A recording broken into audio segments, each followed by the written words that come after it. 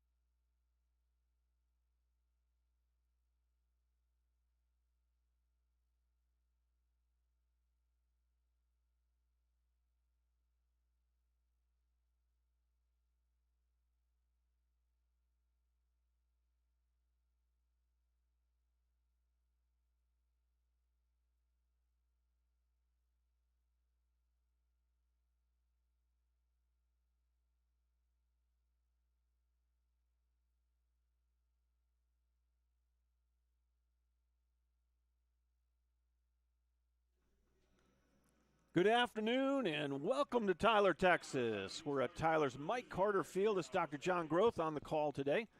Doubleheader day. We had to push this thing back by a couple hours, but glad you've joined us for some really good college baseball between the homestanding Tyler Junior College Apaches and the visitors, the Paris Dragons. Coaches are meeting at home plate as we speak, and unfortunately I did not get a chance to talk to those guys, the two coaches, before today's game, so we won't have any pregame interviews.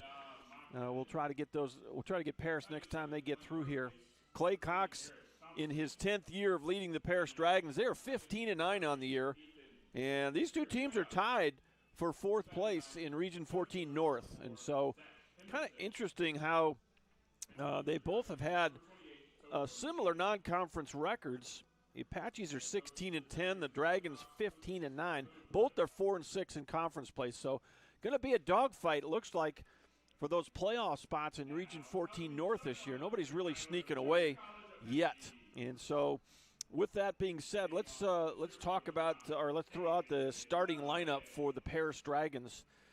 Again, led by 10th-year head coach Clay Cox. Leading off is going to be the left fielder, Dalton Dick.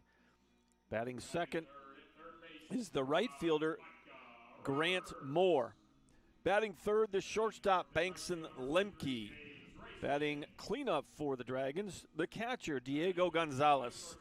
Batting fifth, the designated hitter, Jordan Coronado. Batting sixth, third baseman, Nadav Macklin.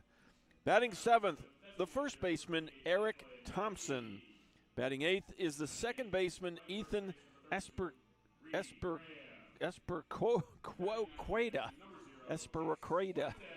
That's going to be a hard one to come off the tongue here. I may call him Ethan all day. And batting ninth for the Dragons, the center fielder, Zach Henderson. It's a little easier to say. The pitcher for Paris today will be Topher McDaniel. And the coaches, again, going over the ground rules at home plate.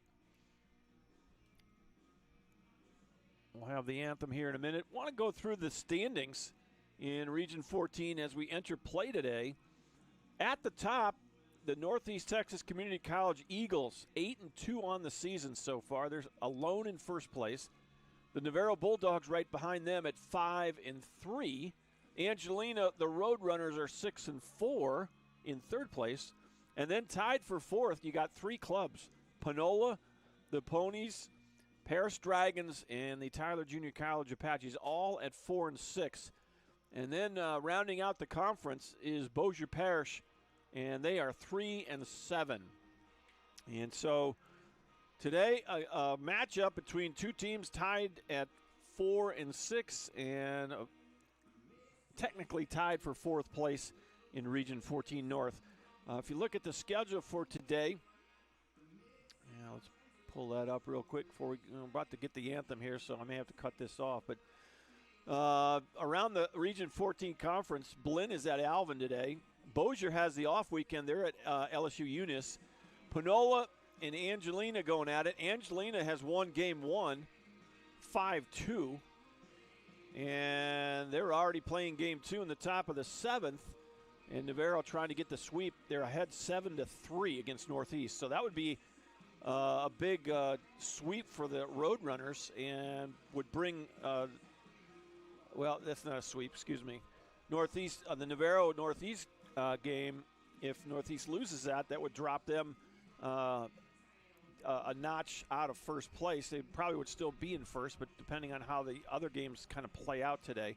Wharton is at Coastal today. Sanjak is at Galveston. And, of course, here the Paris Dragons and the Apaches are going at it. So there's your Region 14 score, our schedule today. And we got two games that have live stats going, and there'll be a third one going here at Mike Carter in just a moment. And so as the Apaches take the field, we'll have the anthem, and then we'll have our first pitch. Glad you're with us. Dr. John Groth with you. We'll have Apache baseball in just a moment.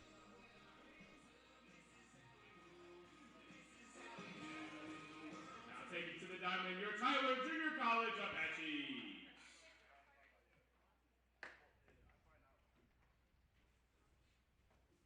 At this time, we ask you please rise. as we honor America with the playing of the national anthem.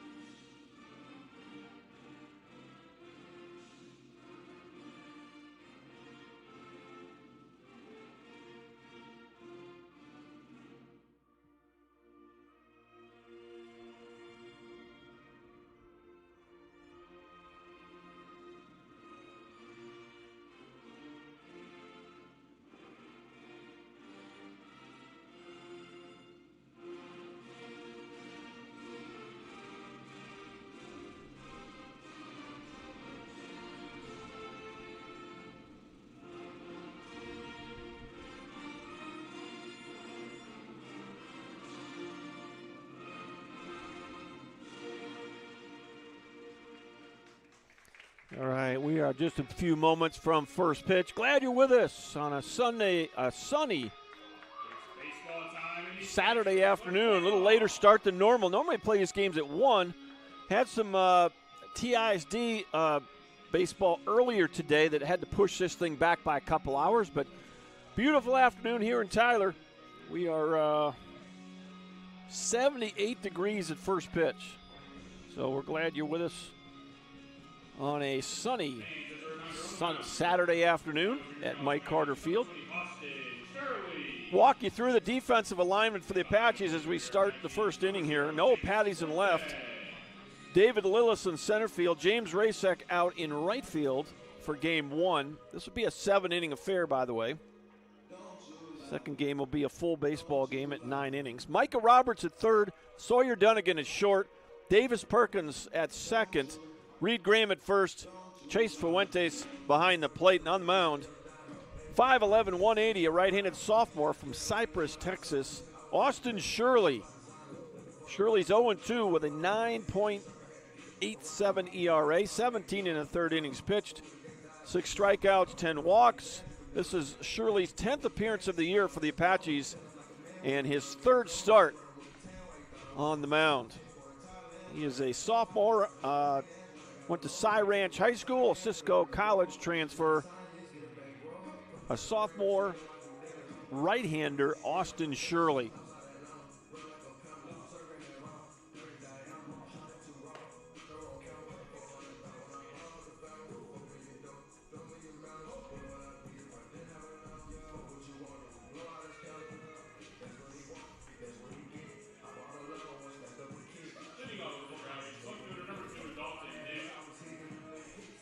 South wind about 12 miles an hour today. That's going to blow in. And we're going to get some gusts that are a little bit higher than that. Very dry day, 42% humidity. First pitch is in there for a strike. We're underway, couple minutes early, 2:57 Central Time. I don't know if you've adjusted the time change, but I have not. So just a week out from moving those clocks forward. Swing and a miss, 0-2. This is the leadoff hitter, Dalton Dick, left fielder. He's a sophomore.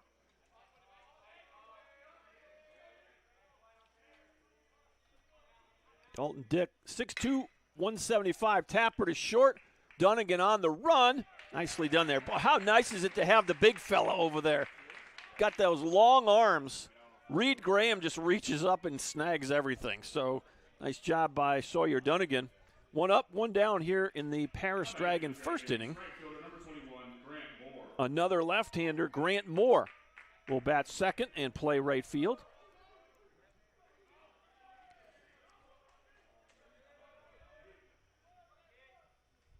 First pitch to Moore is going to miss for ball 1. Grant Moore, 5'10", 190 out of Southlake, Texas, Southlake Carroll High School. He is a sophomore. Shirley, the full windup. The 1-0 pitch is going to miss low. And it's 2 balls, no strikes. Parison, they're all grays today. Got the dark green ball caps with the bright gold bills. And the PJC on the ball cap, Paris across the chest in green and gold. And they got the green socks. Looks like a lot of them, maybe all of them, are wearing their pants high today up by the knees. Apaches got their black tops, white pants with the black and gold piping, and the black ball caps with the Apache logo on the front. Tyler across the chest in gold. 3 balls and a strike now to the second hitter in the lineup, Grant Moore. And that ball's going to be chopped at home plate. 3 balls, 2 strikes. Just getting started here on a very nice afternoon. A little later than normal. It means we're going to be here a little later than normal, but that's all right. Full count for Austin Shirley. The kick and the pitch. Little tapper foul, third base side.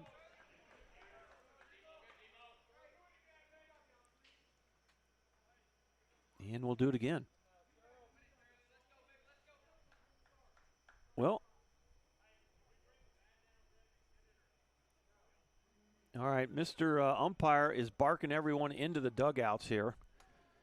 And in the past, what they've done is have these rubber mats that they call extended dugouts. The dugouts are really small, and it's really difficult to get all your players inside there and not be just on top of each other. Boy, he got jammed, and it's going to go foul this time toward the first base dugout. Apaches in the first base dugout here at Mike Carter, and Paris Dragons in the third base dugout. And you got a small bench in the bullpen, but man, that thing is small. I don't know, 3 or 4 guys maybe at the most down there. So you always have more than will fit in either the dugout or the bullpen. It's another foul ball, and good at bat here by Grant Moore.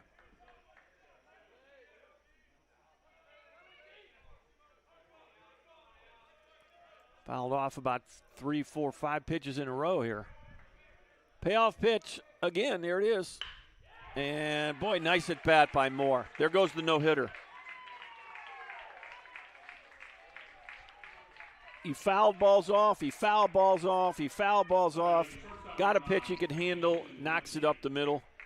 He's at first with 1 out. Bankston Lemke, the shortstop, will step in. And umpire's going to have a little chat with Clay Cox. I think it's a dugout issue. I think he just wants everyone in the dugout, and it's really challenging here. I know in past years, sometimes the coaches have to put players in the bleachers behind the dugout to get them out of the harm's way. And, boy, you got the Dragons are just all over each other down there. When they go out in the field, there'll be, 9 of them that run out, so that'll lessen the crowd problem in the dugout. But right now, there's a bunch of Dragons down there in that dugout. Yeah, I don't think they got anyone down in the bullpen. All the pitchers are in the dugout right now. First pitch is going to miss low for ball 1.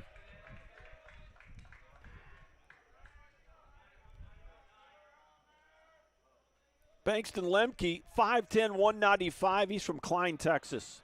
Klein High School. He had 2 nephews that went to Klein High School. Very familiar with that area. Both of them ended up playing college baseball. Klein has traditionally been a very strong program. In fact, I got a former player whose son is playing for Klein right now. Mark Strada's son. And you know what? Memory serves me right. I thought that maybe one of his older sons may have been on the Dragon squad, but I don't see him on there. So one of his younger sons is actively playing at Klein. He's posting some videos on Facebook. Mark Strada was our first shortstop back in 1993 and 4, and then he went on to Texas A&M. That pitch is going to miss. 3 balls, no strikes to the 3-hitter, Bankston Lemke. Paris with a runner at first. Grant Moore with a quality at bat. Finally got a base hit up the middle. He's at first base. 1 out. Here's the pitch. Off the plate, ball 4. So there's a walk. First walk issued by Austin Shirley. And you got 2 Dragons on with 1 out. Here's Diego Gonzalez. And don't have any info on Mr. Gonzalez. He is not on the roster on the website.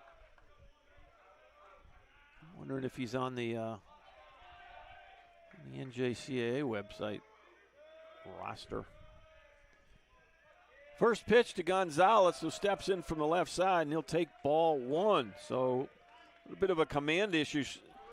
And Shirley came in 17 and a third innings, 6 strikeouts. He's got 10 walks, so more walks than strikeouts in 17 innings. So command has been a bit of an issue for Mr. Shirley here, and there's a strike.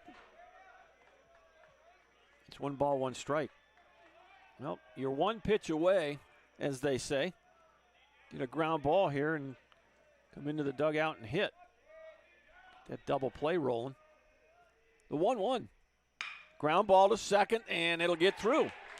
Into right field. Runner's going to be sent. Here comes the throw. It will not be in time. It's 1-0 Dragons. Gonzalez, an RBI single to right field. Perkins dove for it, could not reach it. And Lemke did a good job of getting to third base. Grant Moore scores the first run of the afternoon. And now it's the DH, Jordan Coronado. He'll step in from the left side. And if memory serves here, he is not on this roster. Yeah, he is. Jordan Coronado listed as a sophomore, 6 foot, 230. Anderson, Texas. Anderson Shiro High School. First pitch was a strike. It's 0-1. So that's what you need to do right there. Work ahead of these hitters. Popped out of play, and boy, that wind's going to help it get beyond the Avalon. That wind's coming from the south today, 12 miles an hour. It was pretty breezy this morning out of the south. Got out and walked Molly, our dog. And when I was going north, it was behind me. But when I went south, well, it was in my face. 0-2 pitch, popped up. That'll get out of play. Left field corner of the ballpark. This ballpark seats 4,000 people. Old minor league ballpark, built in 1938. And it's been renovated a few times. Late 80s, early 90s. And then probably about 10 years ago, they put in the artificial turf. Pro teams have added a lot of seating here. You got large bleacher sections down both sides of the outfield, and then chair back bleachers behind both dugouts, and some chair backs under the covered stadium right behind home plate. 0-2 the count, the pitch. That's another foul ball. It's going to get into the bullpen area. You got nobody down there, so those balls are, well, there's a guy. He went and got the first one. I'll get the next one.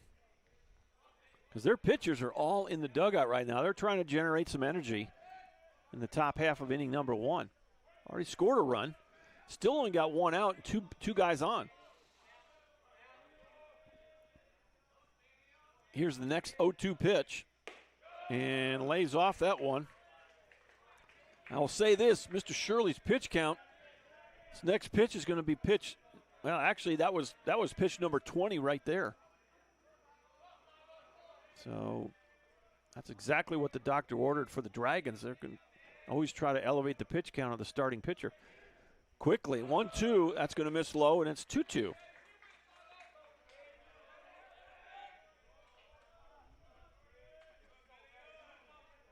Fifth batter of the inning. Dalton Dick grounded to short for the first out. Moore got a base hit. Lemke walked. Gonzalez an RBI single. Ground ball, first base side. Graham will go to second for 1. Over to first, not in time. Good hustle by Coronado. That'll go 3-6 on the fielder's choice. Coronado will get an RBI.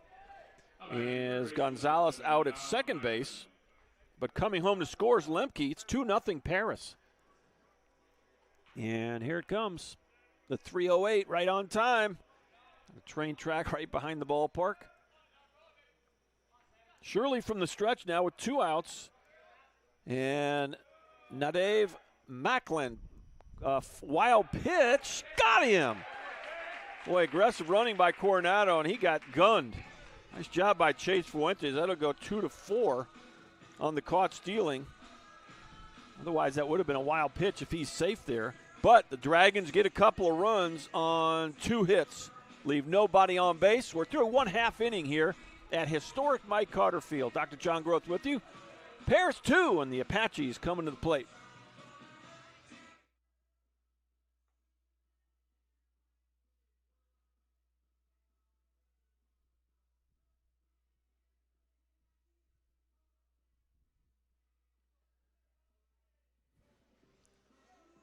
All right, let's walk you through the lineup once again here as the Apaches get ready to hit.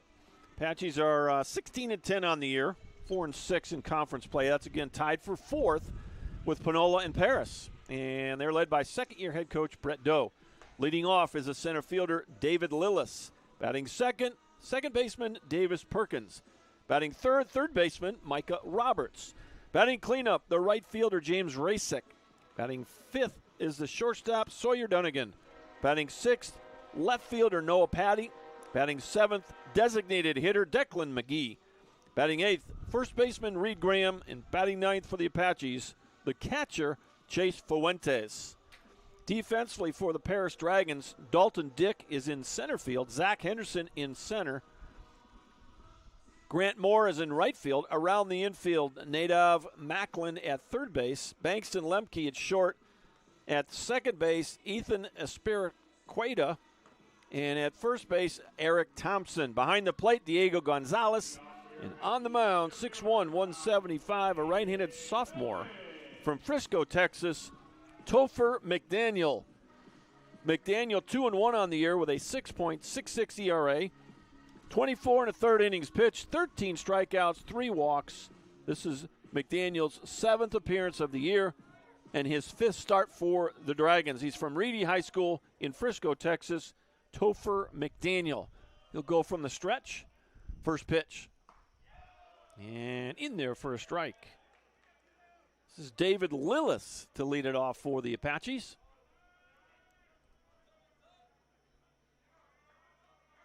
.6'1", 205 out of Ladenburg, Pennsylvania. East Carolina transfer.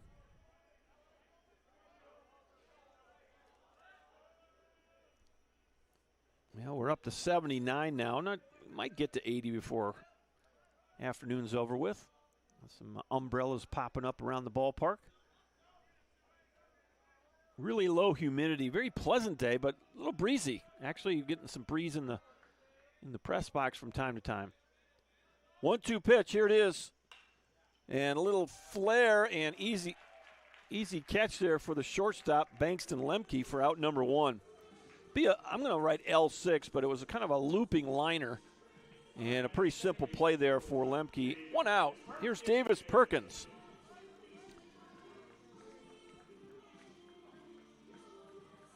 Perkins listed at 6 foot 170, a freshman out of South Lake, Texas, South Lake Carroll High School. And he hit him. There goes the perfect game. So we won't have a perfect game here in the opener. As Perkins will jog down to first base. He looks like he's fine. Took it off the leg or maybe the rear end there where you got some padding. And here's third baseman Micah Roberts. Sophomore, 6'3", 200 out of Argyle, Texas. University of Louisiana Monroe transfer. And that pitch is going to miss low and away. Well, if you get a chance, shoot an email my way. We'll try to give you a shout out here. Looks like we got somebody checked in here. Chris Baker and Lowry Baker watching from Rosemary Beach, Florida. Thanks for checking in. They're rooting for Brady, and the Apaches. So, yeah, if you get a chance, shoot a note my way. We'll give you a shout out. Beautiful day here in Tyler. We're going to probably get at 80 or just above 80 by the time this one's over with. And we'll probably play, I don't know, probably a little bit of night baseball. Lights will probably be flipped on here toward the end of the second game. Got that daylight savings time that's helping us out a little bit. 1 ball, 2 strikes to Roberts. 1 out and 1 on. Topher McDaniel, the set, the pitch. And, boy, right through the wickets. Perkins hopped like a bunny rabbit and spread eagle. The ball went right through his legs.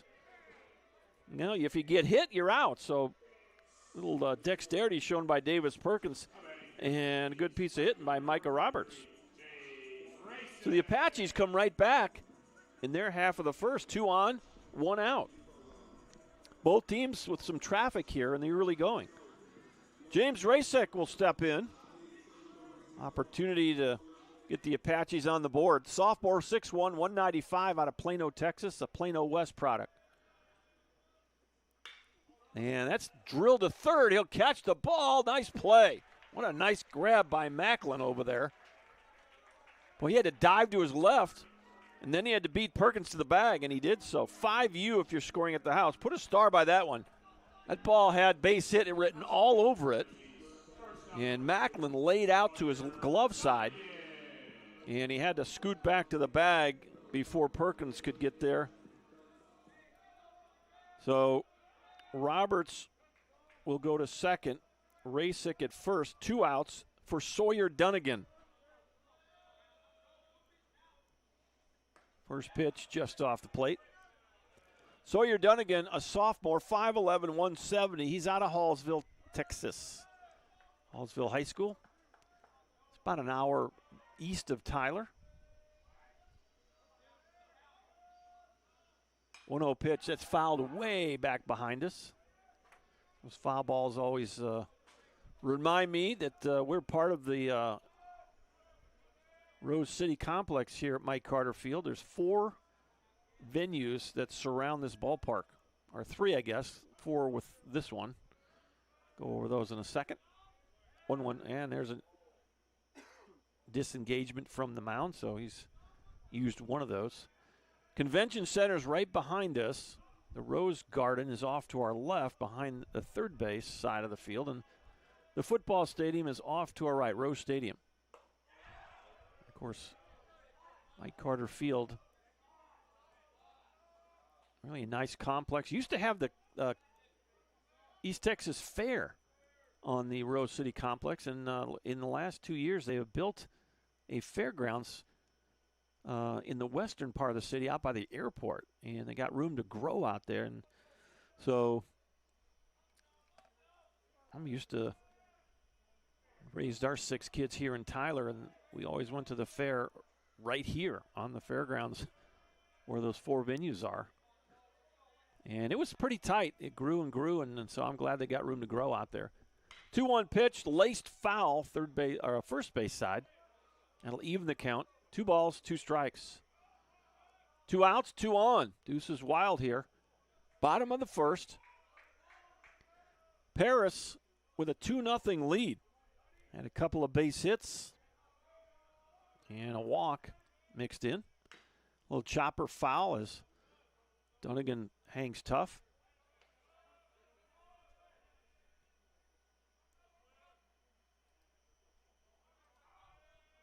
Well, the Apaches, if you're wondering when our next broadcast will be, you don't have to wait long. Monday afternoon, 3 o'clock start. Pretty sure that's a single game. The McLennan Highlanders come to Tyler and Mike Carter Field Monday at 3 p.m. 2-2 pitch, little tapper to second. This should be an easy play, and you go 4-6. Nice job by Ethan over to Bankston Lemke. And that'll be it for the Apaches. No runs on 1 hit. You leave 2 guys on. We're through 1 complete here at Mike Carter Field. Dr. John Groth with you. Paris 2, Tyler 0. You're watching Tyler Baseball on the Apache Sports Network.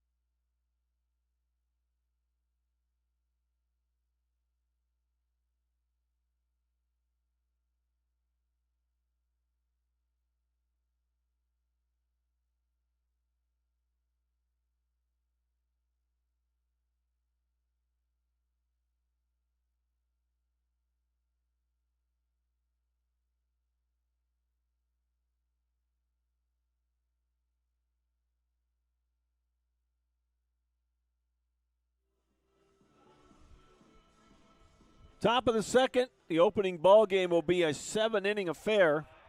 So, boy, jumping out early can be really important. This is Nadav Macklin, the third baseman, and he made that really nice diving stop. Might have saved a run, and he'll take strike one. Back on the mound, Austin Shirley. That's pitch number 27 for Shirley. Boy, chopper right at the home plate area, and it hit him, so it's a foul ball. 0-2. Well, you know, that first inning for starting pitchers is often the toughest one to get through, and we'll see if both these guys start falling into a rhythm here.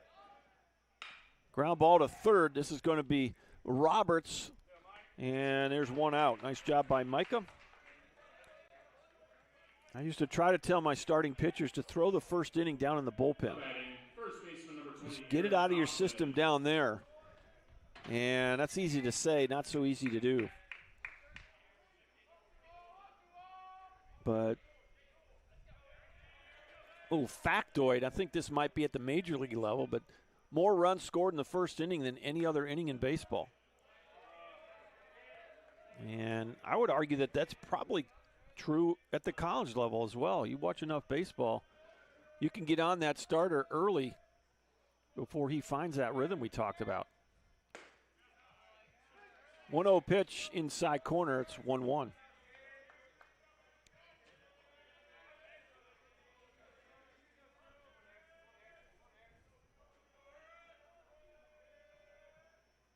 Next pitch is fouled off to the first base side, off the netting.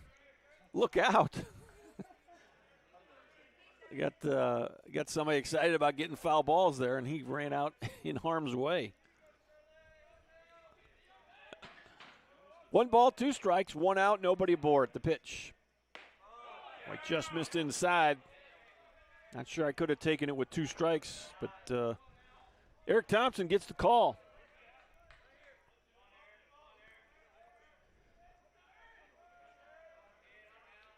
2-2 pitch. Fly ball center field, playable for Lillis. He'll reach over his head, make the grab, and there's 2 outs. Well, here's the second baseman, Ethan Esperaqueta. I don't know how close I am to that. But we'll try to get that right, or as close to right. If you're out there and you're a Paris fan and you know how Ethan pronounces his last name, by all means, send me an email, and we'll try to make sure we get it right.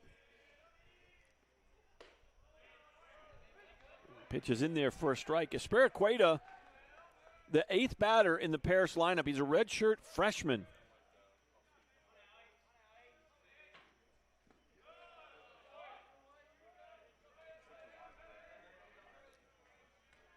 He is it's actually a switch hitter.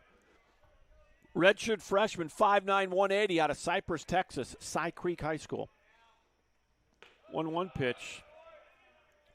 Comes up short. 2-1.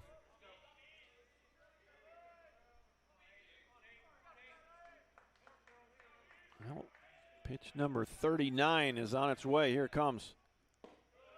And it's going to miss low.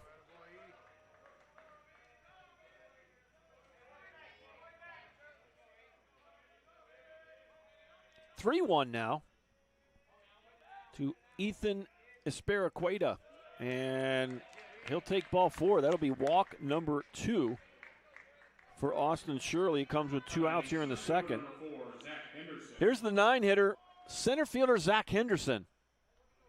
Boy, a lot of lefties in the lineup for the Dragons here in this first game.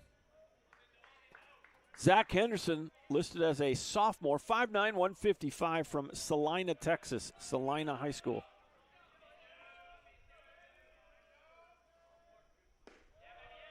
First pitch, pretty good spot, called a ball.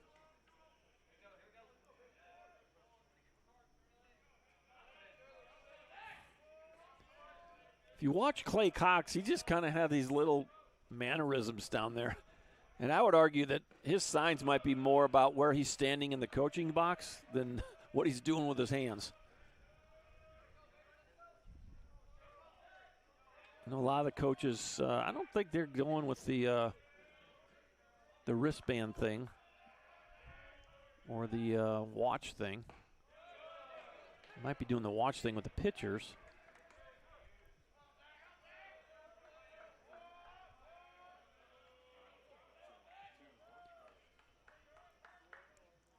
Two balls and a strike, 2 outs, runner at first base. We're at the 9 spot for the Dragons. They lead 2-0. Well hit ball to second, and boy, nice play by Perkins. And that'll do it, 4-3 if you're scoring at the house. No runs and no hits, 1 man left. We're through 1.5, 2-0 Dragons.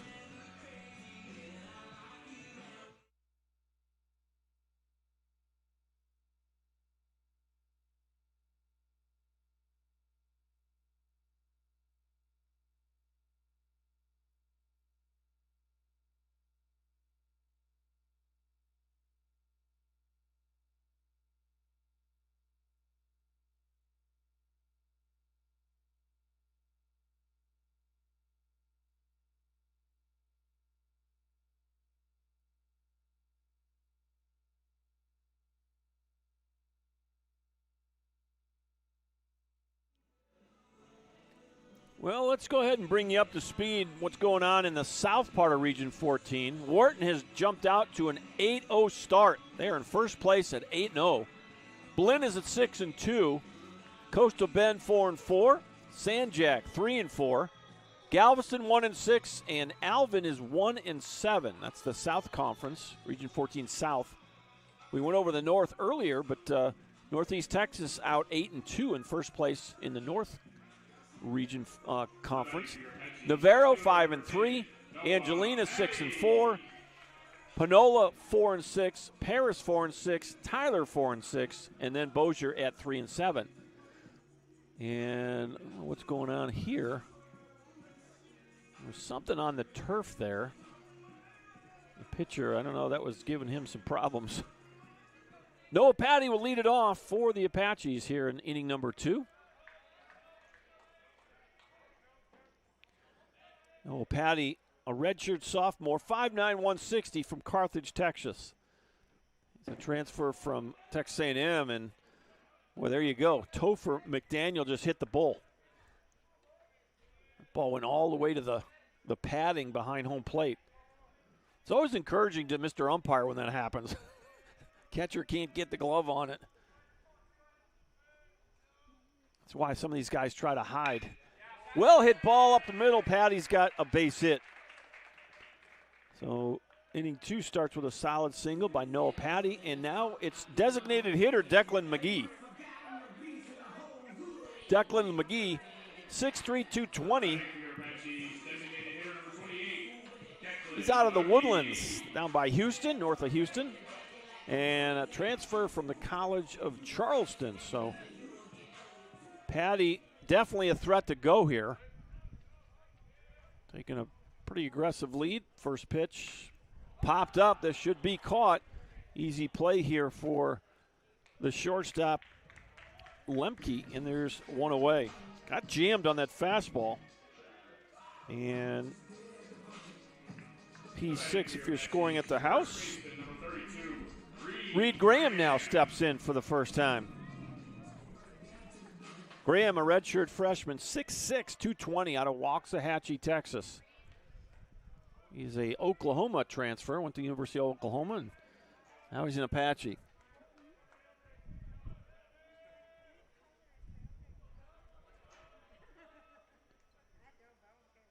First pitch is going to miss low and inside, ball 1.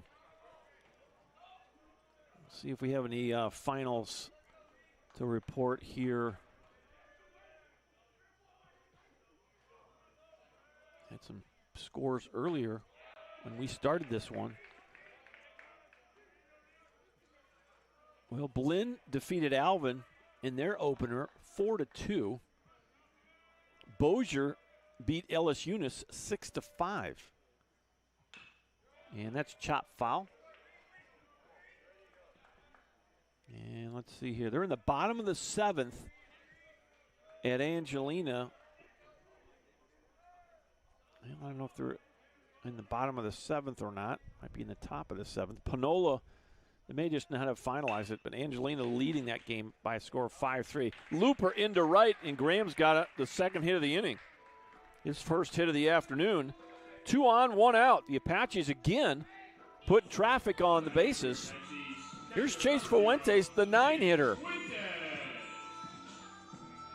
He got 2 on in the first inning, couldn't do anything with it. Chase Fuentes, a sophomore, 5'11", 195. He's also out of the Woodlands. Woodlands Christian product, and so Chase with a chance here to try to get the Apaches on the board. Runners on the move, you're going to go throw to second.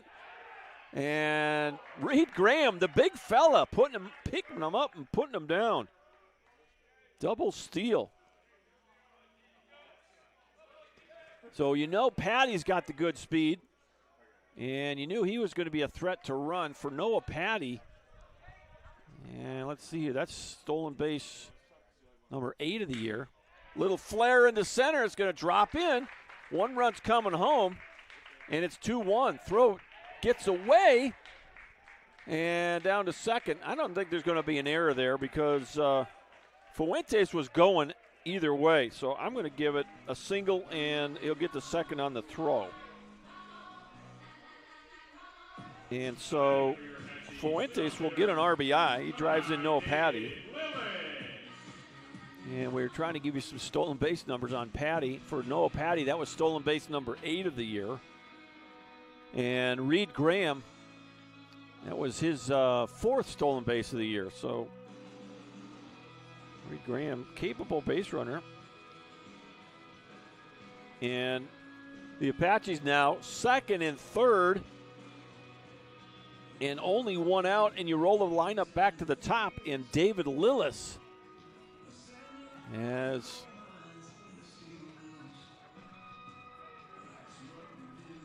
you got one of the coaches out there from Paris. To see if we can figure out who that is.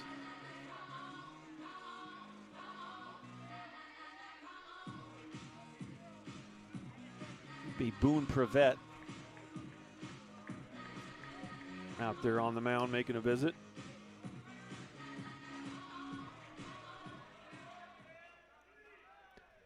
Two on, 1 out for Lillis.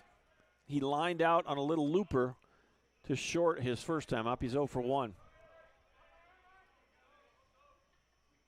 First pitch swinging, pops up left field. Is it going to stay in play? Running over toward the fence, and he's just going to run out of room, and it's a long strike. David Lillis, 287 on the year for the Apaches. 4 doubles, 1 triple, 5 homers. And the 5 homers leads the club. He's got 17 driven in. And 17 RBI is good for 3rd on the club. 0-1 count. Here's the pitch. Missed inside. 1 ball, 1 strike. Topher McDaniel.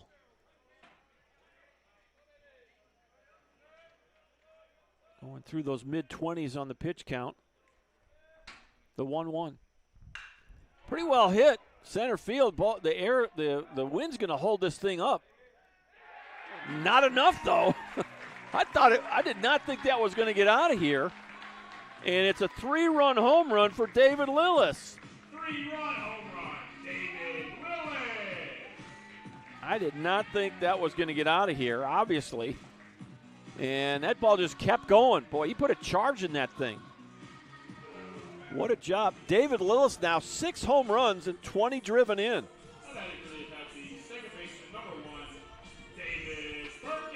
And the Apaches will take the lead 4-2. A 3-run home run by David Lillis. Well, now it's Davis Perkins stepping in. Perkins, 322 on the year for the Apaches. Swings and fouls it back for strike 1. 6 doubles.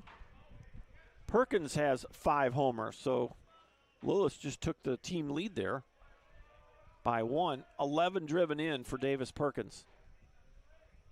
Here's the 0-1. Popped out of play, and it's 0-2. Ball's headed over toward the bleachers.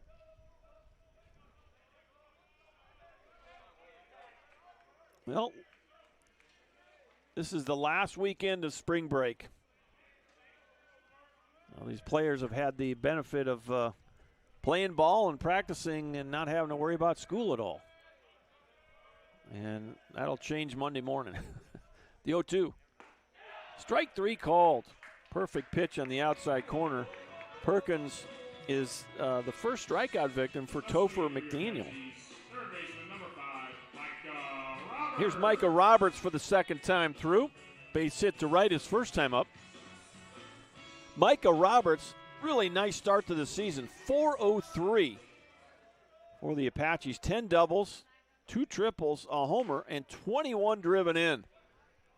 That is second only to Landry Stamps. Landry Stamps has 23 RBI. The 1-0. Foul tip. Boy, did not get cheated there. 1 ball, 1 strike. 4 runs on 5 hits for Tyler. Paris with 2 runs on 2 hits. Another foul tip. And it's 1-2.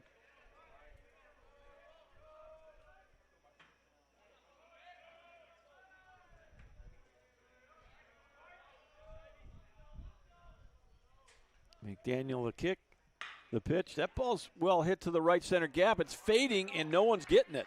One hops the fence. Roberts, he is an absolute doubles machine, man. That's double number 11 of the year. And we got a lot of baseball to play this season. So Micah Roberts, every time we call games, he finds one or both gaps. So a 3-run homer by Lillis. Perkins is called out on strikes. A double to the fence by Roberts. Here's the cleanup hitter, James Rasek. He's the one that got robbed by Macklin at third base the first time up, so he's 0 for 1.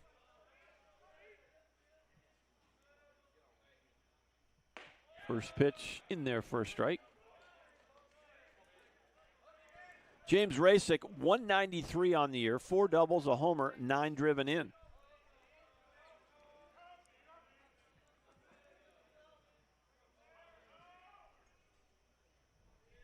Here's the 0-1. A pretty good breaking ball there, and it's 0-2.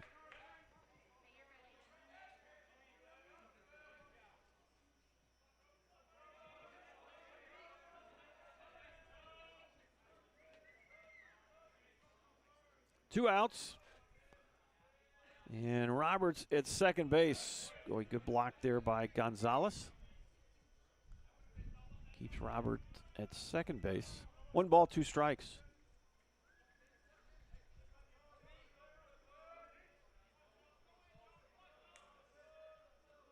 McDaniel the set and the pitch. That's going to miss high. Counts even, 2 balls, 2 strikes. Now you're going to have a couple of Dragons head down to the bullpen. And we'll have to see. Start getting somebody loose down there. And there's a ball, full count. Number 11 was running down there. That is a pitcher, Logan Mitchell. We'll see if he actually starts getting hot on the mound down there. Pop up, and that's going to drift out of play. And the Apaches have moved some guys into the bleachers to appease the umpires.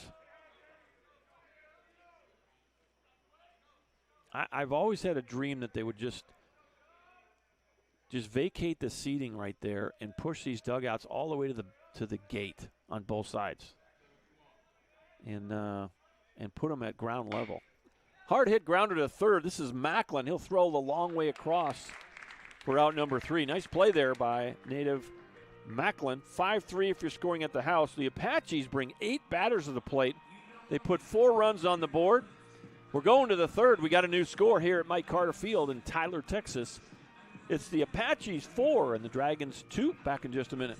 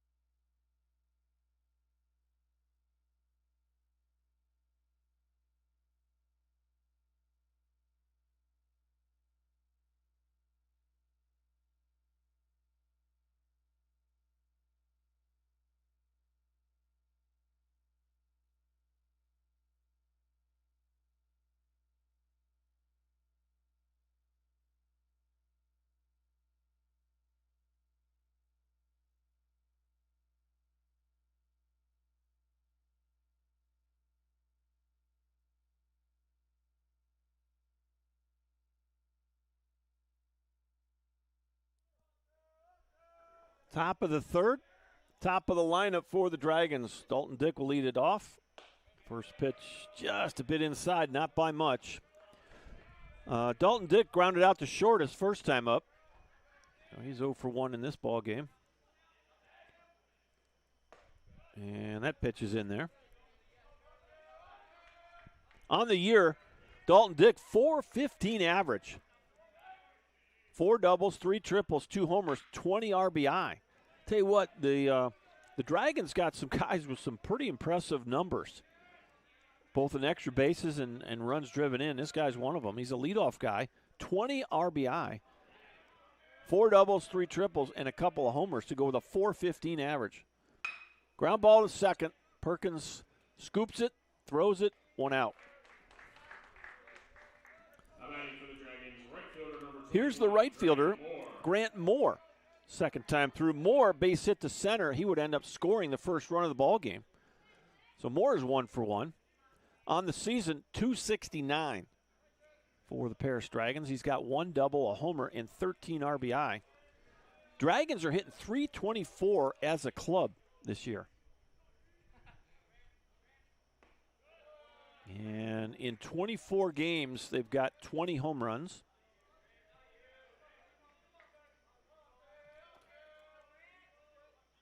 Apaches have 30 homers in 26 games. Boy, he got fisted, but he muscles it into center field for a single.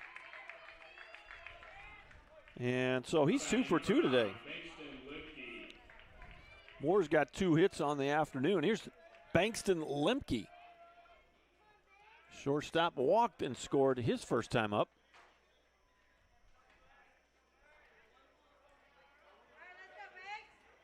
Lemke, .346 on the year. 8 doubles, 3 triples, and 4 homers, 23 RBI. They got 2 guys with 27. So, well, you just look up and down this stat sheet. They got Coach Cox just got warned.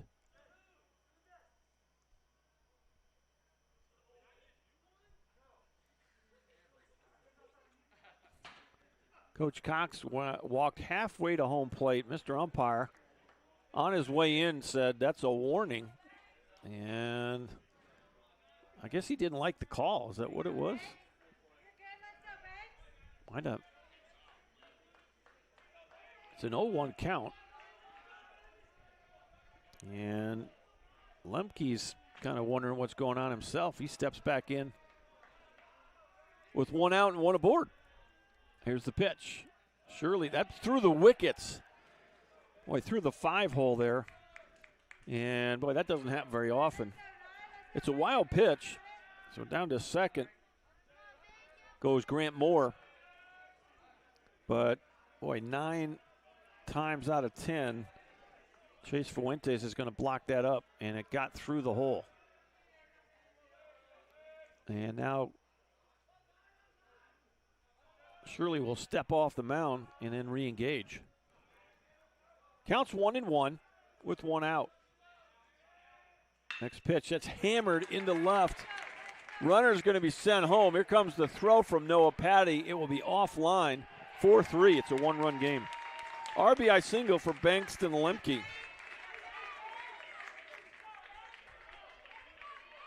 And that wild pitch proves costly. For Lemke, that's RBI number 24 of the year. And here's Diego Gonzalez. He had an RBI his first time up. And for Gonzalez, that was RBI number 28 of the season. He's leading the club now with 28 driven in. He'll take ball 1. And there's a nice block by Fuentes. Gonzalez, the cleanup hitter, the catcher. 1 for 1 with a run driven in. Lemke creeping at first base. Not going. And another pitch that's low. On the year, Bankston Lemke is 4 for 5 in stolen bases, so definitely a possibility here. You might start him. Keep yourself out of that double play. And Shirley's made aware that you probably need to keep an eye on him, and so he flips a pickoff over there. 4-3, top of the third. Diego Gonzalez. That ball's going to be low, and good hustle there by Fuentes. 3 balls and no strikes. Austin Shirley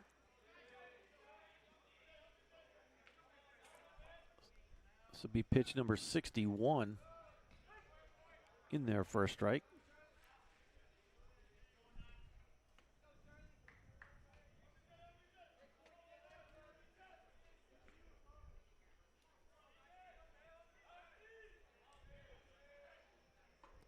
3-1 pitch, grounded to the right side. Boy, nice stop by Perkins. He's done a nice job. Had to leave his feet, and he gets a nice round of applause. Over to second goes Lemke, and now there's 2 outs for Jordan Coronado. Coronado grounded out to first base on a fielder's choice, but got an RBI. And so Coronado on the year, 381 hitter, 6 doubles, 3 triples, 3 homers. He's got 27 and now 28. So these guys are tied. The 2 guys who came into the game with 27 RBI, Coronado and Gonzalez, both have an RBI in their first at bat. So they're both sitting on 28 right now. Here's the 1-0. Just missed inside. Not by much, 2-0. Tyler 4-6-0, Paris 3-4-0. As we play here in the top of the third inning.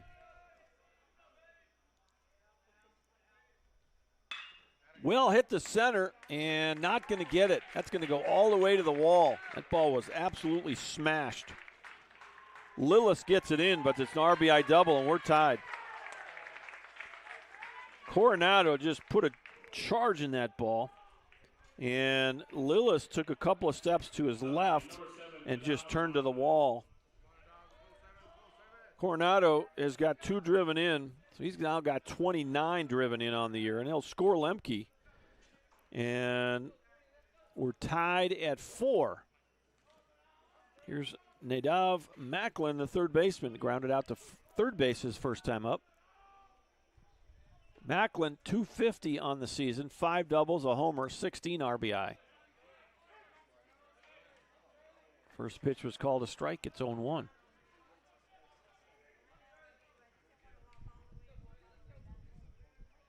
Austin Shirley continues to work here into the 60s on his pitch count. Well hit ball to short, and this is Dunnigan throwing across, and there's your inning. So 6-3 if you're scoring at the house, but the Dragons, 2 runs on 3 hits. You leave 1 guy on, and we're through 2.5 here at historic Mike Carter Field. We're right back where we started, all tied at 4. Back in just a minute.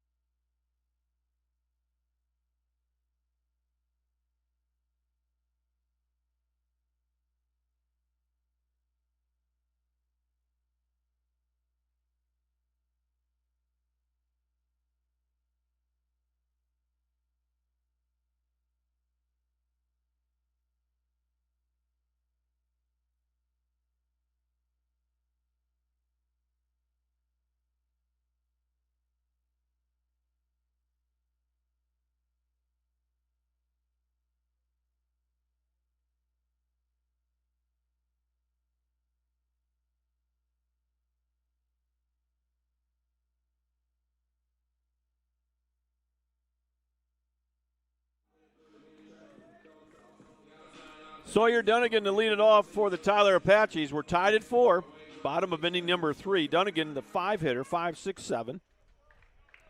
Dunnigan, Patty, and Declan McGee to hit for the homestanding Apaches, wearing their black tops today. First pitch laced up the middle, And, boy, a lot of hitting in this ball game. Both teams coming out swinging the bats.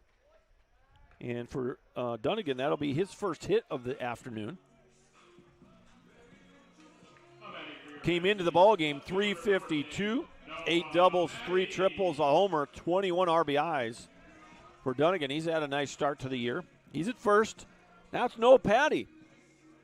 Base hit to center. He would come around to score in the second inning. First pitch swinging, fouls it back for strike one. Noah Patty, 224 on the season, 4 doubles, a homer, 7 RBI. We're tied at 4. The Apaches with 7 hits and the Dragons with 5. Neither team has committed an error yet. The 0-1. Ground ball to third, could be 2. 5, 4, and 3. Nicely done there. Boy, good turn by Macklin to Espiquata and then over to Thompson. Espiquata.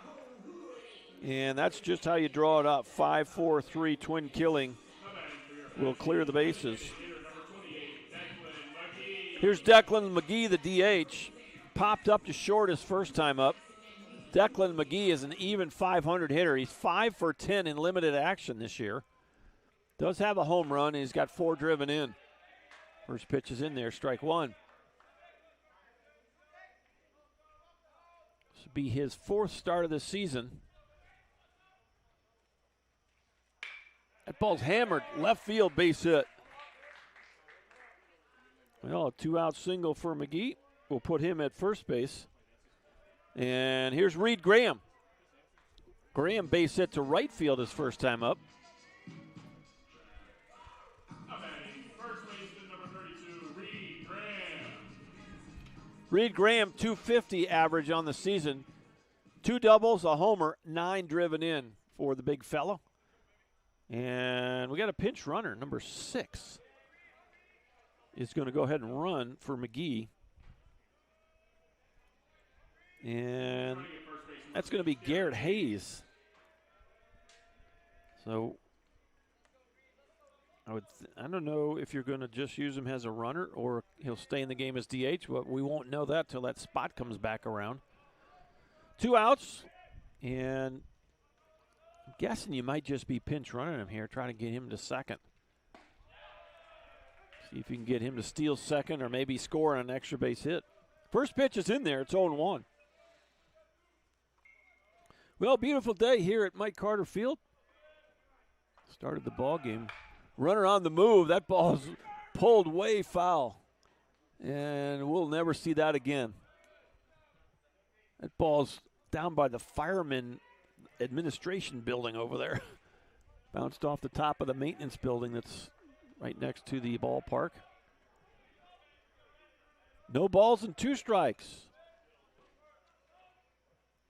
And that's going to miss low.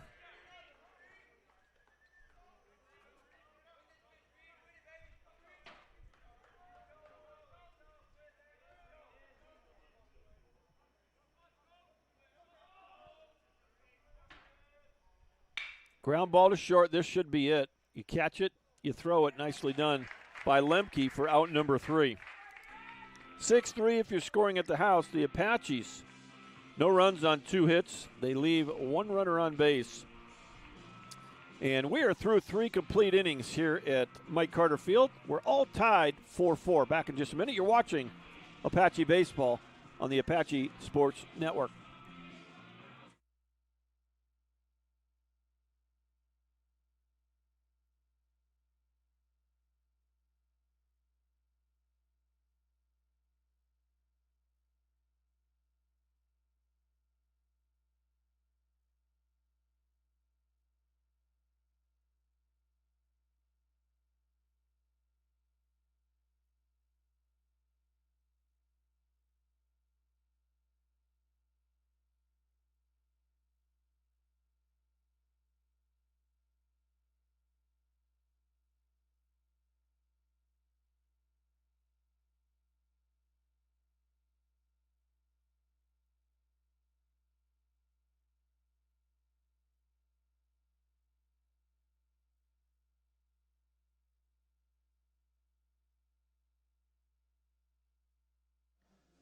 Well, just want to remind you fans that if you want to keep up with some live stats every time the Apaches play, they're keeping them down in that dugout. And if I'm guessing, it's Dane Parlin down there doing those stats. Is that who's doing them? Yeah, he's been doing a good job of those all season. Well, you get all kinds of information. Line scores, lineups, scoring plays, individual stats, team comparisons, game information, play-by-play. So if you go to the Apache schedule and click on live stats for today's game, you can pull that up in real time. First pitch is in there. This is Eric Thompson, the first baseman. Flew out to center field his first time up. That live stats is what's feeding our score bug in the top left corner there. Foul tip straight back. It's 0-2. Thompson, 314 on the year. 3 doubles, a couple of homers, and 12 RBI. And, boy, nice job by Fuentes to pick that ball. Get a check swing there, and it gets by. You get a base runner, so good job by Chase. Full windup for Austin Shirley, the pitch. Went down and just stayed alive. That ball's fading foul down toward the Apache bullpen in the right field corner. And just as I say that, you do have somebody tossing down there.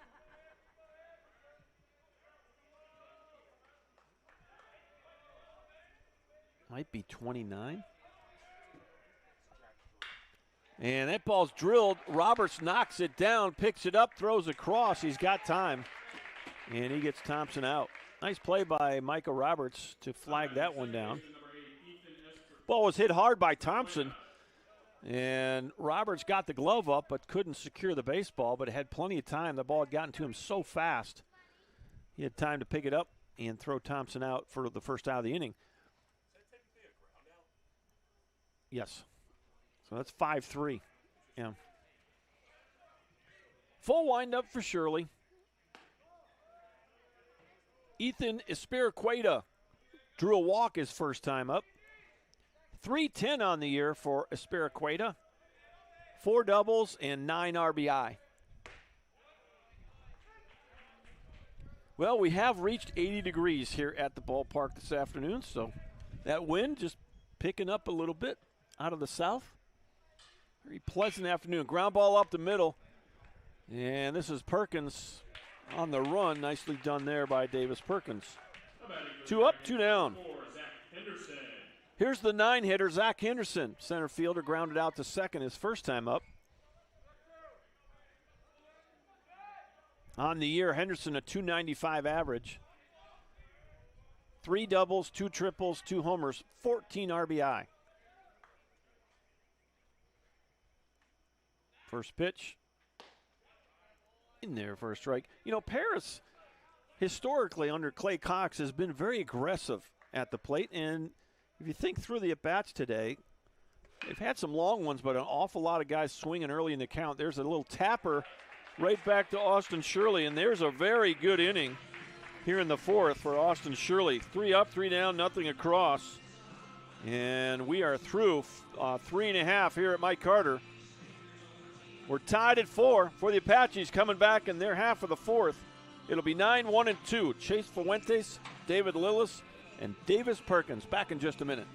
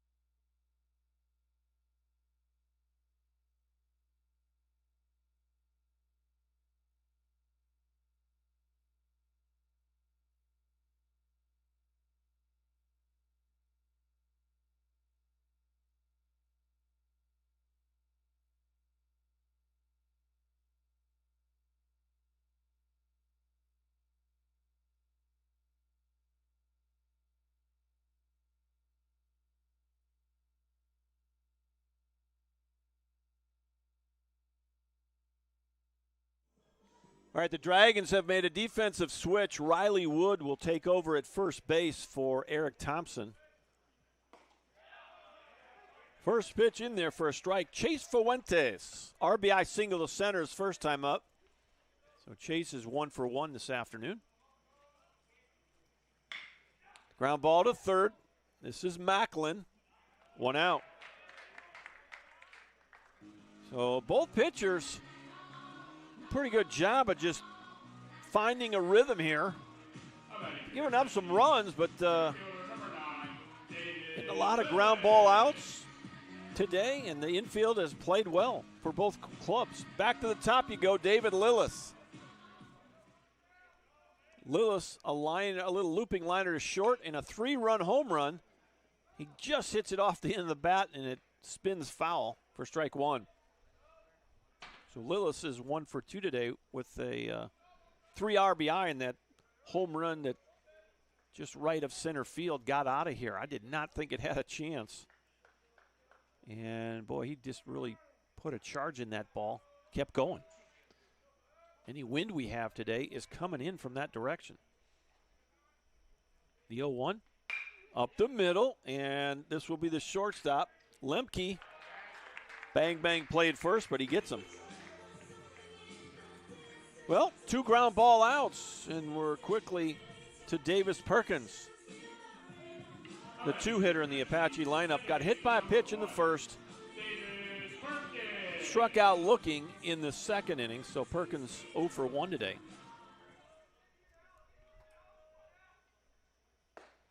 First pitch in there, strike 1. I would say that both pitchers have really found a comfort zone, and the hitters are going up, swinging the bats.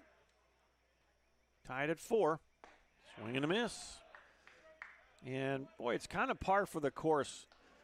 Pitchers will, as they find that release point and they stop fighting themselves in the middle innings, sometimes that off-speed can be really effective. Little looper into center, base hit. So Perkins will get his first base hit of the day.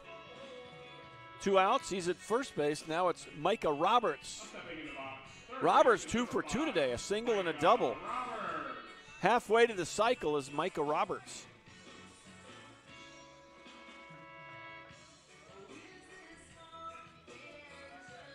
Davis Perkins, boy, you better keep an eye on him. 13 for 13. There he goes, and they're not even going to bother. Stolen base, number 14 for Davis Perkins. Well, there you go. The go-ahead run in scoring position here, bottom of the 4th. And Micah Roberts will see a 1-0 pitch here next. Topher McDaniel, the 1-0. Well, he had a good swing at it. Just missed it. The Paris Dragon, number 23. He's running all over the place trying to get foul balls. Ryder Calloway, he's a pitcher. So probably doubtful he's throwing today. So he's probably through on Wednesday. He is, I'm pretty sure he's one of their starters.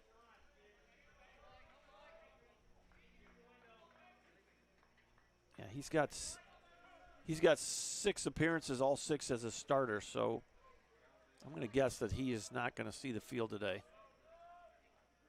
1-1 pitch, just a bit low.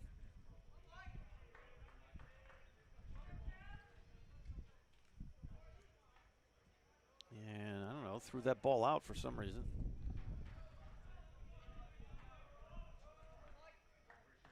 I know Greg Maddox could have done something with that ball. 2 balls and 1 strike with 2 outs. The pitch. Pretty good spot there. Well, I think Mr. Umpire thought he was about to punch him out. He got the gun out of the holster, but realized it wasn't strike 3. Had to put it back. 2 balls, 2 strikes, 2 outs. Apaches with the go-ahead run in scoring position. Davis Perkins out there. Micah Roberts trying to go 3 for 3. Little tapper right back to the mound. McDaniel, good play, and there's your inning. Well, we got a good game going here at Mike Carter this afternoon. We're tied at 4, and we're through 4 innings. We'll come back with the top of the 5th when we return.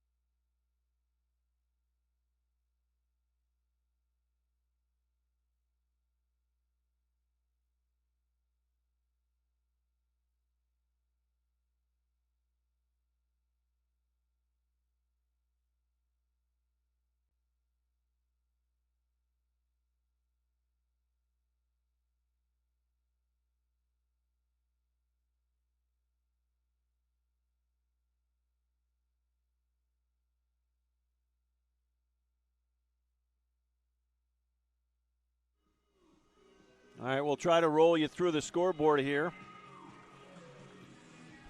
Blinn, 4-2 winners over Alvin in their opener. Bossier took one from LSU Eunice, 6-5 in their first game today. And it looks like Angelina defeats Panola in their opener, 5-3. So that'll tighten things up a little bit. Navarro, 7-3 winners over Northeast Texas. So that'll tighten things up a bit. First pitch is in there for a strike. We're at the top of the lineup. This is Dalton Dick for the 3rd time. Couple of ground balls, one to short, one to second for Dalton Dick. Austin Shirley back on the mound. And there's a ball that's in the dirt. 1 ball, 1 strike.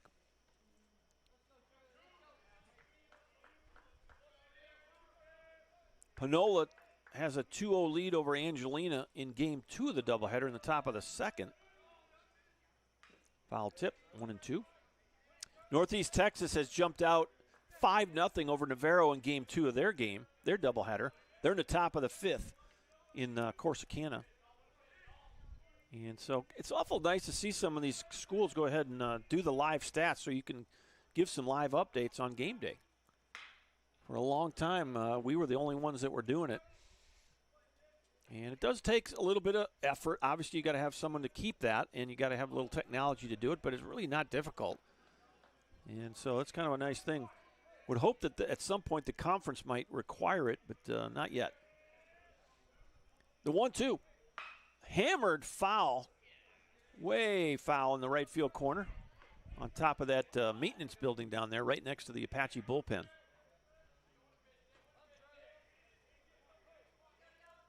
Nobody on, nobody out. Top of the order, Dalton Dick. And it's off the plate. 2 balls, 2 strikes. Well, as soon as we get the lineups up here and we'll have a few minutes between games, we'll have game 2. It'll be a real baseball game, 9 innings. 2-2 pitch. Look out. That ball's laced foul, third base side this time. The Apaches will have 1 day off, and then they'll be right back here at Mike Carter on Monday, 3 o'clock, single 9-inning affair against the McLennan Highlanders. We'll have the call there. Off the plate. Nice at bat here by Dalton Dick. He's worked a full count. After the McLennan game on Monday, the Apaches will start the 2nd round. Little looper in the left, and easy play out there for Noah Patty, 1 out. Thought that was going to have a chance to fall in, but it carried right to Patty for out number 1. Here's Grant Moore, 3rd time through. He's 2 for 2. Couple of singles to center. He's also scored 2 of the 4 runs for Paris. So Wednesday, single 9 against Angelina in Lufkin. And then next Saturday, doubleheader day here against the Angelina Roadrunners. So now we enter into the phase, which I like, the 3-game series every week against the opponents. We play single 9 on Wednesday. Generally, some of the schools sometimes make that a Thursday. Well, that's why they do it in the South. I don't know if too many of the North do that, but in the South, they'll go Thursday single game and then Saturday doubleheader. 3-game series, and usually go home and home on the number of games. 1 ball, 2 strikes.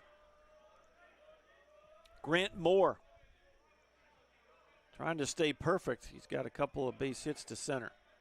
The 1-2 fouls that straight back out of play. That is headed in the Avalon's direction, but no problem there. It's going to get well over the Avalon. The leaves are coming, folks, little by little.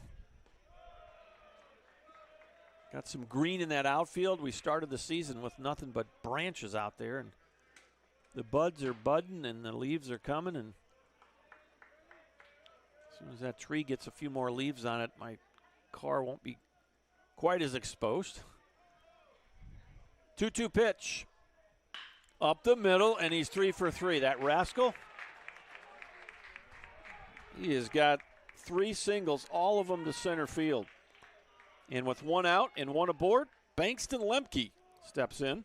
Shortstop number 9, Bankston Lemke. So Lemke, these 2 guys have scored all 4 of their runs.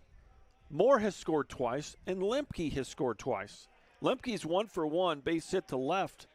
His last time up, he walked and scored in the first inning. First pitch, and boy, might have got saved by the umpire there. I think it played ricochet rabbit off his foot for ball 1. Chase Fuentes. Good scramble to find the ball. And I'm not sure Grant Moore knew where it was.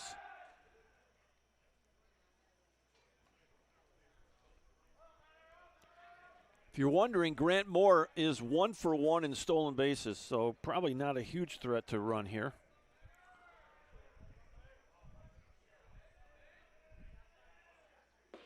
That pitch going to be off the plate.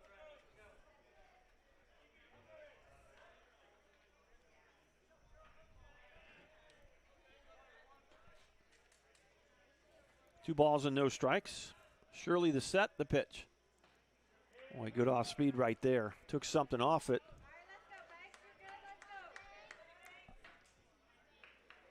Well, you'd like to see that double play ball. That would end the inning. We're tied at 4, top of the 5th of a 7-inning ball game. So, kind of getting late here. And that ball got away. It's an errant pickoff attempt by Shirley. And they're going to give a base here. And over to the second base goes Moore.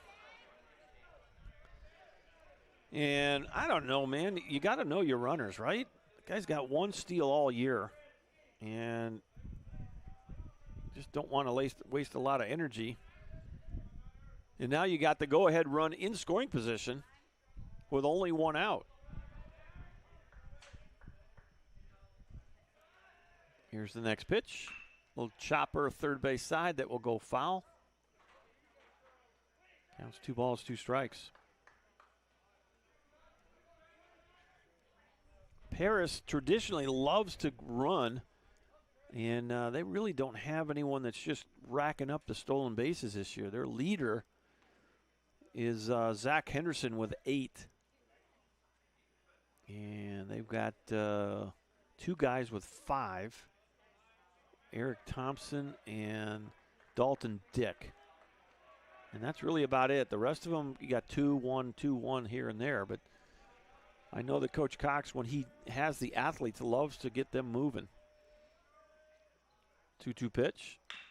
And that'll be chopped. That's a fair ball. Third base side. Roberts, really nice play. Micah Roberts flashed in the leather. Boy, kind of quietly got on his knee, slid down, made a nice catch. And strong throw over to Reed Graham for the second out of the inning. Boy, you know, I normally put little asterisks by good defensive plays. I got them all over my score sheet this afternoon. Both teams have made really good defensive plays throughout this game. And Coach Egger making a rare visit out to the mound. I'd like to see that. Go on and talk to Shirley. He's getting close to 100 pitches. And the live stats got him at 92. I'm not sure they get every foul ball down there. Bryce Mouse is all over that. He's got the foul balls every time. I think I trust the scoreboard more than the live stats just a bit. So, Coach Egger having a chat. They're going to leave him in. 2 outs. Go ahead run at second. You might have been talking about Gonzalez because these next 2 guys are really good hitters. Gonzalez, RBI single his first time up, and he's a dangerous hitter. Gonzalez 28 driven in, and the next guy's got 28 driven in. So just don't have to give these guys too much to hit. Coronado's on deck. Coronado's got 2 RBI in this game. And Gonzalez has got 1. So you got your drive-in guys at the plate and in the on-deck area, and you got 2 bases open. So, you know, if it's in the big leagues, some of these guys, they just wouldn't think about it. They just walk them. And if they got a guy in that third slot that they think they can get out, they'd go at him. But at this level, I don't think you're going to be doing that. The 1-1. Hammered. Right field. This is deep. And off the fence. Racek plays it off the wall. It's a double. And Paris has taken a 5-4 lead. That ball was smashed by Diego Gonzalez. Well, you knew it had a chance off the bat. It hit halfway up the wall. Racek did a good job of playing it off the wall, but Moore scores easily with 2 outs, and they just trade places. And that'll be the second RBI for Diego Gonzalez, and here comes Coach Doe, and that'll be all for the starter, Austin Shirley. 5-4 our score. We'll have a new pitcher for Tyler. Back in just a minute.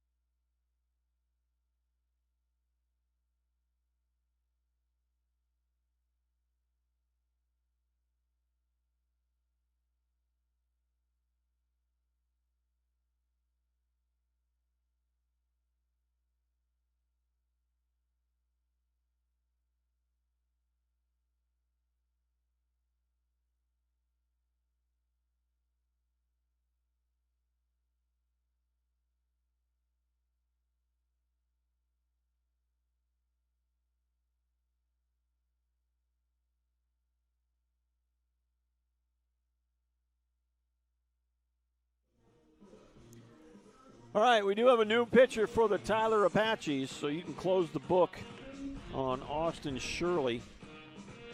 And did you see what his final pitch count was? Huh? Right at, okay. So right at 100 for Austin Shirley.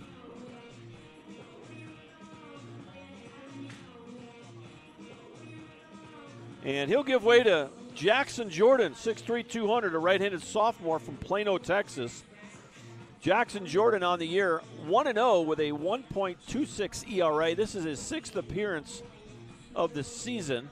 He does have 1 start, 14 in the 3rd innings, 17 strikeouts, 9 walks. A sophomore from Plano, Texas, Jackson Jordan. Tell you what, I'm not sure I'd give this fella anything to hit right here. I'd rather go at Mr. Macklin with 2 on than this guy with a chance to give Paris a 2-run lead here, maybe 3. First pitch in there for a strike. At the plate, Jordan Coronado doubled to center field his last time up. He grounded out to first his first time up, and he got RBIs in both at-bats. Coronado, 381 coming into the day's doubleheader. 6 doubles, 3 triples, and 3 homers. Those 2 RBIs now give him 29 on the year. And it's 1 ball, 1 strike to the Paris DH. Jordan Coronado. That ball's drilled foul. He went down and got a pitch. Pulled it foul. Now you're ahead 1-2, so well, you don't put anything close here. You make him hit a bad pitch. You got a couple of them to play with, so we'll see how Jordan wants to work this. Big right-hander. Set, and the 1-2. Fly ball, this should do it. And who's it going to be? Dunnigan. Now it's going to be Lillis coming, running in and making the catch for out number 3. But the Dragons get 1 run on 2 hits. They'll leave 1 guy on. And we got a new score going to the bottom of the 5th. Playing a 7-inning opener. It's now Paris 5 and Tyler 4. Back in just a minute. You're watching Tyler Baseball on the Apache Sports Network.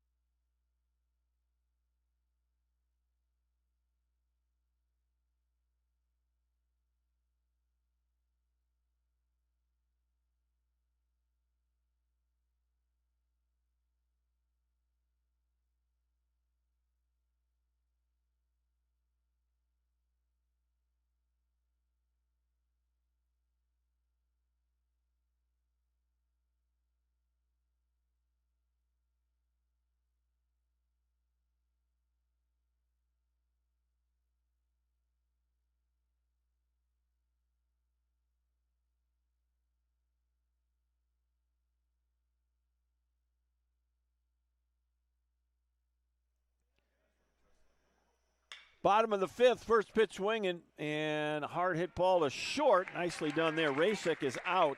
Good play by Lemke. 1 pitch, 1 out here in the 5th. And again, boy, really nice job by Topher McDaniel. Sitting on 65 pitches right now, and we're in the 5th inning. 1 pitch, 1 out for Rasek. And stepping in is Sawyer Dunnigan. Base hit for Dunnigan his last time up. He's 1 for 2. Grounded out to second base in the first inning, and base hit to center his last time up.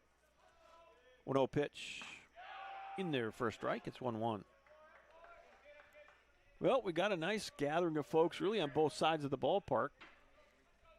Paris has traveled well, and Apaches have a good crowd here on a Saturday afternoon. Well hit ball, left field, fading toward the corner, and running catch right up against the fence, and just about took the sign off of there.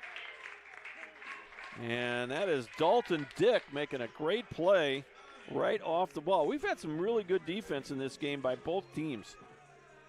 And another asterisk by that one. There's no Patty. 2 outs, nobody on. Patty 1 for 2. Base hit to center, and he hit into a 5-4-3 double play last time. And he swings at the first pitch. Fly ball, who's calling it? It's going to be the center fielder, and Henderson will make the grab. And boy, what an inning for starter Topher McDaniel. 69 pitches. That was a 5-pitch inning. And the Apaches, no runs, no hits, and nobody left on base. We're headed to the 6th inning of a 7-inning ball game. Paris leads it 5-4. Back in a minute.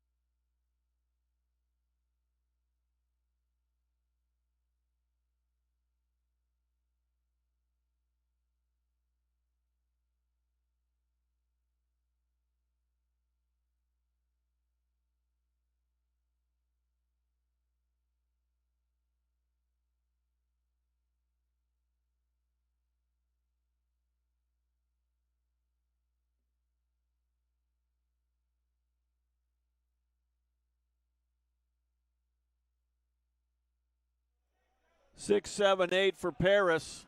This is Nadav Macklin, third baseman. Boy, breaking pitch, pretty good spot, called a ball. Ground ball to third, ground ball to short for Macklin. He's 0 for 2 today. Paris leads this one by a score of 5-4. 5 runs on 7 hits for Paris. Tyler, 4 runs on 9 hits. As we play on, top of the 6th. The opening game of the doubleheader is always a 7-inning ball game, so we are getting late here. Here's the 2-0, and that's a strike.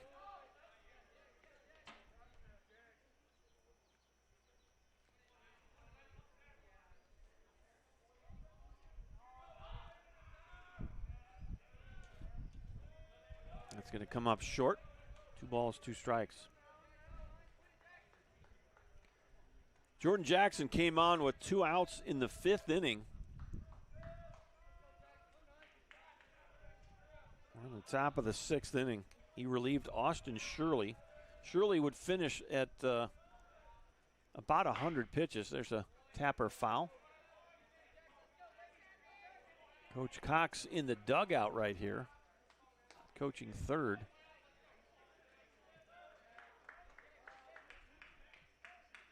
Three balls, 2 strikes. Nobody on, nobody out. Here's the payoff. Went down and got a pitch. Fly to center field. Lillis under it. And easy catch. Out number 1. That'll bring up, well, Riley Wood was the pinch runner. We'll see.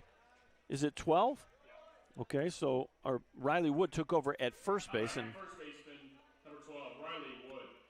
he will bat for Thompson here for the first time in the ball game. So first at bat for Riley Wood. And first pitch, he hit him. And boy, you got to keep this thing right where it's at. You got a 1-out base runner. Wood runs down to first base. Now it's Ethan Espiricueta. How about number 8, Ethan Espiricueta. And Espericueta walked and grounded out to second. Now Chase Fuentes is going to go out to the mound and maybe lobby for some time. You got a right-hander in the bullpen. It's 22 down there.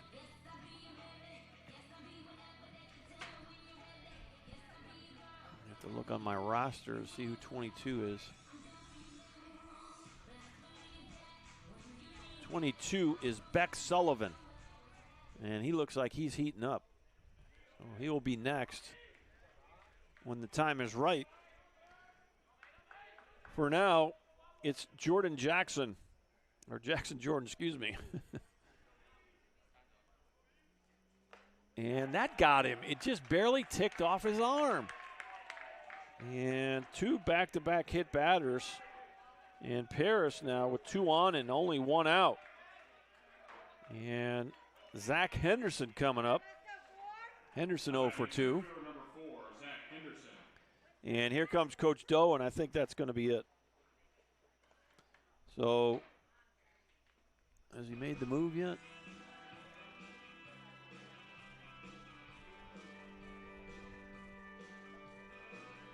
Okay, they are going to make a move here, so we'll let you know who the new pitcher is for sure as the Apaches make a pitching change. Back in just a minute.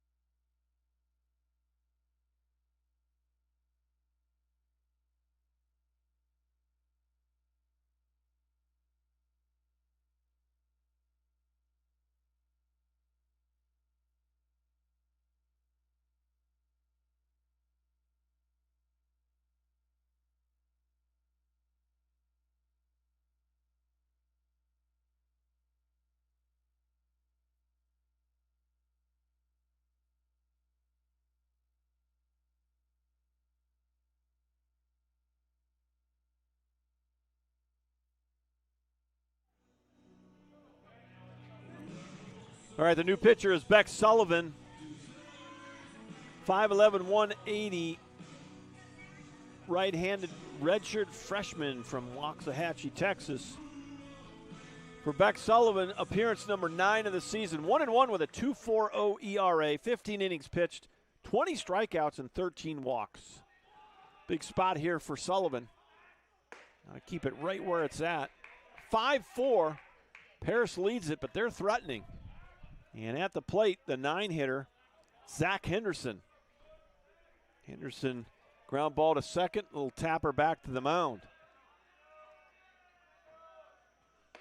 That pitch is going to miss. 1 ball, 1 strike. Henderson, 295 on the year. 3 doubles, 2 triples, 2 homers, and 14 RBI. So he's capable doing some damage here. 1-1.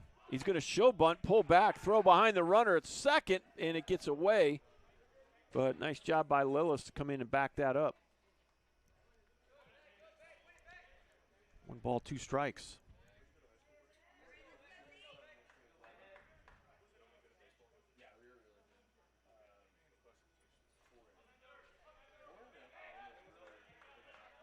Paris 5 runs, 7 hits. Tyler 4 runs, 9 hits.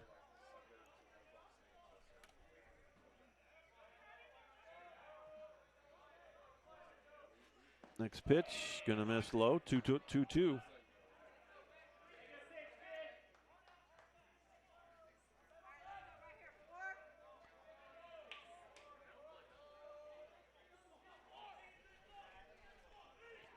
One out and a 2-2 count. Sullivan the set and the pitch.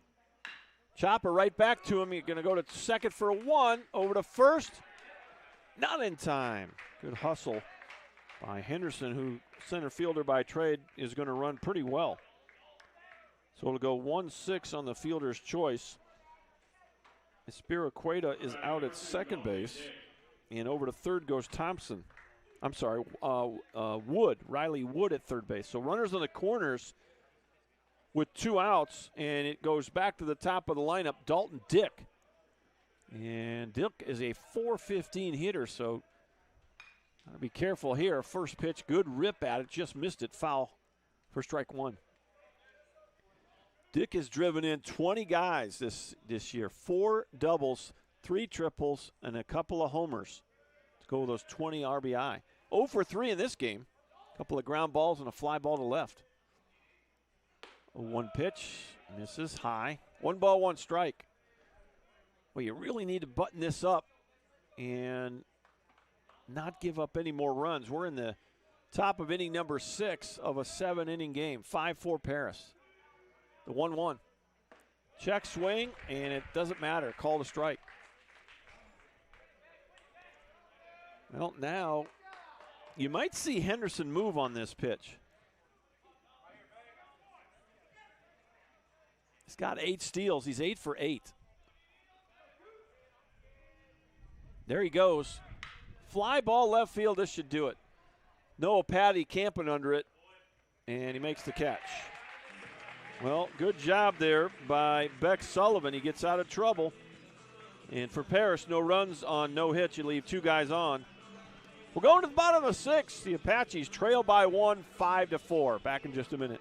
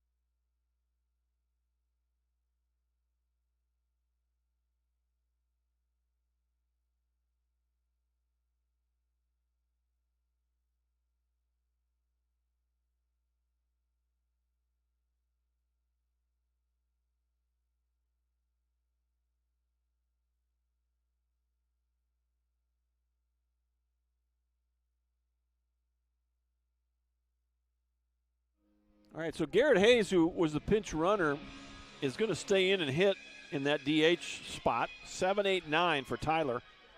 His first plate appearance of the afternoon. And, boy, what a job by Topher McDaniel. Ground ball to third on the first pitch. Macklin throws high, but there's time for the first baseman, Riley Wood, to come down and make the play for out number 1. So 1 pitch, 1 out. We were just talking between innings there about how efficient McDaniel has been. That is pitch number 70. And we're in 1 out in the 6th inning, so really nice job by the sophomore from Frisco, Reedy. That ball's hammered. Could tie it up, and it does. Home run. Reed Graham, left field, and we're tied. Well, he jumped all over the first pitch he saw. And let's see here. For Reed Graham, well, let's see. I got to get to it. Reed Graham, home run number 2 of the year and RBI number 10. Second homer, 10th RBI, and we're tied at 5. And if you were wondering if the first game goes extra, the second game will revert to a 7.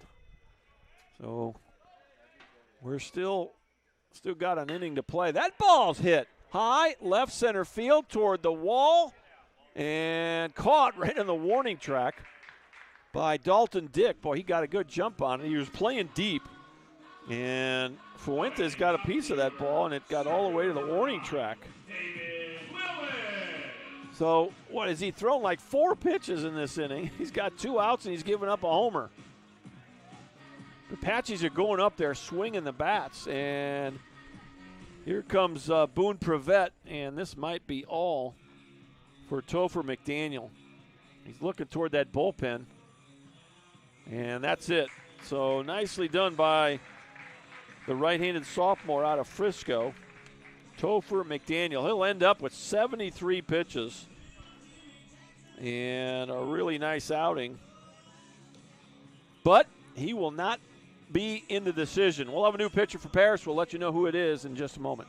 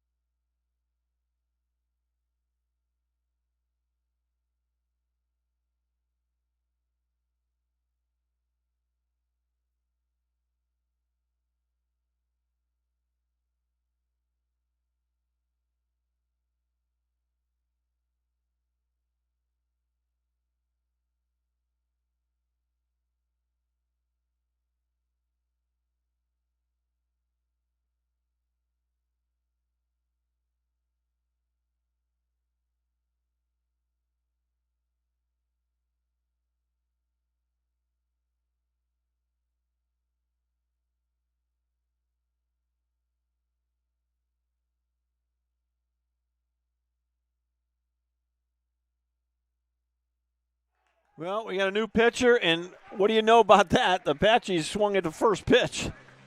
You saw 5 pitches that inning, and you got a home run and 3 outs.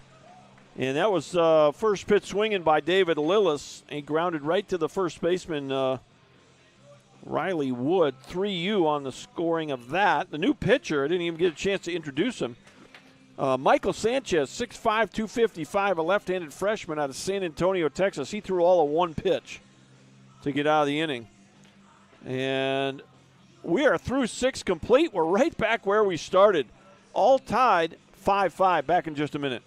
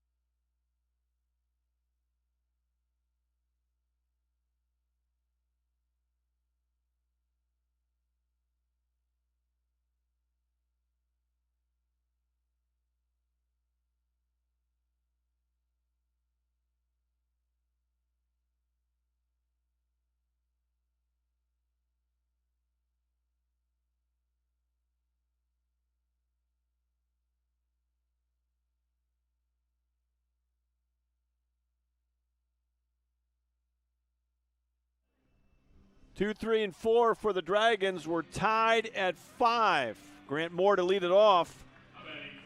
And this rascal has had quite the afternoon.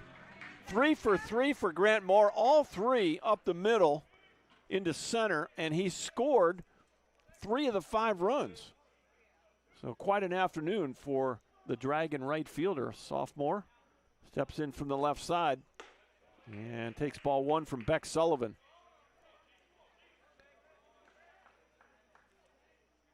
Sullivan came on with 1 out in the 6th inning. We're at the top of the 7th of a 7-inning ball game, so see how this plays out here. But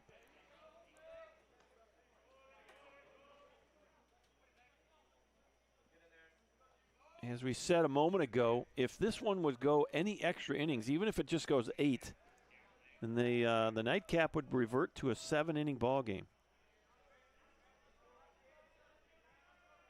The 1-1. And that's going to miss low. 2 balls and 1 strike.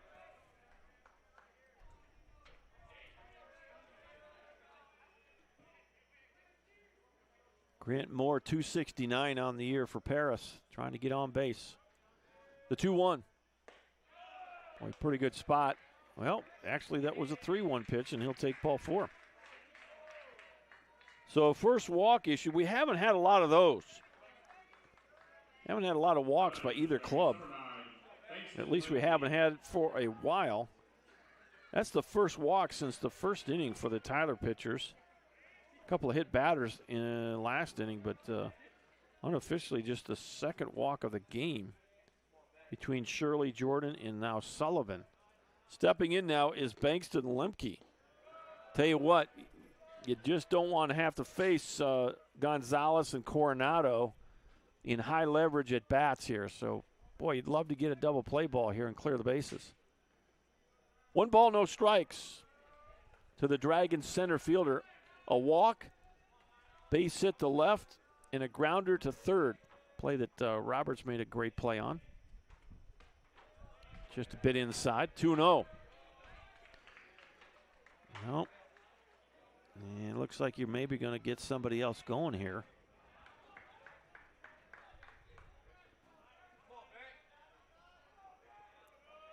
Gonzalez and Coronado have had good days, and they've had good seasons. Both of them approaching 30 RBI on the year. Does look like the Apache bullpen starting to stir down there.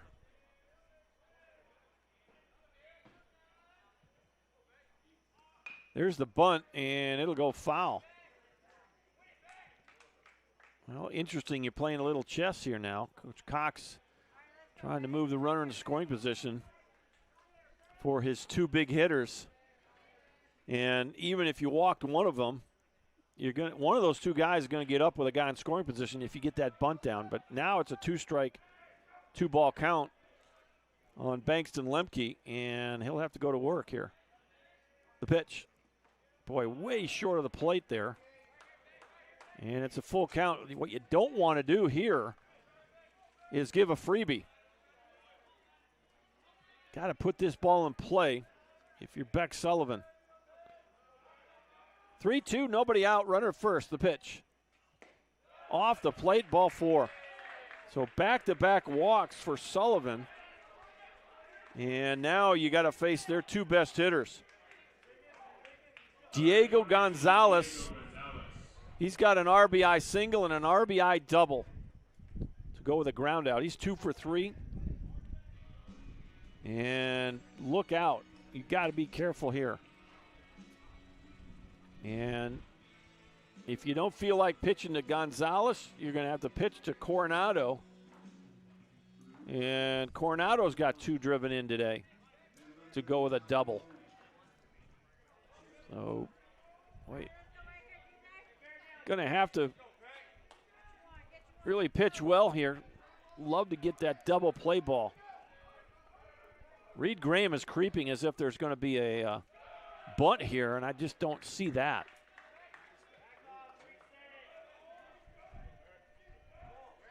One ball, no strikes. Got to throw strikes here. Got to work ahead. Beck Sullivan, redshirt freshman out of Waxahachie, working through some traffic in the 7th. Playing 7-inning ball game here in the opener. Pitch. Fly ball well hit to left field. Patty on the run into the gap and runs it down. Noah Patty. Really nice play there by the redshirt sophomore. He had a lot of room to cover. And boy, what a nice play by Noah Patty. Another good defensive play for the Apaches. Both teams have played excellent defense all afternoon, and now with 1 out, you got to navigate Jordan Coronado. Ground ball to first, drove one in. Double to center, drove one in. He flew out to center field his last time up. So on the day, 1 for 3 with 2 driven in. Can't relax here. You got to work ahead. And there's ball 1. Well, Macklin is swinging a bat on deck. He's 0 for 3 today. A couple of grounders and a fly ball to center. And that may be what Coach Doe, well, no, he's going to make a change. He's screaming down to the bullpen. And yeah, he's going to make a change here. So this is kind of a matchup switch right here. And that'll be all for Beck Sullivan. So we'll have a new pitcher as Beck Sullivan leaves with 34 pitches. We'll let you know who the new arm is when we return.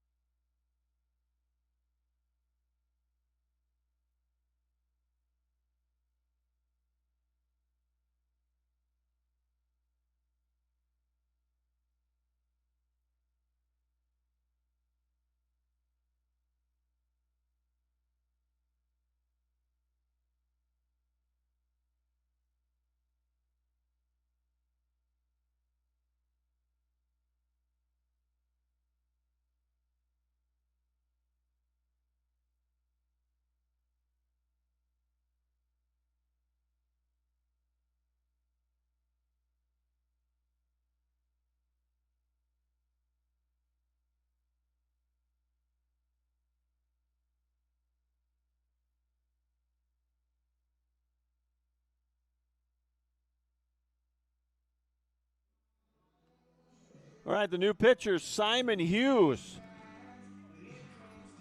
And for Simon Hughes, let's see, 6 foot 190, right-handed redshirt sophomore from Livingston, Texas. Simon Hughes 1-0 with a 0 ERA. This is his 8th appearance of the year. 5 2/3 innings. He has struck out 3, walked 1, and only given up 1 hit all year in 5 2/3. And, boy, tough spot for Hughes to come into. Going to face Coronado with 2 on and 1 out. Jordan Coronado, 381 on the year for Paris. 6 doubles, 3 triples, 3 homers, and 29 driven in. Well, 1-0 count. Here it is. And, boy, took something off it, and it evens the count at 1-1. One of the things I like about Coach Doe and Coach Egger, they are not afraid to go out in the middle of a batter and make a change. A lot of pitching coaches will not do that. They want guys to, once they start the hitter, to finish. So I like the idea that they've seen something and they want to make a change, they'll make it.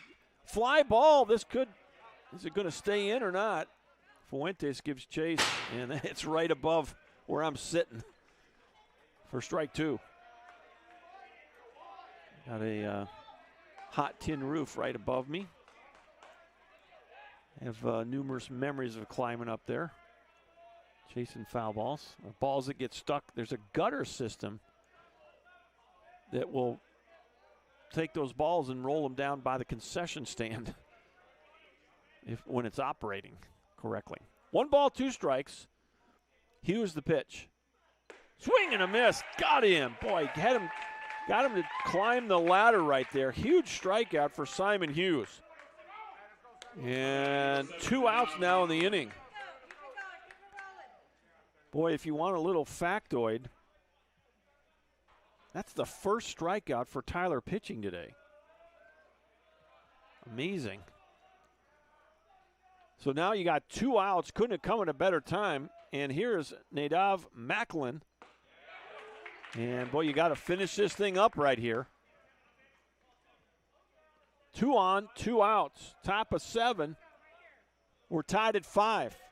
Opening game of the doubleheader today is a 7-inning affair. Macklin, 2 ground balls and a fly ball to center. And he hit him. So that's going to load the bases. And that doesn't hurt you. Now you got Riley Wood coming up for his second time. And you have a right on left matchup. Mr. Umpire's having a chat with Simon Hughes.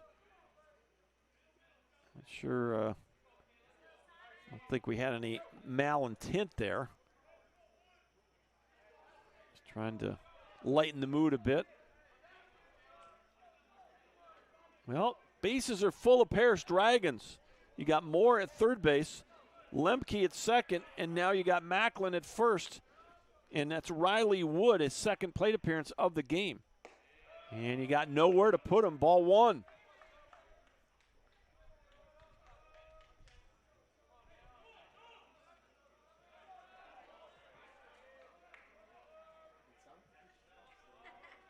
Simon Hughes, the set and the pitch. Ball 2. Same pitch, same result. It was high and away. Ball's tailing away from Riley Wood. Came on back in the 6th inning in relief of Eric Thompson at first base. 2-0 pitch coming up. Here it is. In there for a strike, 2-1. Big spot in the game. Top of 7, tied, 5-5.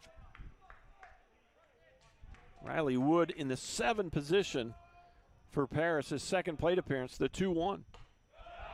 Boy, just a bit high, not by much. And now it's 3-1.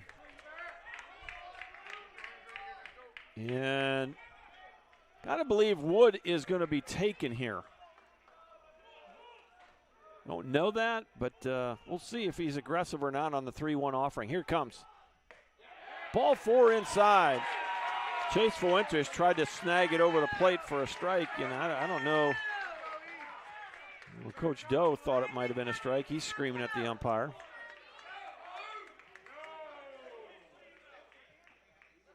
Bases loaded walk gives the Paris Dragons the lead. And, boy, it wasn't that last pitch that hurt you. It was the first couple that weren't close. Sure looked like might have been close inside, but now Coach Doe is going to walk out to the mound, and the whole dugout's fired up. Coach Doe, now they're going to make a change. That's going to be all for Simon Hughes. And so the Dragons have navigated their way this inning. You got 3 walks and a hit batter. You know, you can say what you want on the pitches, but, man, you kind of shot yourself in the foot, and now the Dragons lead by a run, and they haven't got a hit in the inning yet. And they still got the bases loaded. New pitcher for Tyler. We'll let you know who it is and some information about him when we return.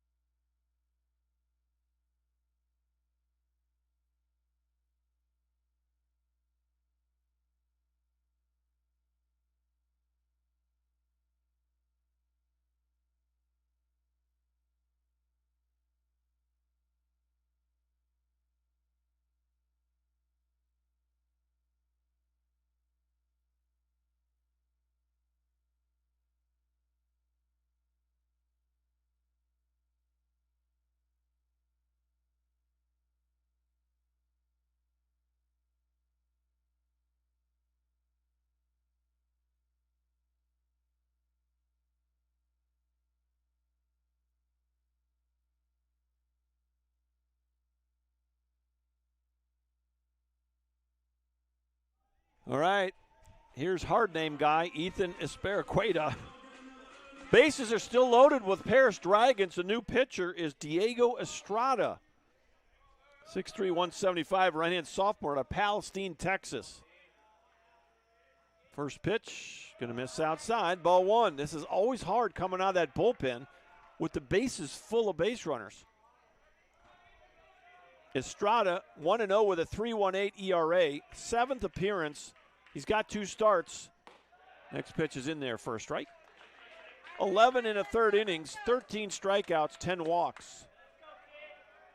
New pitcher is Diego Estrada. And it goes without saying, you got to limit the damage here. The pitch. Fly ball out of play, and Estrada gets ahead 1-2. We're at the 8th position. Ethan Espericueta, a walk, a grounder to second, and a hit batter. He's officially 0 for 1, and he's in a hole 1-2. The pitch. Strike 3 called, froze him. And Estrada comes in and does his job. Second strikeout of the inning, second strikeout of the ball game, but the Dragons get 1 run. And I'm not sure what happened right there.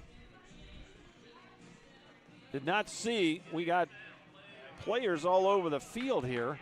I'm writing down on my clipboard on my score sheet, and the Dragons evidently took exception maybe to something that went on when the Apaches were coming off the diamond. And coaches got involved. Coach Doe and Coach Egger got out there quickly to try to prevent anything from escalating. And cooler heads are prevailing for the moment. So umpire's going to have a little chat here.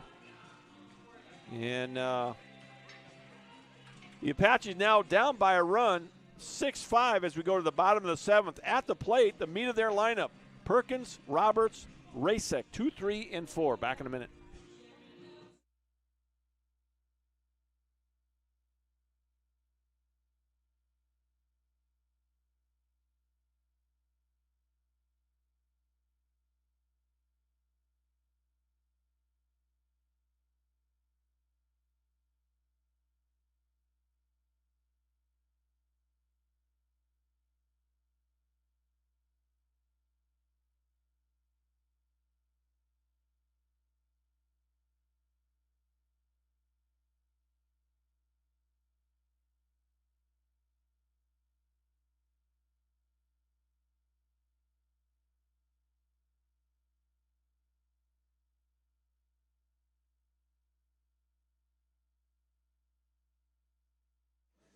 Well, the umpires are talking to Coach Doe about something here. I don't know if they threw Estrada out of the game, as he may have made some gestures or said something towards the Paris dugout. They took exception, and a number of their players headed toward home plate. And now the umpires are having a conference with Coach Doe. And Coach Cox, with good reason, wants to know what's being talked about here. And the umpires are going to push him back into the Paris dugout as they try to sort out whatever's going on here. They might have tossed Estrada out of this game because Coach Doe just had a little chat with Coach Egger. And Coach Cox is having a heated discussion with the home plate umpire. Well, both these clubs tied for 4th in a very competitive game 1. Well played, well pitched for the most part. And the Apaches, boy, you just can't walk 3 guys and hit a guy in an inning and expect to not give up a run. And that's exactly what happened in the top half of the 7th, and now they'll be forced to score 1 to tie and 2 to walk them off. Well, let's see, Mr. Umpire. They've had their talk, and now both of them are going to go over and talk to Coach Cox.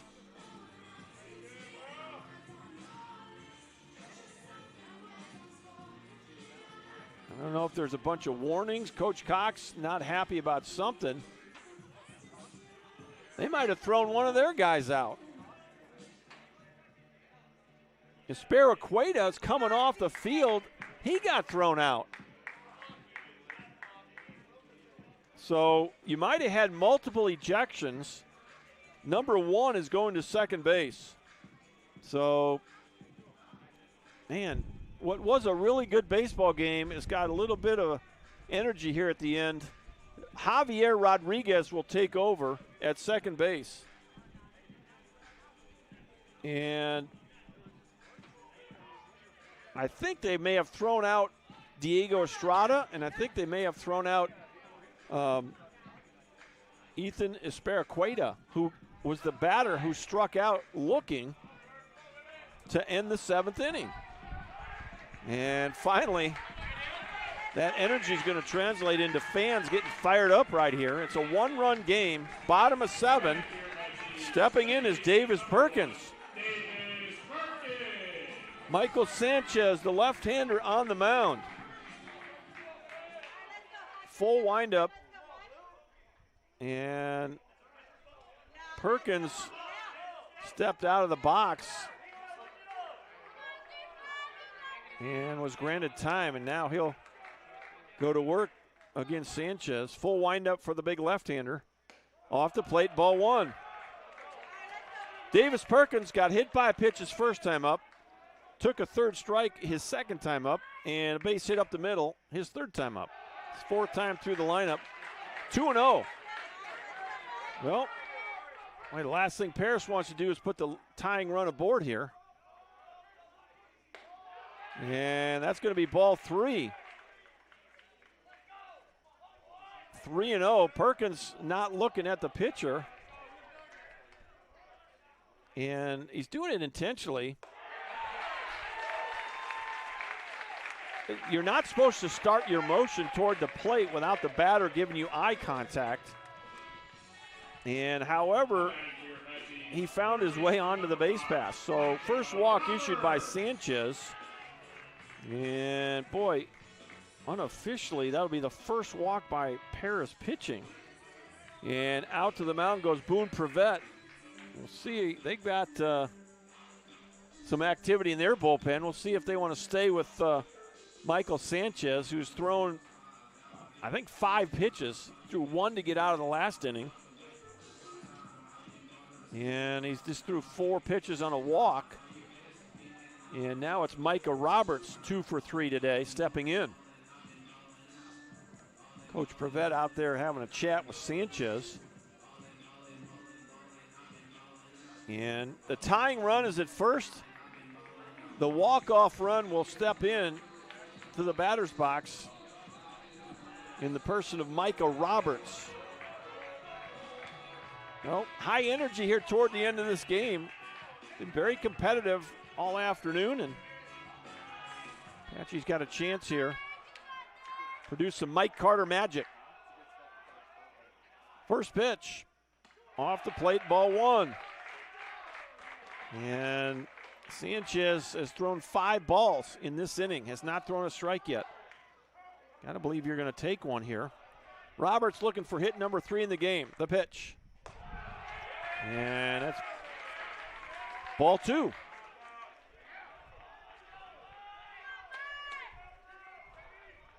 Paris leads this game 6-5, but the Apaches trying to come from behind in the bottom of the 7th.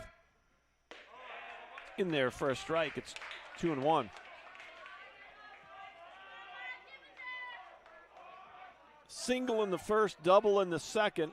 Ground ball to the pitcher in the 4th for Micah Roberts. Here's the 2-1. And boy, kind of waved through that one. 2 balls and 2 strikes. Did not have a good pass at that pitch. Now you got a battle. Davis Perkins at first. Think about moving him here. Not going. Foul tip, just got a piece of it. Got the left-hander on the mound. It sort of slows down the running game a little bit, but last thing you want to do is run yourself out of an inning here.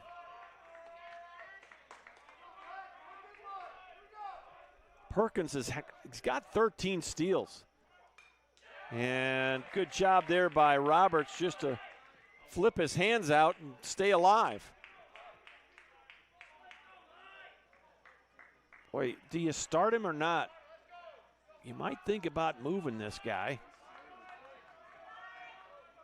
You just got to shorten your lead up, and you got to go first movement here. Not going. Ground ball foul. And every pitch is building the tension here. Perkins drew a leadoff walk. He's at first. He has stole 13 bases, second on the club to David Lillis. Got a decent lead over there and not going. Ground ball in the hole, backhanded. You throw to second for one. Get the leadoff guy or the lead runner. And boy, they almost turned a double play. Nicely done there by Lemke. He flipped it over to the new second baseman who just came in the game, Javier Rodriguez. Another good defensive play. That'll go 6-4. And boy, both teams have really flashed the leather here in game one today. Been fun to watch. So runner at first with one out. Now it's James Rasek. And did you just have a pinch runner go out there? Ben Koch is going to run at first base. So Koch is now in the 3 spot here. We'll see. This goes extra where they move people around to, but going to put a little more speed on the bases. Koch represents the tying run at first with one out. Bottom of 7 of a 7-inning ball game.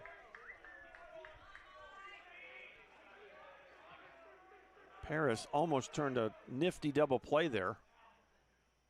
First pitch, going to miss high, ball 1. Rasek, a ground ball to third. Actually, 2 ground balls to third and 1 to short. He's 0 for 3. 1-0 pitch in there for a strike. It's 1-1. Big left-hander, Michael Sanchez, trying to vulture a win here for the Dragons. The 1-1, there goes the runner, popped him up. And runner will have to go back. Koch will have to go back. And boy, I don't know if he re-tagged. I don't know if he retouched. I guess he did. Boy, that was close. You know, when you go past the bag, you got to retouch it.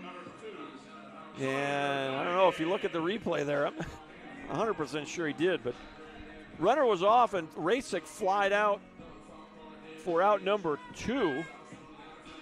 And back to first base goes Ben Koch. And the last hope is Sawyer Dunnigan. Dunnigan 1 for 3 today. A ground ball to second, a base hit up the middle, and a fly ball to right field. I'm sorry, left field his last time up. First pitch misses, it's 1-0. The 1-0 pitch in there, it's 1-1.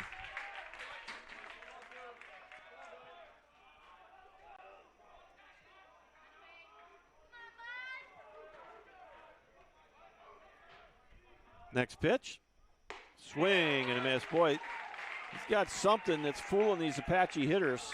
Had 2 really fooled hitters take kind of half wave swings. 1 ball, 2 strike. The Apaches down to their last strike. Runner on the move, outside. And it's 2 balls and 2 strikes. Stolen base for Ben Koch. Now you got the tying run in scoring position. That was stolen base number 10 for Ben Koch. And a single would very well tie this game. 2-2 pitch. Here it comes. Up the middle, base hit. That'll score a run. Here comes the throw. And close to the plate, safe. Bang, bang play, and that's why you put a little more speed on the bases. RBI single for Dunnigan, and we're tied. He goes to second on the throw. And now the Apaches, with a runner at second, can win it. It's Noah Patty. Patty, base hit to center, hit into a double play, fly out to center. 1 for 3 on the afternoon. Michael Sanchez, the freshman out of San Antonio, Texas, 6'5", 255. First pitch is in there for a strike. Patty did not like the call, but we'll have to go to work with an 0-1 count. Apaches have out-hit the Dragons. We're tied in the run column, 6-6. Here's the 0-1. Fly ball, this should do it. Let's see who's going to get there. It's in between her. Let's see. Oh, my goodness. Lemke, never a doubt. Kind of fell to his knee and reached his glove up there and made the grab. That easily could have fallen in to end the game. But it will end the 7th inning. And both teams score a single run in the 7th. We're tied at 6. We're going extra here in the opener. Back in just a minute.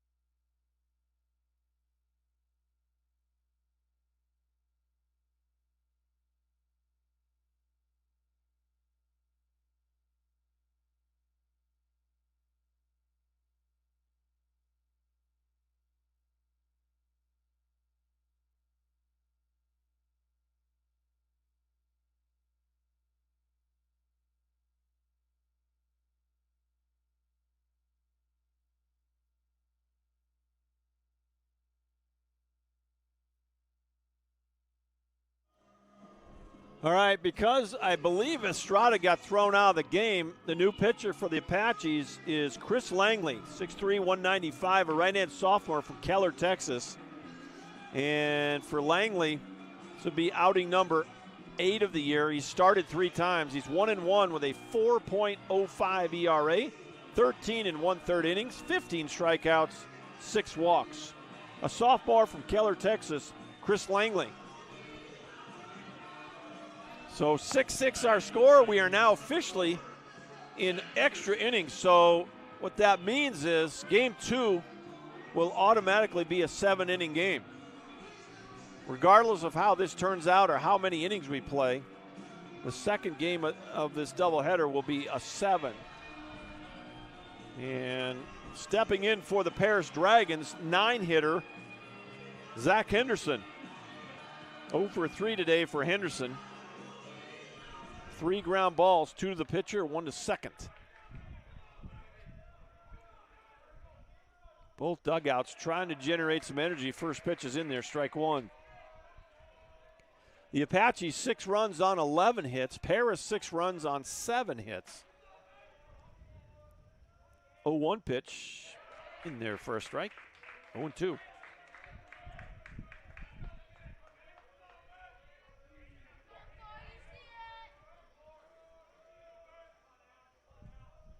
O2 offering. Swing and a miss. Got him. We haven't had a lot of those, but that's the 3rd one for the Apaches in the last 2 innings. 3rd strikeout for the Tyler staff today. First strikeout for reliever Chris Langley. Back to the top you go, Dalton Dick. Couple of fly balls to left, couple of ground balls, 1 to short, 1 to second. He's 0 for 4. First pitch in there, strike 1. Tell you what, Langley throwing strikes here.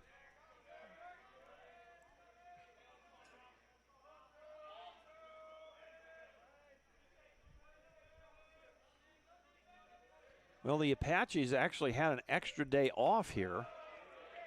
They played their midweek game on Tuesday because of the weather that came through. Moved it up a day, so pitchers have had an extra day rest this week. You're using an awful lot of arms in this first game. This is the sixth pitcher in this game. It was Shirley to start, and then Jackson Jordan, Beck Sullivan, Simon Hughes, Diego Estrada, and now Chris Langley.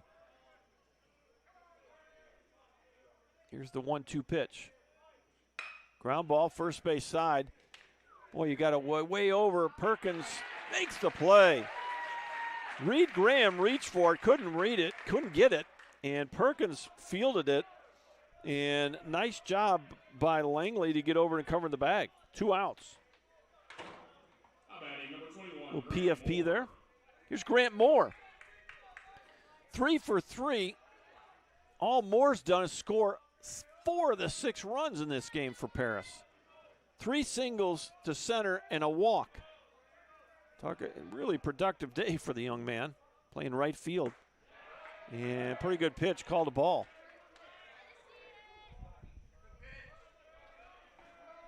Well, in a game like this, it's just the momentum swings back and forth and back and forth.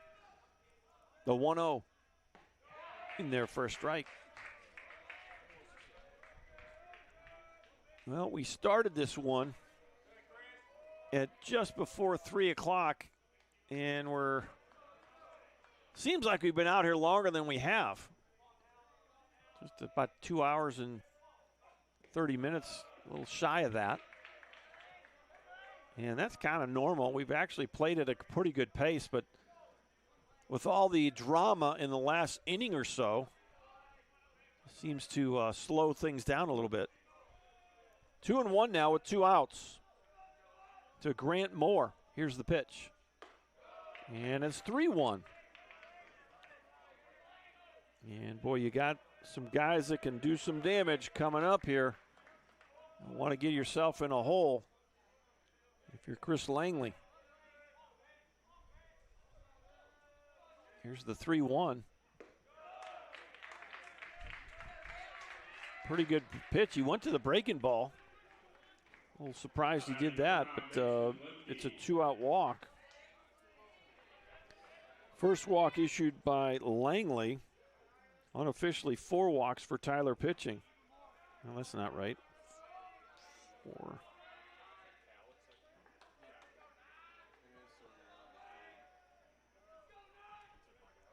It's 5 walks for Tyler pitching. First pitch in there for a strike. Here's the 3-hitter, Bankston Lemke. Lemke has walked twice, grounded out to third, and a base hit to left back in the 3rd inning. Here's the 0-1.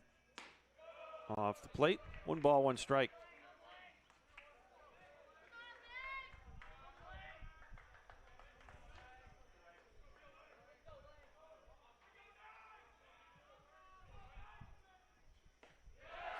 Good breaking ball. Catches the heart of the plate. 1 ball, 2 strikes. 2 outs, top of the 8th. We're in extra innings here. This first game was scheduled for a 7. And both teams scored a single run in their half of the 7th. High drama here late. 1-2. There goes the runner. Throw down to second. Not going to get him. So Moore will steal the bag. And now Paris with a runner in scoring position.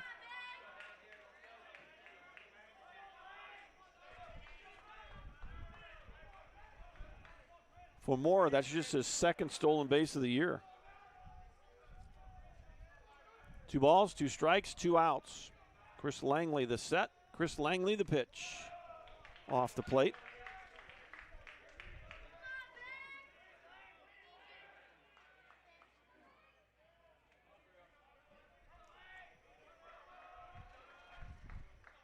Three, 2 outs. Got a base open here, but you don't want to have to deal with these next 2 hitters. The pitch. Ground ball to second. This should do it. Perkins throws him out. That's your inning. Chris Langley comes on and walks 1 guy. and puts a donut on the board. Now it's the Apaches' turn. You get one run, you walk them off. No runs on, let's see, no hits. You leave one guy on at second base, and we are headed to the bottom of the 8th. We're in extra innings here in the opening game of a doubleheader. 6-6 our score. Back in just a minute.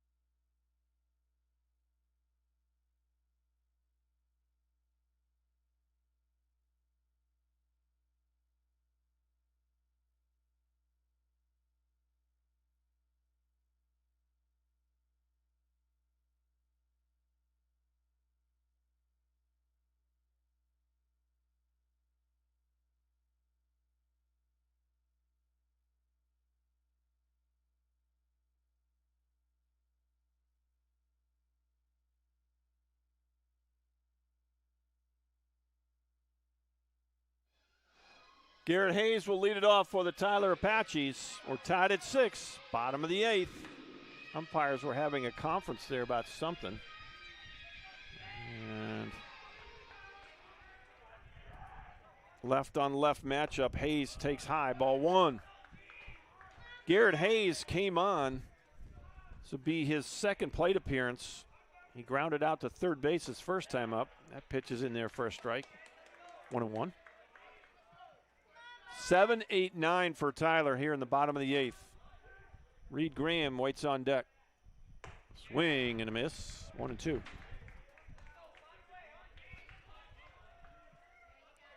Declan McGee started the game as the DH in this slot. And Hayes came on as a runner, I think, wasn't it? He ran for him back in the 3rd inning. And he stayed in as the hitter. And he's battling here with a 1-2 count. Full windup for Sanchez. Little looper into center. Could be trouble. It falls in. Seeing eye bloop hit for Garrett Hayes. And the Apaches have the walk-off base runner aboard. Here's Reed Graham. 2 for 3 for the Apache first baseman. A single and a run scored in the second. He grounded out to short in the 3rd. Solo home run in the 6th inning. Likes to swing it early. Here's the pitch. And he takes a strike.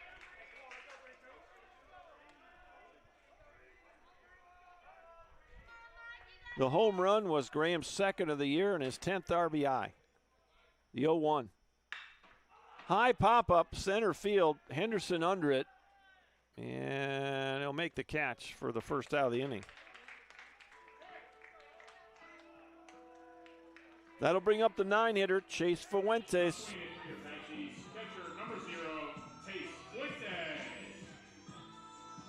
Fuentes on the year, 234 hitter, 3 doubles. He's got 3 homers, and he's driven 14 in on the year. First pitch, there goes the runner, and he fouled it off. Boy, he hit a huge jump.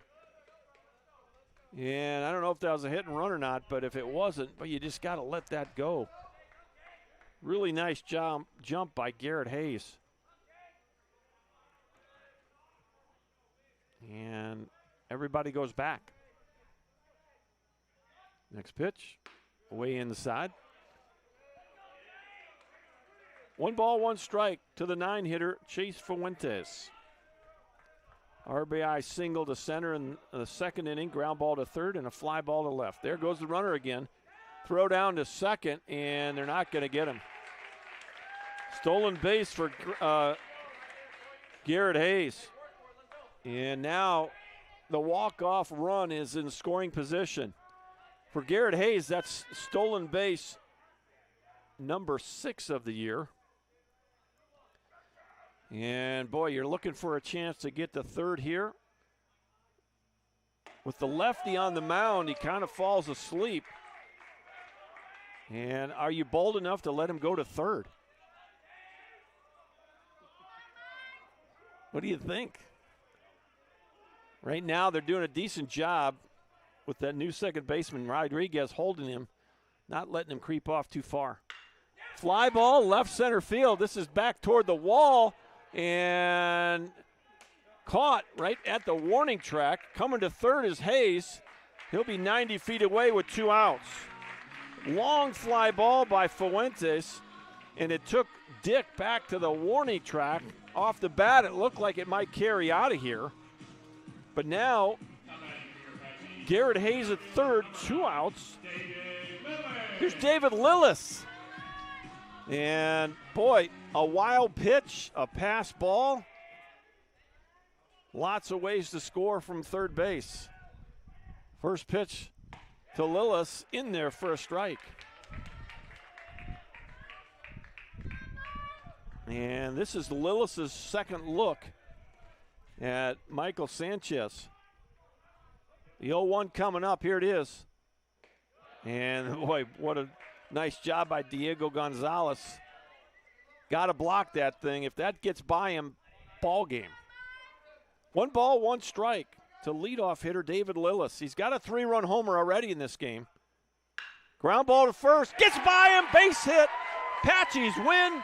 Apaches win. Hard hit ball by David Lillis, and it hopped over the first baseman's glove, Riley Wood, and the Apaches will walk him off in the 8th inning. That's going to be a single to right field. It's going to be an RBI, and it's going to be a walk-off winner for the Apaches. 7 runs on 13 hits for the Apaches as they mob Lillis out in right field. And, boy, it all got set up by a little blue pit by Garrett Hayes. He steals second. He gets to third on a fly ball by Fuentes, and it wouldn't have mattered. I think he scores easily from second base, even if he hadn't gotten to third. So Coach Cox, Coach Doe are going to have a little chat at home plate about what took place late in this game, probably just to kind of settle the nerves a little bit.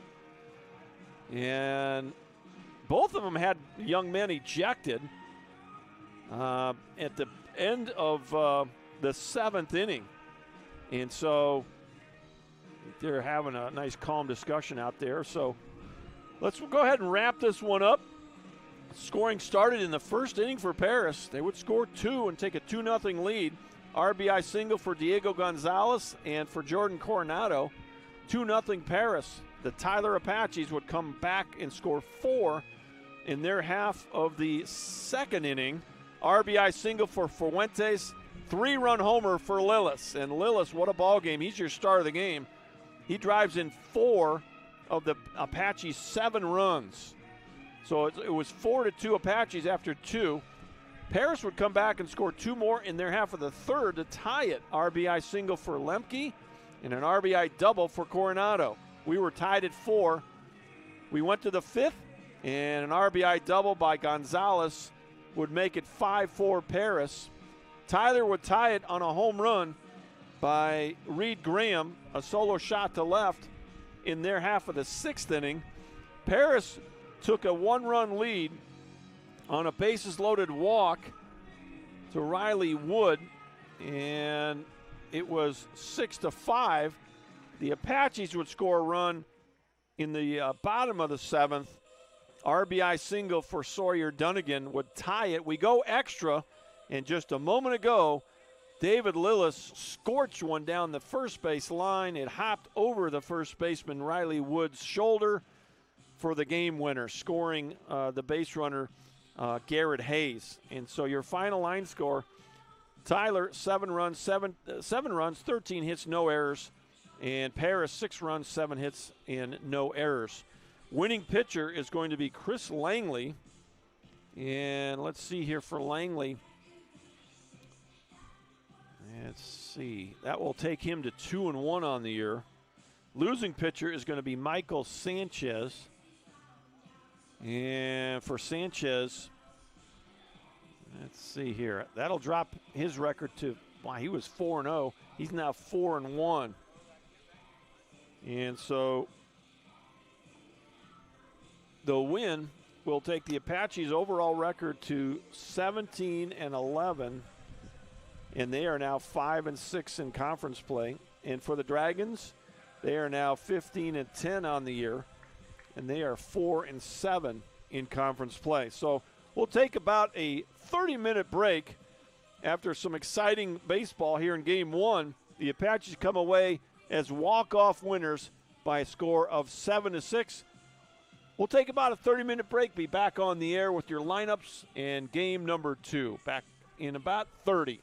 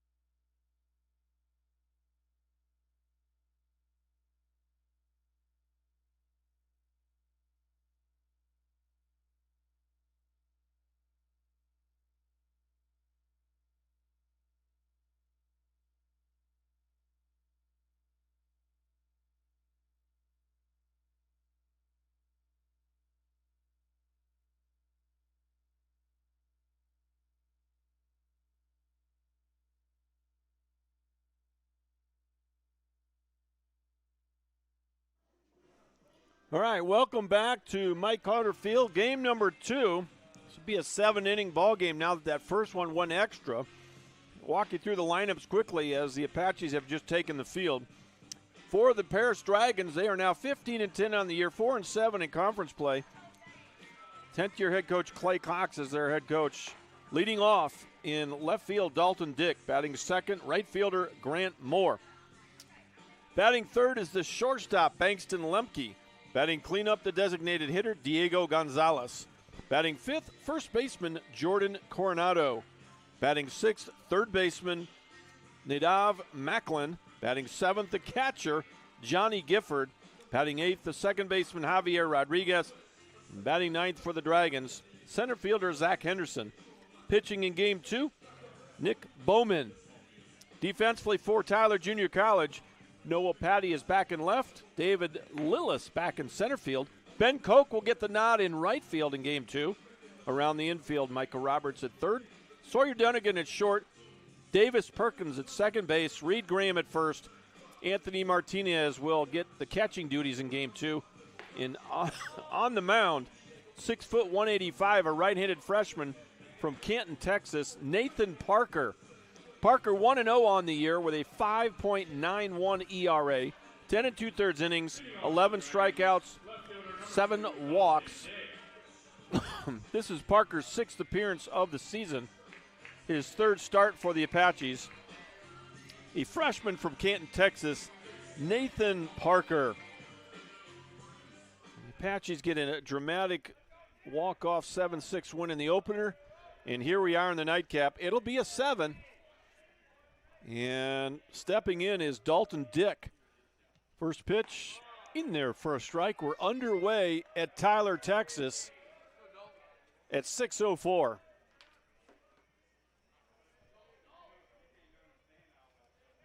Well, they guessed about 6 o'clock, and they're pretty close. 0-1 pitch, swing and a miss. 0-2.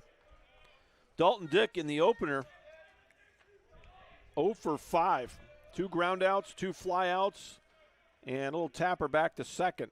Ground balls were to short and second base. So 3 ground outs. That ball's lifted into right field, and there goes the no-hitter. Dick will go on to second base, and he'll get there. Leadoff double for Dalton Dick. Now batting number 21, Grant Moore. So, boy, a little blue pit, and Ben Koch gave chase. He tried to catch it, and fortunately it bounced off him and not by him. If that goes by him, boy, Dalton Dick might have got it in the park home run. He can run a little bit, and he ends up at second base easily. Here's Grant Moore, excuse me. What I'm reading there. Grant Moore in the opener, what a nice game he had. 3 for 3. He was on base all 5 times. 3 singles and 2 walks. Can't be more productive than that out of the 2-hole. And the first pitch, I think, was ball 1. 79 degrees at game time. The wind's actually picked up a little bit. South-southeast, 13 miles an hour. Going to blow in from right center. And that's going to miss off the plate. 2-0. Apaches back in their black tops, and the Dragons back in their all grays with the kind of forest green ball caps with the gold bill. Not sure if Coach Doe has ever switched jerseys in the middle of a doubleheader. We used to do it once in a while. Locker room's right behind the dugout here at Mike Carter, so you got the. If you wanted to, you could go in there and switch them, but kind of easy on the laundry not to. Makes it a little easier on whoever's got to wash those jerseys. Kind of warm today, so you're probably going to need to wash most of them. 2-1 pitch. Called a strike, 2-2.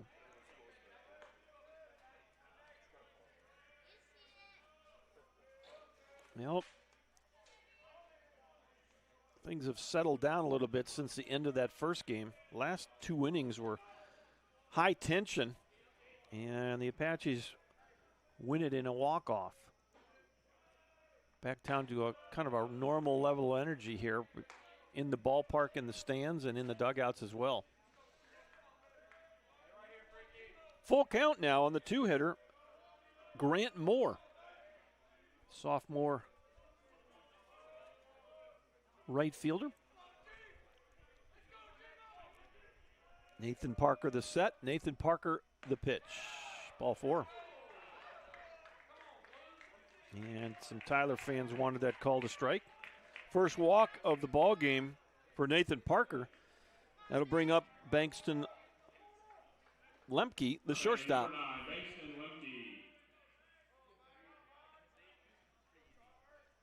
And you got a lot of familiar faces on both lineups today in game 2. Lemke, couple of walks, a single, and a couple of groundouts in game 1. He ended up being 1 for 3 in the game. He's going to show bunt, lay it down. Boy, nicely done there. Roberts on the run. Nicely done by Micah. And the sacrifice works. It'll go 5-3. Both runners advance. Second and third, 1 out for Diego Gonzalez. Boy, and I'd bunt guys all day to get this guy up there. Gonzalez, 2 RBIs in the opener, a single and a double to go with a fly out and a ground out. So he added to his team-leading RBI total. Started with 27, so he's got 29 now on the year. First pitch, in there for a strike. Apaches are pinching the corners in on the infield. Trying to cut that run down at third base. The middle guys are staying back.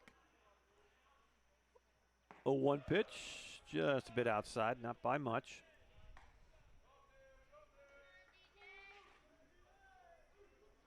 Well, it's been a very pleasant day as the sun drops to the west here behind the first base side of the ballpark. It will get a little chillier, 79 now. We've dropped a degree since the hottest part of game 1. And not to say that 79 is cold, but there is a bit of a breeze coming straight in from the outfield. 2-1 count on the cleanup hitter, Diego Gonzalez. He's the DH here in game 2. Fly ball out of play left side. Gonzalez came into the doubleheader, 365 hitter. 10 extra base hits, 6 doubles, a triple, and 3 home runs.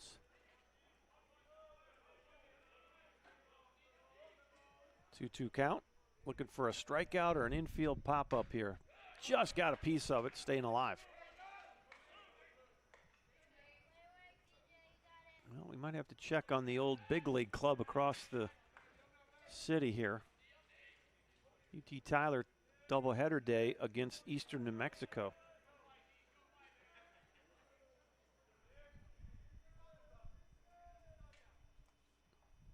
Next pitch, just off the plate. And we'll do it with a full count.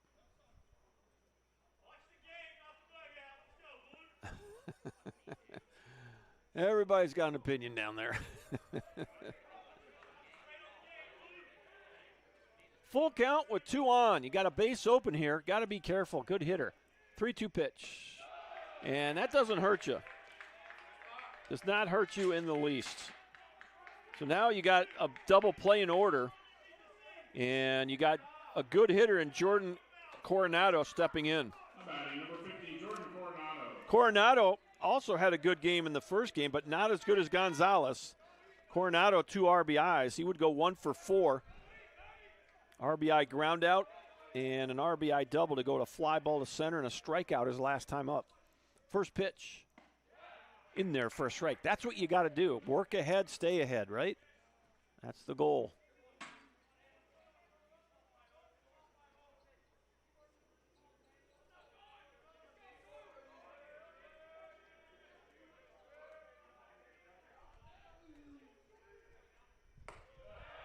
That pitch is going to miss. 1 ball, 1 strike. 1 out, bases full of Paris Dragons. They jumped out early in the first game, 2-0 in the first. And they're trying to do something the same here in game 2. Nathan Parker, the freshman from Canton, delivers. Fastball misses high. 2-1. Don't want to do here is fall behind. Got some good hitters.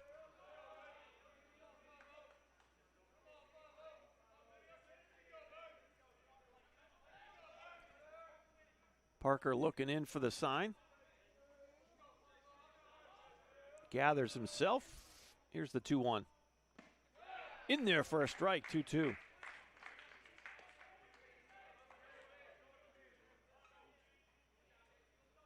Well, after winning 9-4 last night, the UT Tyler Patriots across town win 15-3 in the opener today. Here's the 2-2. Fouled off, headed toward the Rose Garden, off to our left. And it's 2 balls, 2 strikes. Well, you'd like a strikeout. You would take an infield pop-up. Is Coronado going to do his best to get this ball to the outfield? If not, get it down for a hit. The next 2-2 pitch. That's going to miss. 3-2, nowhere to put him. And on deck is Nadav Macklin. Macklin was 0 for 3 in the opener. I'm not sure at this level you're willing to give up a run here just for the sake of working around this hitter, but we'll see how he works it. 3-2, popped out of play to the left. The lights are on now, so it's officially a night game here at Mike Carter Field. As we will get darker as the game progresses. Got a little smoke in the area. Not sure what's going on. Something burning. Next payoff pitch. Fly ball. This one's a little more close to fair territory, but still way out of the ballpark. And a good duel going on right here between Jordan Coronado and Nathan Parker. For Parker, this is his 6th appearance of the year for the Apaches and his 3rd start. 1-0 with a 5.91 ERA. Next payoff, that's drilled into left center. That's going to get to the gap all the way to the fence. 2 runs are in. 3rd runner is going to be sent home. And boy, Coach Cox was waving him. He would have been dead to rights. 2-run double for Jordan Coronado. And that ball was really well hit the other way. And just like the first game, the Dragons jump out to a 2-0 lead. Gonzalez at 3rd, Coronado at 2nd. Now it's Nadav Macklin. Well, you'd like to minimize here if you can. Good at bat by Coronado. You can see why that 4 and 5 slot for Paris is tough to work around. And the first pitch misses for ball 1. We saw this in the first game. That first inning is really tough for these starters to work through. And Parker, same thing for the Apaches here in game 2. Austin Shirley started game 1 today. And that's in on his hands. Good pitch there. Ball 1 strike.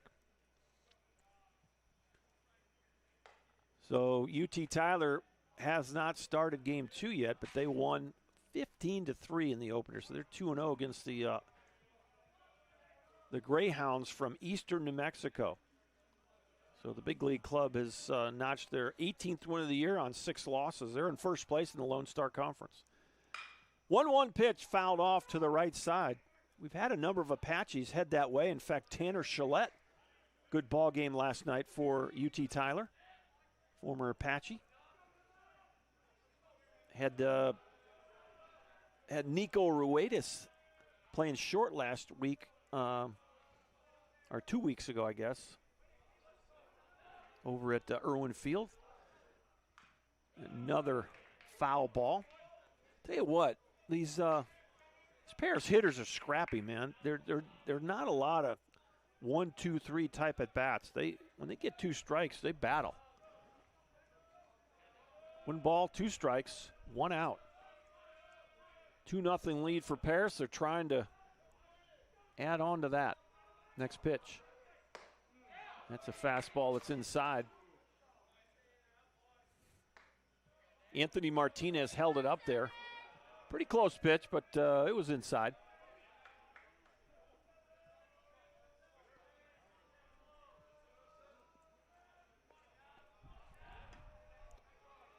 Parker the set, Parker the pitch.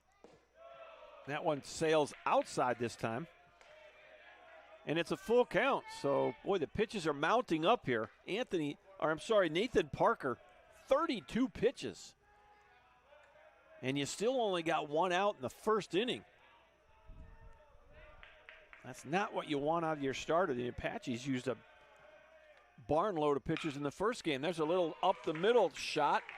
And nice play by the shortstop Sawyer Dunnigan to get the out. Off the bat, it looked like it was going to squeak up the middle. So that'll go 6-3, but it will score a run. 3-0 Paris. RBI ground out for Nadav Macklin. Johnny Gifford, the catcher, did not play in the opener. Will get his first plate appearance of the day.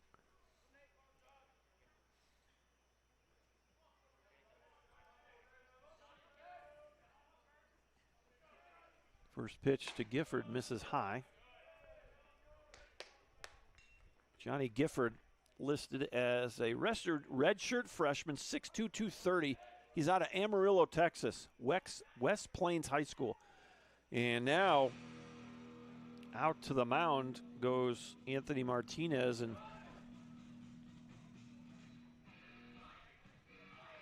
looks like you got a couple of guys stretching. Nobody's tossing yet. So now somebody's starting to get his body ready to go. 34 pitches in this first inning. And boy, if nothing else, you're just slowing things down a little bit so whoever's down there has a chance to maybe come in for inning number 2. Somebody's getting the TheraBands going and trying to get his arm ready to go. 3-0 our score. Parker the set and the 1-0. That's hit right at Roberts, and he'll spear it out of the air for the third out of the inning. Kind of a soft liner, but the Dragons get 3 runs on 2 hits, and you leave a runner on third base. We're through 1/2 inning. The Paris Dragons 3 and the Apaches coming to the plate.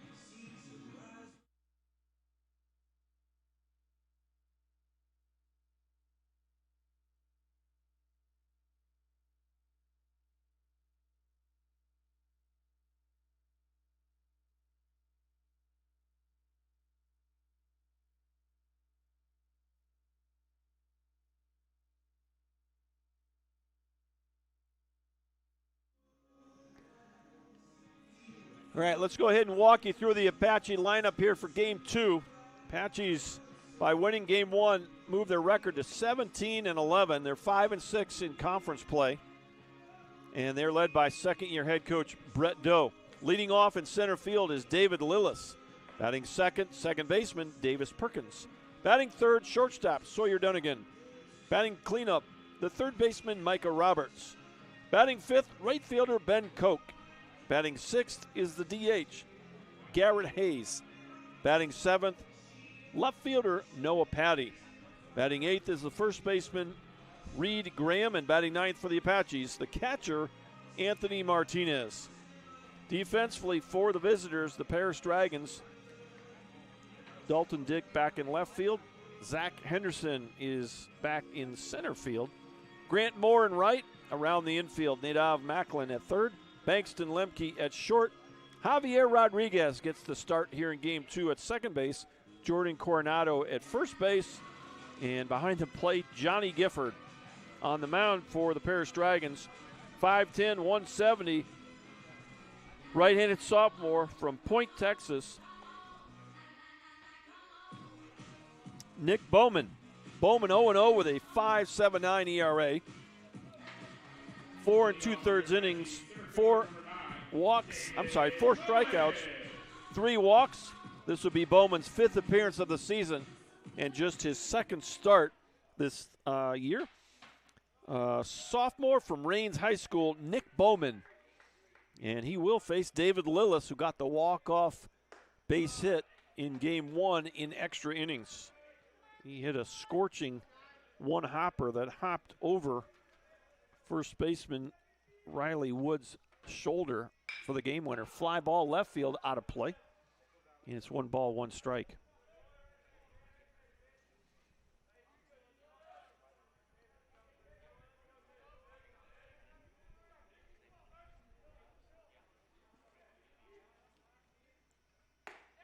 And that's going to miss outside.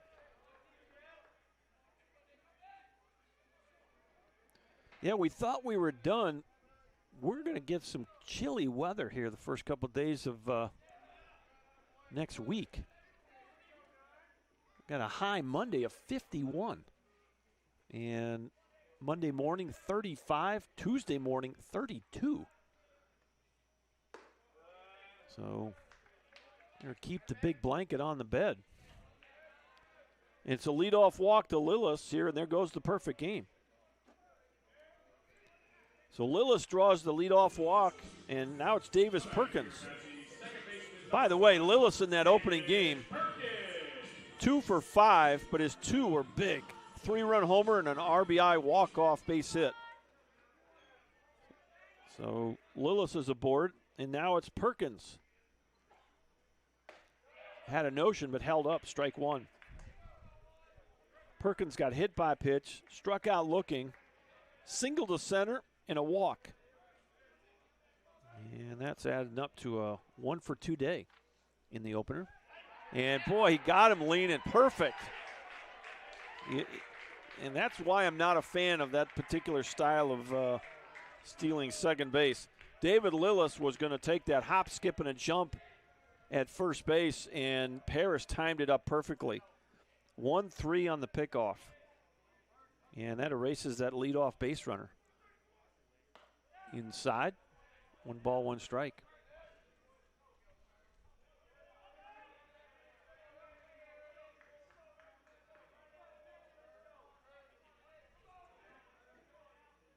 Next pitch, in there for a strike. 1-2.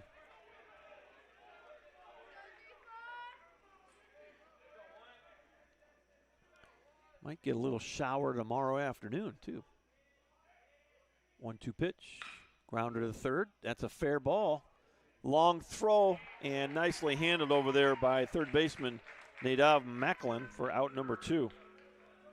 Ball was hit right down the line, and Macklin fielded it deep behind the bag and had a long throw over to Coronado for out number 2. Now it's Sawyer Dunnigan.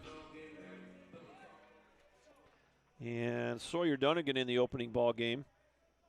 2 for 4, couple of singles for the Apaches shortstop.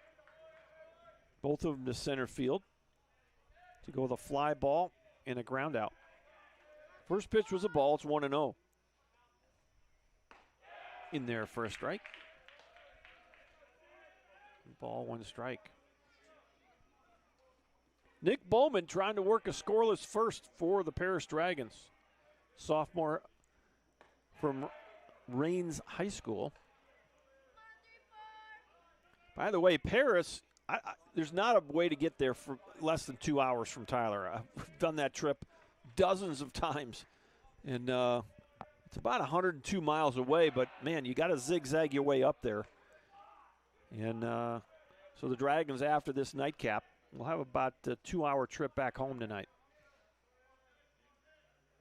Got a nice facility on their campus. I think they've turfed that field as well. And there's ball 4. Second walk of the inning issued by Bowman.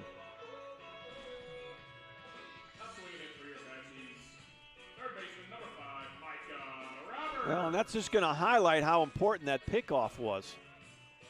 He'd had two on base with only 1 out. Here's Micah Roberts. Batted third in the first game. He's batting cleanup here in the nightcap. 2 for 4 game for Roberts. Single and a double to go with a ground out to the pitcher and a fielder's choice. Did get a stolen base in the first game. Yeah, he didn't. Now, that was Ben Koch. Ben Koch would run for him and eventually score the tying run to allow the game to go to extra innings. Throw to second, boy, got him. Perfect throw right there. Sawyer Dunnigan thrown out 2-4. And that'll do it for the Apaches. No runs on no hits. Nobody left on base. We're through one inning here at Mike Carter Field in Tyler, Texas. Paris Dragons 3, Tyler's Apaches 0.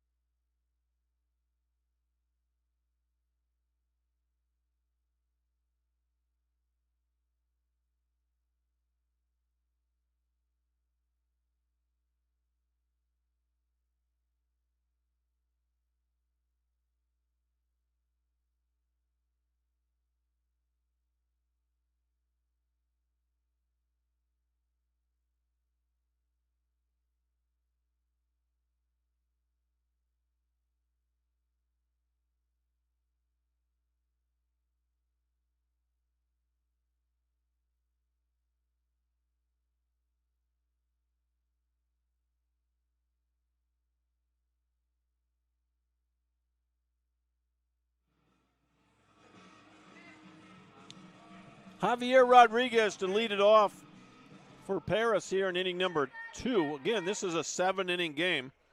That first game went extra innings. Rodriguez did not get a plate appearance in the opening game. He came on in extra innings as a defensive replacement. He's listed as a sophomore, 5'10", 170 out of Klein, Texas. Klein High School. We've got a couple of guys from Klein. Lemke, the shortstop's also from Klein. No balls, 2 strikes. Nathan Parker back on the mound. 35 pitches in his first inning, so he needs to kind of have a quick one here. Start leveling off that total. 1 ball, 2 strikes. Javier Rodriguez, that's way off the plate. 2-2. And now you are having some activity on the bullpen mounds for the Tyler Apaches.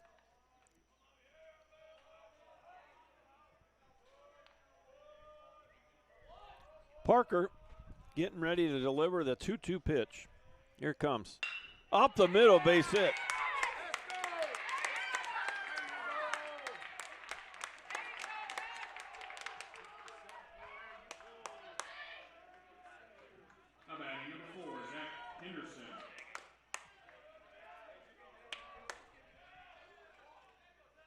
Looks like 29's getting loose down there. Leadoff single by Rodriguez. And back come the Dragons, the 9-hitter, Zach Henderson. Henderson was 0 for 4 in the opener. He'll take a strike. It's 0-1. Grounded out to second. Grounded back to the pitcher. He didn't do a fielder's choice back to the pitcher and struck out swinging. An 0 for 4 opener for Henderson. He'll take a strike there. It's 0-2. Well, there must be something burning in the area. Not sure if it's, wouldn't think it'd be a wildfire. We've had a lot of rain in the last couple of days. Ground ball to short. You go to second for 1. You go to first. Not going to be in time. Good speed by the center fielder, Henderson. And nicely done there by Dunnigan and Perkins to get that lead runner.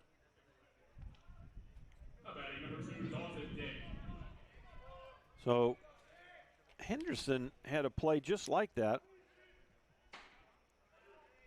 in the opener where he beat out the relay on the double play ball. Now he's a definite threat to go here with one out and leadoff hitter Dalton Dick at the plate.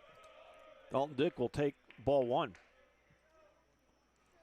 Dalton Dick, .415 on the year for the Paris Dragons.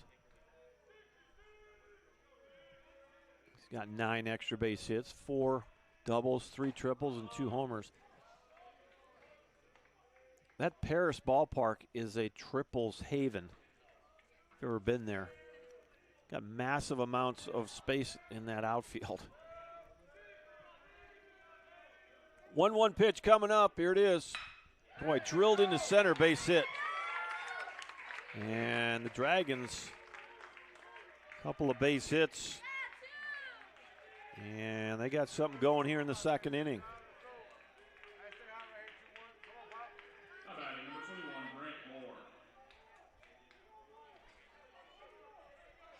And now it's Grant Moore. He drew a walk his first time up. And Grant Moore came into the doubleheader, 269.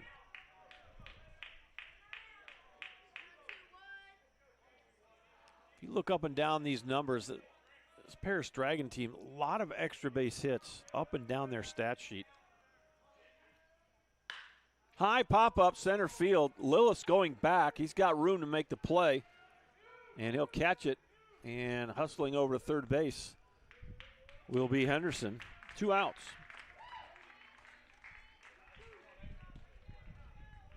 So with 2 outs, here's the 3-hitter, Bankston Lemke. Laid down a sacrifice bunt his first time up. Lemke, .346 on the year for Paris. And he's got 15 extra base hits, 8 doubles, 3 triples, 4 homers.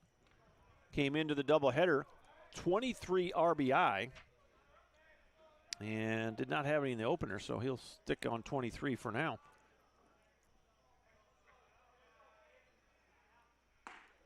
I'm not sure. You might let Dick go here. 5 for 6 in steals. Like I said, Paris has had some really good base stealers over the years. They don't have anyone jumping out at you on the numbers right now. In there for a strike. They came into the doubleheader with 2 players with 5 and 1 with 8. Excuse me. Henderson, the guy at third base, had 8 coming in. They're going to start the runner, and here's Roberts going to have to go to first base, and he makes the play. 5-3 if you're scoring at the house. No runs on 2 hits. You leave some base runners, and we're through 1.5 here at Mike Carter Field.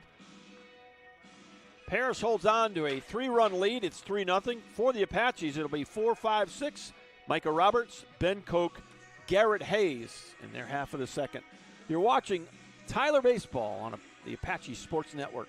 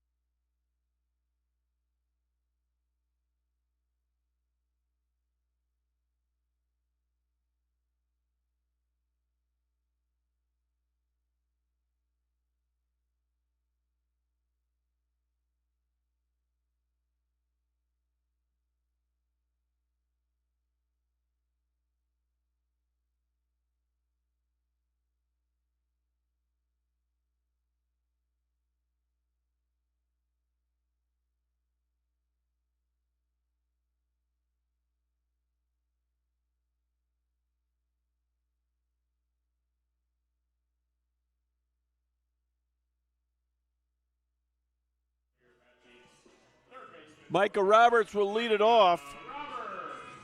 Here in inning number 2 for the Tyler Apaches. They trail 3-0. Paris jumped on the Apaches in game 1, and they did the same thing here in game 2. Micah Roberts, 2 for 4 in the opener. Base it to right and a double to center field to go with a ground ball to the pitcher and a ground ball to the shortstop. First pitch is in there for strike 1. Well, we'll see if we can maybe go back through that scoreboard another time here to keep you up to speed on what's going on around the conference and around the region.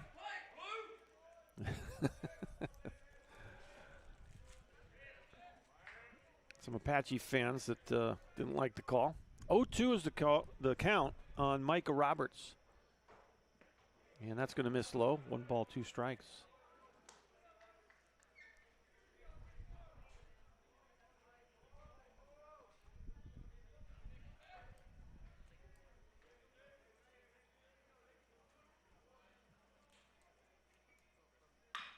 And Tapper foul.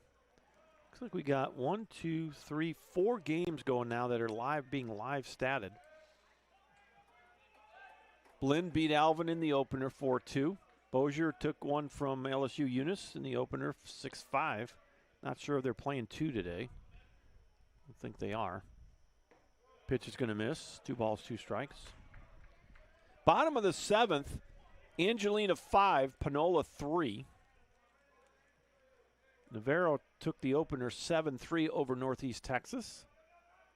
Next pitch, popped out of play. Do it again with a 2-2 count.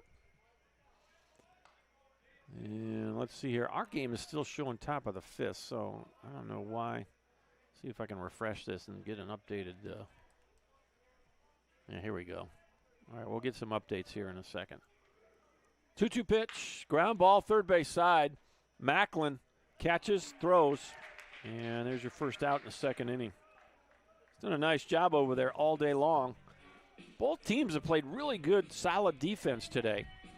And here's Ben Koch. Ben Koch would end up scoring the tying run to force extra innings. He ran for Roberts in the 7th inning.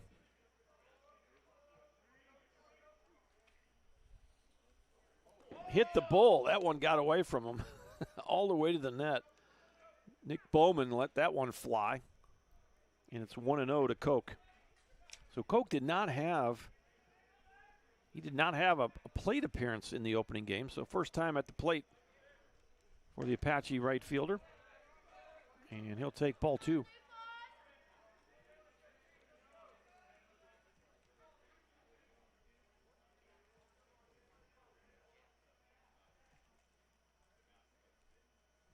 Next pitch fouled straight back into the net. Blinn, they would take a doubleheader from Alvin. Game 2 was a 12-9 win. That one's over with now, so they've played 2. Top of the 7th, Panola 14, Angelina 2. So that one probably getting close to being done. Angelina can't score some runs. Grounder right back to the pitcher. Nice play by Bowman. He'll throw to first, 2 outs. And LSU Eunice came back and split the doubleheader with Bozier 14-8 in the nightcap.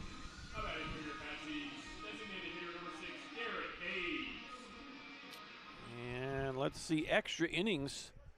Northeast splits the doubleheader with Navarro. They win. Interesting. The score, it says the score was 9-1 in extra in 8 innings. Oh, you can tell me they put up an 8-run inning to win it? Or a 7-run inning, whatever, 8 runs? It's the way it looks, at least. I'll pull the box score up, see if that line score concurs. Sure enough.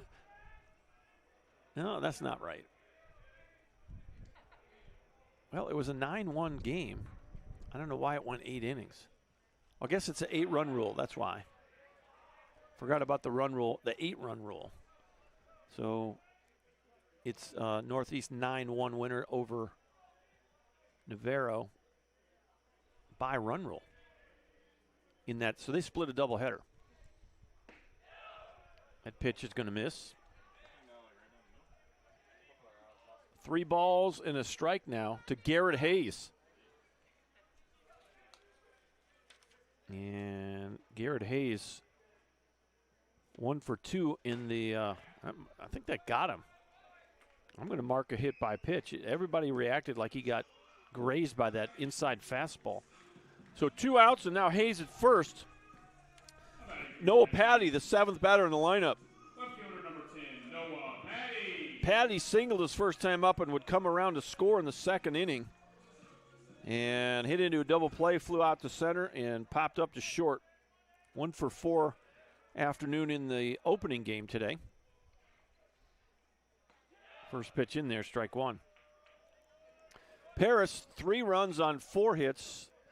Tyler, no runs on no hits. We're in the 2nd inning. Scheduled 7-inning nightcap. First game 1 extra innings, so the second one will revert to a 7. Ground ball to third, and Macklin again, boy, threw it away. And nobody at third base, so excellent base running there by Garrett Hayes. So that'll go as an error. E5, that's a bad feed right there. You just didn't put enough on it. You kind of lollipopped it over to Rodriguez. First baseman number 32. And Patty will reach on the E5.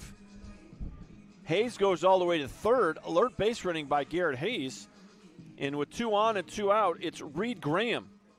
And Graham had a nice first ball game, which included 2 hits, a single to right, and a solo home run that at the time tied the game in the 6th inning. His 2nd homer of the year and his 10th RBI. So Reed Graham now with a chance to cut into this Paris lead. They lead at 3-0.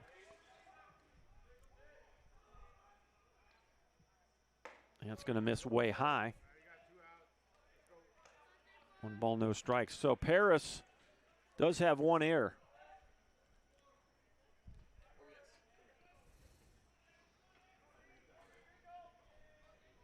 One 1-0 pitch coming up from Nick Bowman.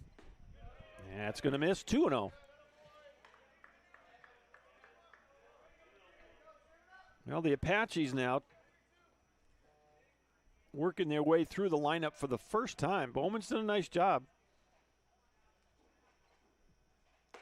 And you thought about going, but Noah Patty probably wants to go here.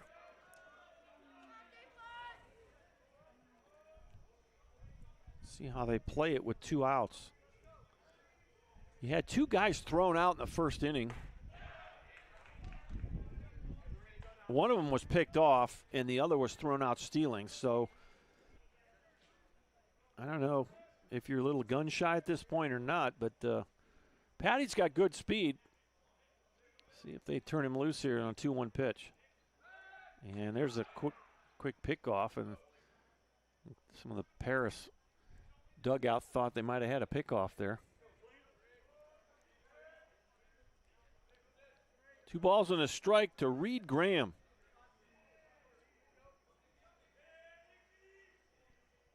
Nick Bowman, the sophomore from Point, Texas, a Raines High School product, pumps a strike in there. It's 2-2.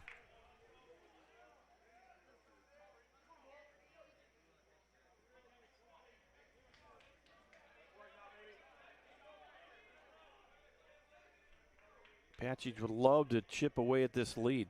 Payoff pitch. Pop up right side. That's going to get out of play. Into the Apache bullpen down by the batting cages. Got batting cages on both sides of this ballpark.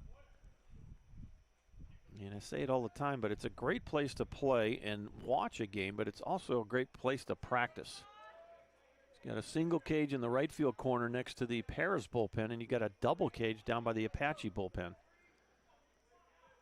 Next payoff pitch, up the middle, ground ball. Easy play here for Rodriguez. He'll throw to first, and that's your inning. So nice job by Bowman to get out of any kind of trouble there. 4-3 if you're scoring at the house. No runs on no hits. You leave 2 guys on. And we are through 2 innings here in the nightcap. It's a 7-inning game because the first one went extra. 3-0 Paris. Back in just a minute.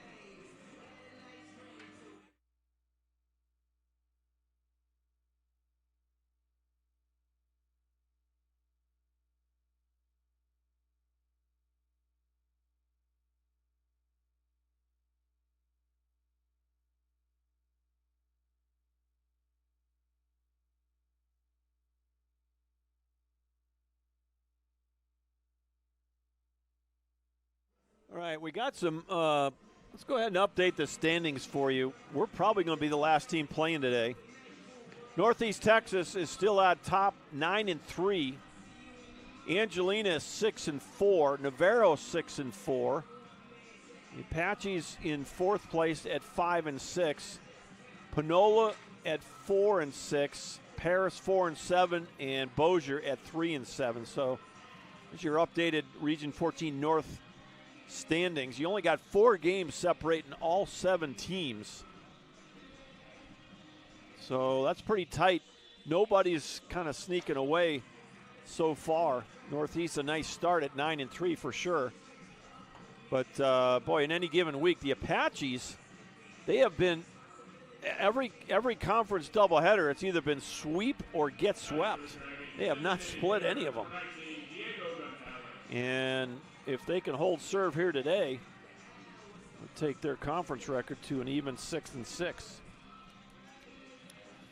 4-5-6, Diego Gonzalez to lead it off for the Dragons.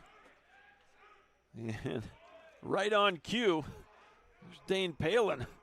Parlin, the stat man. You guys got to get an extension cord down there. Oh, my. No balls, 1 strike. Nobody on, nobody out. Boy, pretty good pitch there. And Martinez held it up there for a moment, wanting a strike called. He's going to actually turn back and look at Mr. Umpire. And that's kind of a no-no. You can talk to him all you want if you keep your face toward the pitcher. The second you start turning around on that umpire, they don't like it. Next pitch missed. It's 2-1 to a dangerous Diego Gonzalez. Drew a walk his first time up. 2-1 pitch popped out of play. That's going to get out of the ballpark in the left field side. Gonzalez came into the doubleheader, 365. And started the day with 27 driven in. He's got 29 driven in now. A couple of hits in the opener. Ball's drilled foul, left field side now. Down toward the batting cages. Well, that sun kind of blocked by the smoke today. That's a base hit to left. Boy, nice at bat there. Let's see why they are so tough. That 4 and 5 spot, just those are just tough outs. Really good at bat by Gonzalez. And here's the other guy that's really a good hitter, and Jordan Coronado. He doubled in 2 runs his last time up. Hit a ball hard into the gap, and it went all the way to the fence. So he's 1 for 1 with 2 RBI. And Coronado,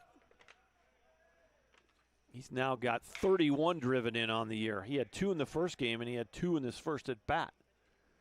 And that's staying out of Avalon area there.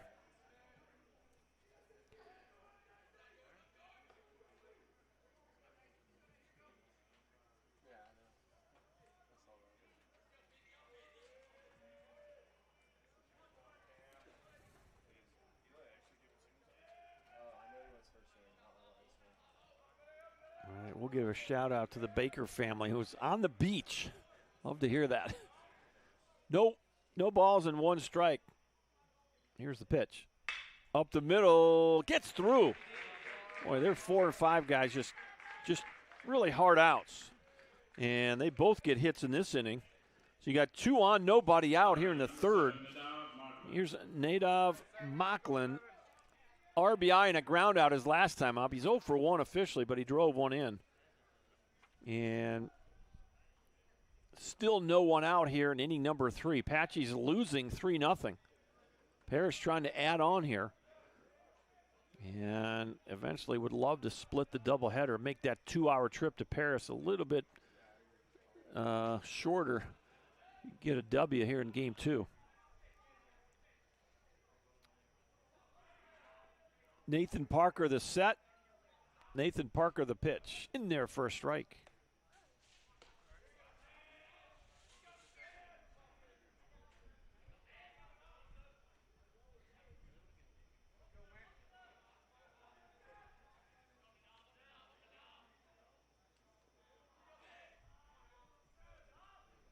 Here comes the 0-1. Oh, it looked like the same spot. Different call. 1-1. So Mitch, Luke, Lowry, and Gabby are all pulling for Brady Baker from Rosemary Beach, Florida. So thanks for checking in. If you haven't checked in yet, feel free to shoot me an email. I'll give you a shout out. Ground ball up the middle, base hit. And nobody coaching third, so the guy's on his own. Coach Cox was in the dugout. And the Dragons have loaded the bases here in the third with no one out. Whenever that happens, my eyes go immediately to the third base coach to see if he's going to send him. And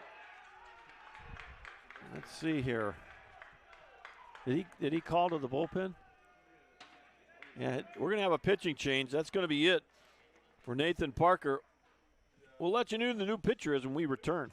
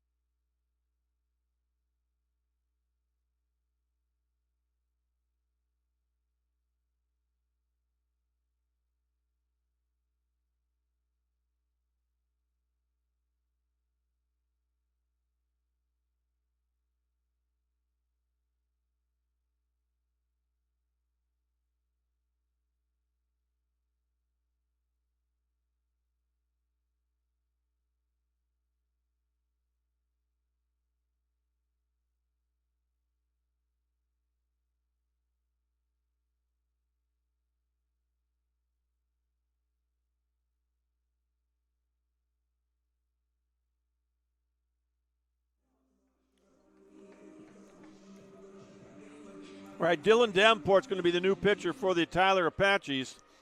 5'10", 170, a right-hander, sophomore out of Carthage, Texas. He'll take over for Nathan Parker. Parker would end up throwing 61 pitches. We're in the top of the third. Paris has the bases loaded, strike one. And for Davenport, his 8th appearance of the year, He is 1-2 with a 4.70 ERA, 15 in the third innings, 16 strikeouts, 11 walks, and he jammed him, fouls it down the first base line, foul, 0-2. So Dylan, 1-2 with a 4.70, his 8th appearance. He does have one start for the Apaches this year, 15 in the third, 16 strikeouts, 11 walks. So new pitcher is right-hander Dylan Davenport.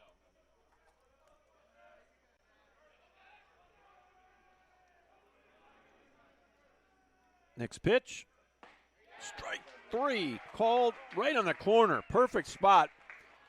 Wasn't sure if Mr. Umpire he didn't really get into that much, but nonetheless, it's a called third strike.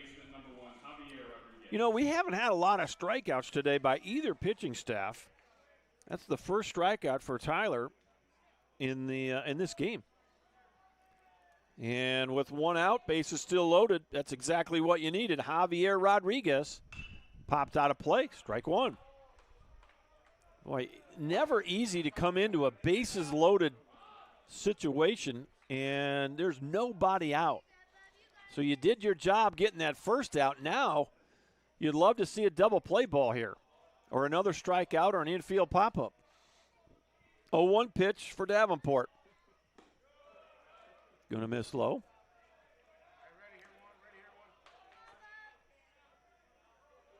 Three runs on 7 hits for the Dragons. No runs on no hits for the Apaches. Davenport has just come in to relieve Nathan Parker. Next pitch. That's going to miss. 2-1. Parker would end up throwing 61 pitches in his outing. He would go 2 complete innings, 3 runs on 7 hits. And let's see. He would walk 1. Did not strike a batter out. 2-1 pitch coming up from Davenport. Here it comes. Boy, pretty good spot. Just a bit low, perhaps. 3-1. Got nowhere to put the 8-hitter, Javier Rodriguez. Got a base hit his first time up to center field. He's 1 for 1.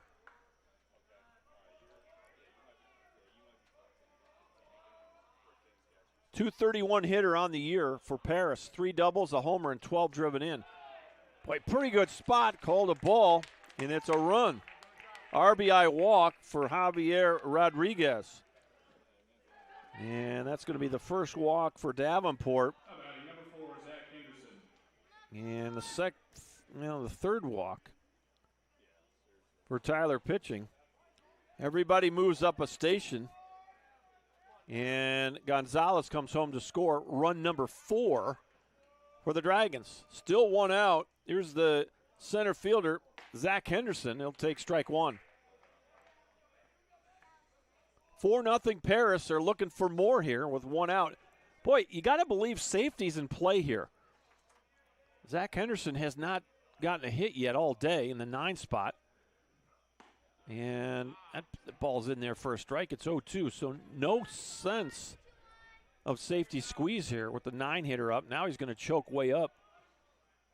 Try to knock something through the infield. Well, you'd love to have another strikeout right here. Davenport gets the sign, hands in front of the face. The 0-2 popped out of play. Count remains no balls, 2 strikes. Dylan Davenport, the sophomore out of Carthage, Texas. Trying to work through a bunch of traffic here in inning number 3. Took over for Nathan Parker. 3 singles in a row knocked him out of the game. The next 0-2. Boy, just a bit low. Good pitcher's pitch right there, and it's 1 ball, 2 strikes. Well, you don't see it often, but Zach Henderson is choked way up on that bat. I like to see it. Here's the 1-2. Fouled straight back. And again, we talked about it earlier, but these Paris hitters are scrappy, man. They don't go down without fouling off 1, 2, 3, 4, 5 pitches. And a number of times today, after having those scrappy at-bats, Sure enough, they'll find a way to get a base hit. Next 1-2. Ground ball through the hole. First hit of the day for the 9-hitter. 1 run's home. The second runner will be held. 5-0 Paris. Zach Henderson gets a base hit to right, an RBI. And the Dragons looking for a big inning here.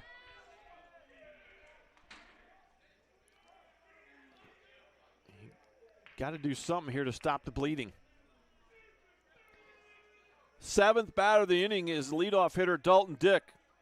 He's 2 for 2. A double and a single for Dalton Dick.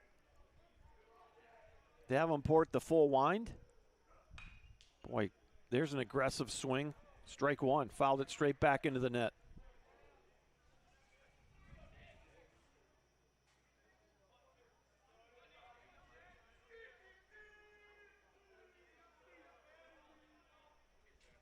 The 0-1 got jammed there, fouled it off, and ooh, that's going to, I think that cleared the Avalon by plenty. Definitely the direction, though. That's a little closer than I'd care for. 0-2 on the leadoff hitter, Dalton Dick. He's the 7th batter of the inning. 1 out, bases full. The pitch. Another good swing, fouled it straight back. Tough pitch, and he just battled. 5 runs on 8 hits for Paris. So far, the Apaches have been 8 batters to the plate, have not gotten a hit. Had a couple of base runners, 2 walks and a hit batter. No one has reached safely. 0-2 pitch way off the plate, and Martinez snags it with his glove. Saved a run right there.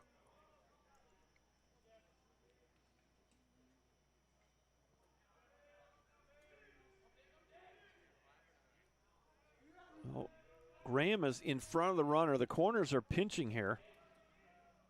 Probably come home with something they can handle. Here's a ball right at Graham. He'll knock it down. Tough play here. Throw to first. Everybody's safe. And I don't know. I'm going to give it a hit. That was not on any level an easy play by anybody there. That ball was smoked. Graham did well to get the glove on it. I'm going to give it an infield hit. And they may change it in the dugout, but I guess the one thing you could say is that if you make a good toss there, he might have been out. So I'm going to go 1B3 on it. It'll be an RBI for Dalton Dick for the moment. They want to change it later. They might want to, but everybody moves up 90 feet, and boy, the Dragons are playing station-to-station baseball, and they put another 3 on the board, and they still only got 1 out. And here's the 8th batter of the inning, Grant Moore. He walked and flew out to center. He's up for the 3rd time in the 3rd inning. And I tell you right now, you don't want to get to 4 and 5 here with the bases loaded. The 1-0 pitch in there for a strike. 1-1.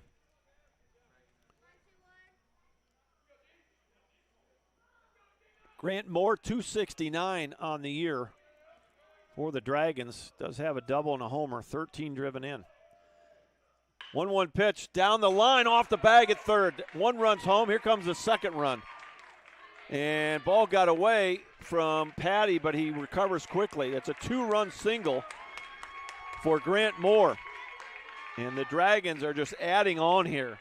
Really nice piece of hitting. He went the other way, the left-handed batting right fielder, Grant Moore. That ball went off the third base bag, bounced high, and rolled out to left field. Patty had to come in and make a quick play to keep it from going further into the corner.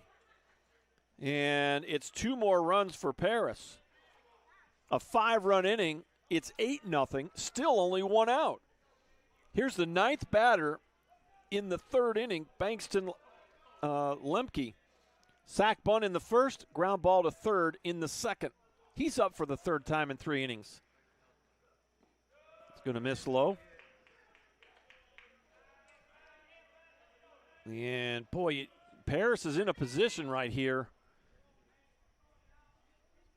And you still got a lot of baseball in front of you, but as a 7-inning ball game, you always start thinking if you can shorten the game. Throw back behind the runner at first. The ball got away. Into right field, both runners advance. Anthony Martinez thought he had a pickoff, and he made a poor throw. And that'll be an E2 that'll move both runners up 90 feet. And now, what we got going on here?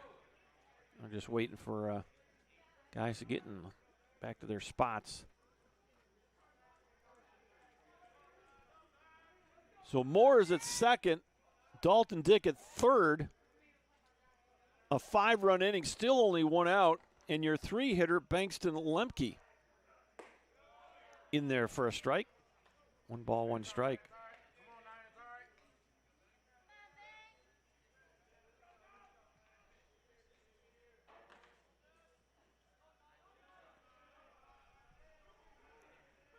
Dylan Davenport going from the windup. Here comes the 2-1. And that'll be a grounder to second. That'll score a run. And it's 9-0. I was thinking that very thing right there, that you might bring them in, but they leave them back and they give up a run. So 4-3 if you're scoring at the house. It's an RBI ground out for Lemke. And that's the second out of the inning. And here is the DH, Diego Gonzalez. He led the inning off with a single to left field. So his second at bat in the inning. Paris has brought 10 batters to the plate. Fastball in there for a strike. You got to see how this plays out. Can't say that just yet, but right now, yes, it would be. You can go back and change it if you need to, but if this guy hits a home run, there'll be, but that's the one thing about those programs. You got to make a decision in the moment. I would go ahead and give it an unearned, and then you can go back and change it if you need to. 0-2 pitch coming up. Here it is. And that's going to fall in front of Patty, base hit. So Gonzalez gets his second hit in the inning, drives another run in. And who just scored? 21. Man, it's a 7-run inning, and it's 10-0 Paris. And here comes Coach Doe, and we're going to have another pitching change. And we'll let you know who the new pitcher is for the Apaches when we come back.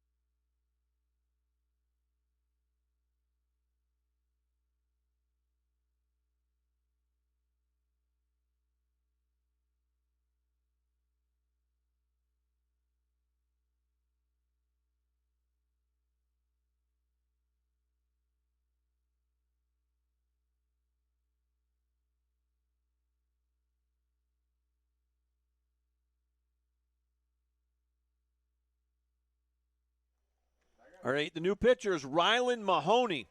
Runner at first base, 2 outs for Paris. And now it's Coronado. Jordan Coronado, 2 RBI double to go with a single. He's 2 for 2 in this nightcap. Paris has jumped out 3 in the first, 7 here in the third. This will be the 11th batter of the inning. Outside corner called a strike. It's 1-1.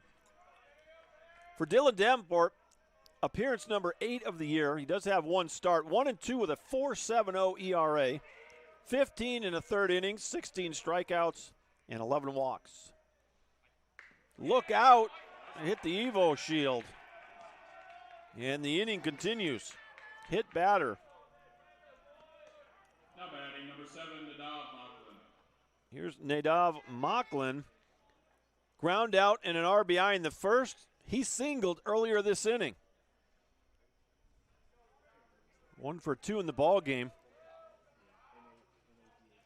Paris, 10 runs on 11 hits. We're in the third inning. And the game is not as easy as it looks sometimes.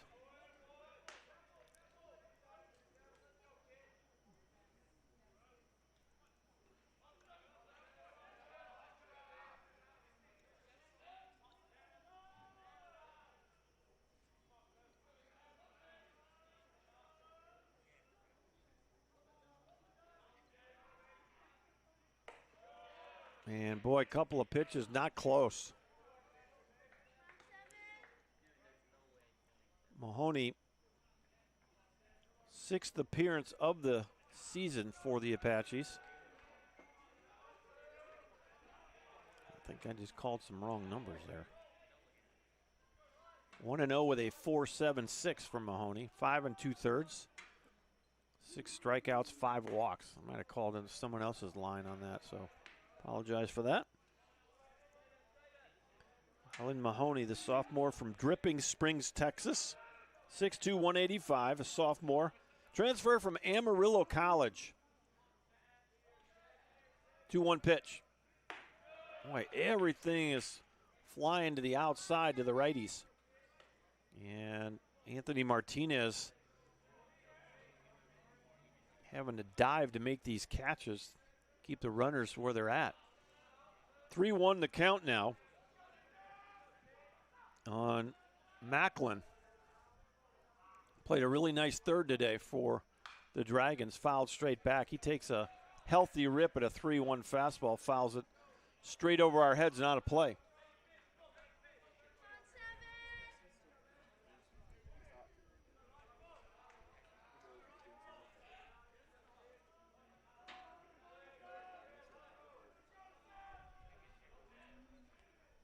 Next pitch. Boy, just a bit low. And that'll be the first walk issued by Mahoney. So he hit a batter and he walked a batter. It's unofficially 6 walks for Tyler pitching. We're not through 4 innings yet. We're not through 3 innings yet. Here's Johnny Gifford, the catcher, line out to third, a strikeout looking. He's 0 for 2. And once again, the Dragons have loaded the bases here. And that's going to miss low for ball 1.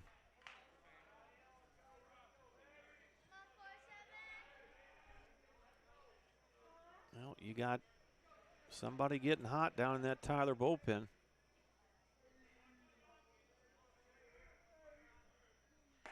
And that's going to catch the outside corner.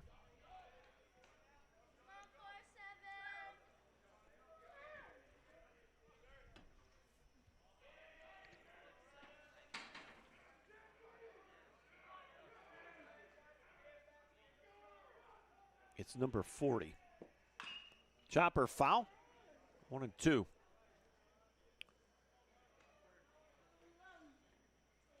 Tyler Chapman down there throwing for the Apaches in the bullpen. 1 ball, 2 strikes, 2 outs. The Apaches just trying to get off the field. It's been a long third inning. 13th batter of the inning for Paris.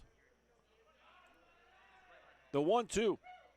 Chopper right back to the mound. You flip it to the plate, and finally the inning ends. That'll go 1-2 if you're scoring at the house.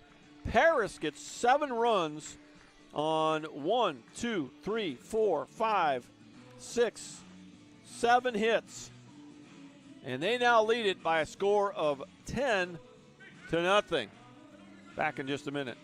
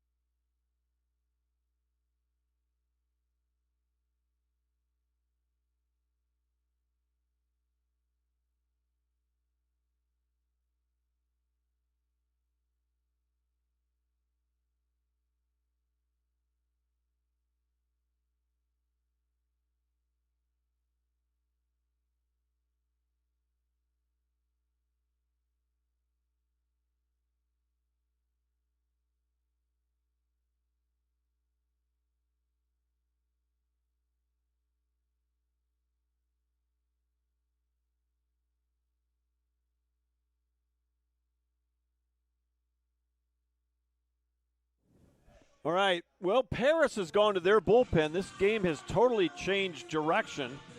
It's now a 10-0 lead, so they go to Jackson Thomas, 5'11", 200, right-handed freshman from Bedford, Texas, out of LD Bell.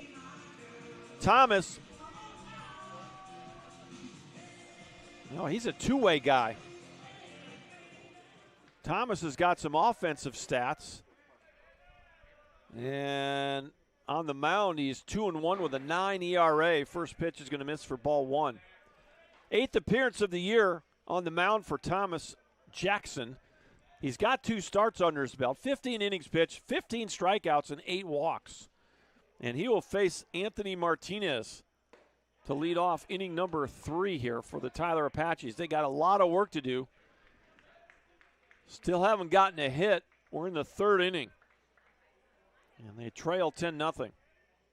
Jackson Thomas from the stretch, the 2-0. In there for a strike, it's 2-1.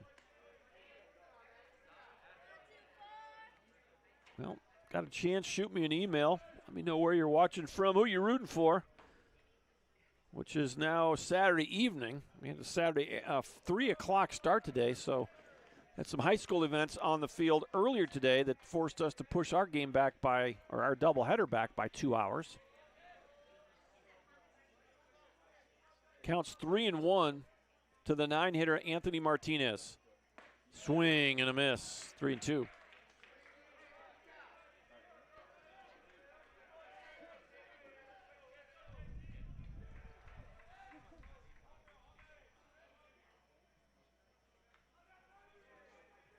From the stretch, Thomas the pitch. Off the plate, leadoff walk. There you go. It's what you need, base runners. That's walk number 3. First walk issued by Jackson Thomas. Here's Lillis now. David Lillis walked his first time up. And here comes Boone Prevette. And I could just about guarantee what this is about. We're up 10-0. The last thing you need to do is issue free passes.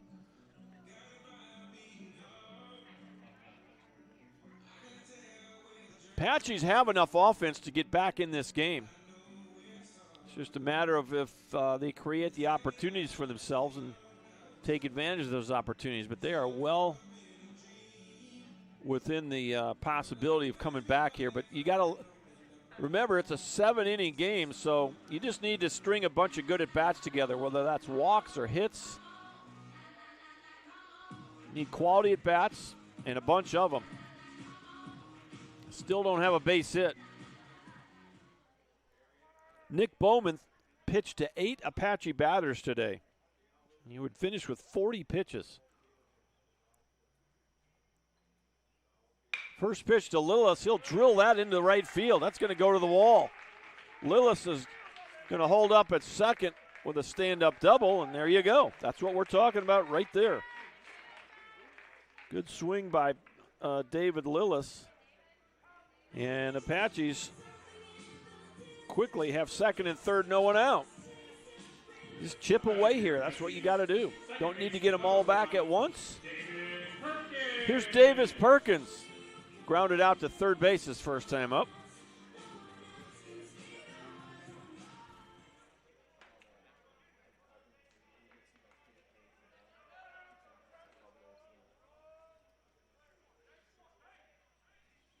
First pitch to Perkins, swing and a miss, strike one.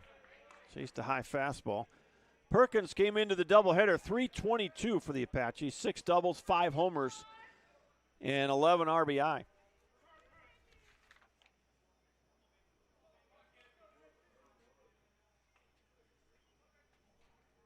Thomas the set, the 0-1 fouled off, 0-2. And that's what Coach Prevet's looking for right there. Just pound the strike zone and let your defense go to work.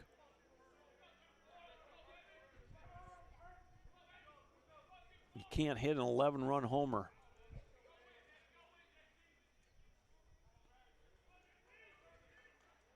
Here's the 0-2. Swing and a miss. Got him. Boy, good response right there by Thomas. Strikes out Perkins. It'll be Thomas's first strikeout. And that'll be Paris's first strikeout. Here's Sawyer Dunnigan. Drew a walk and got thrown out stealing. So no official at bat yet here in the nightcap for Sawyer Dunnigan. Boy, you'd love to get both these runs in. Now, I'm selfless enough. I want both of them. Swing and a miss by Dunnigan. Good off-speed pitch there by Jackson Thomas, the freshman from Bedford, Texas, L.D. Bell High School.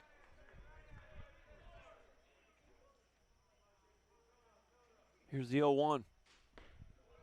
And that's going to miss.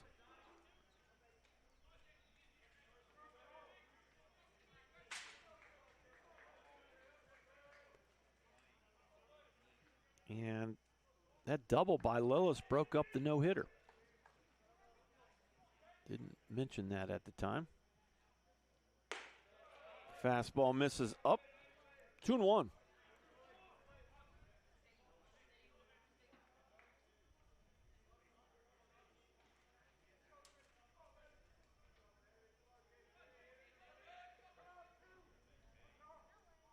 Next pitch. Pop up left field. Going back toward the wall. This ball's carrying. It's off the fence. Dalton Dick looked like he had a beat on it, but it's going to score 2. 2 RBI double. Perfect. Sawyer Dunnigan, good at bat right there, going the other way. That ball just kept going. Dalton Dick has caught about 3 or 4 balls today on the warning track, and that looked like it was going to be another one. But he just kept backing up, and it got over his head. So Martinez scores and Lillis scores. Out at second is Sawyer Dunnigan with a stand-up 2-run double.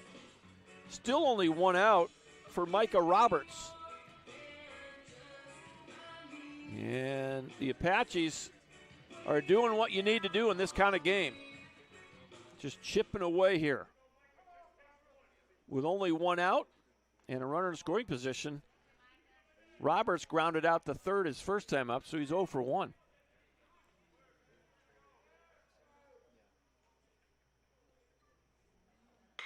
That ball's hammered to left. Base hit. Runner will be sent home. Another run. It's 10-3. That's what you need. That's what I'm talking about right there. Stringing some good at-bats together. Back-to-back RBI hits for the Apaches. And they have narrowed the gap now to 7. It's 10-3. Here's Ben Koch.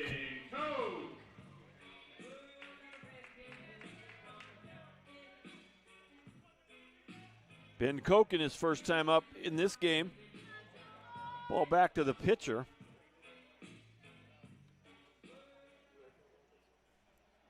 So he's 0 for 1.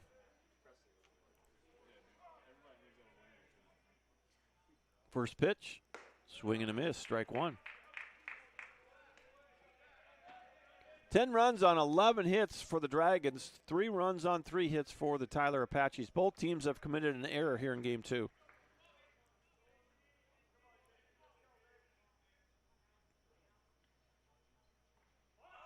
There's the bunt. Boy, tough play. You got to hurry. Catch it, throw it, safe. Ben Koch legging out a single on the bunt. There's another good at bat.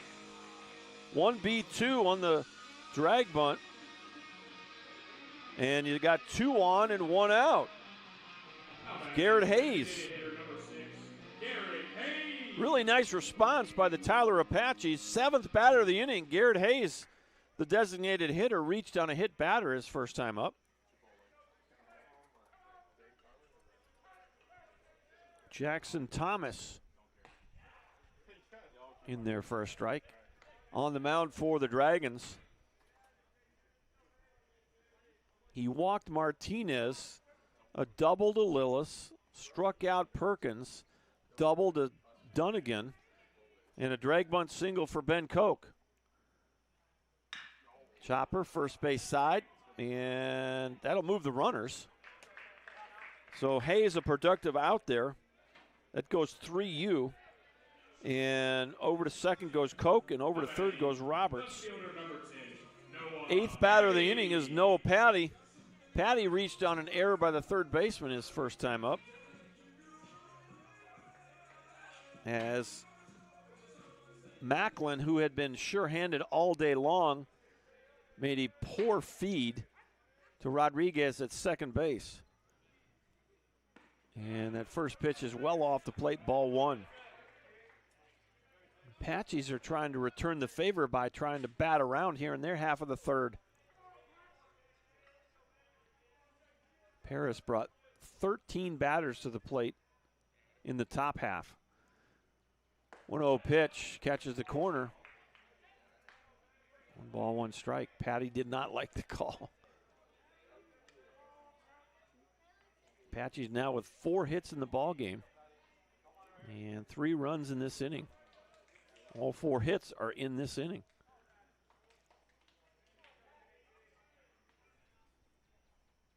One from Thomas, and Lemke up with it, throws across, and there's your inning. Nice play there by the Paris shortstop.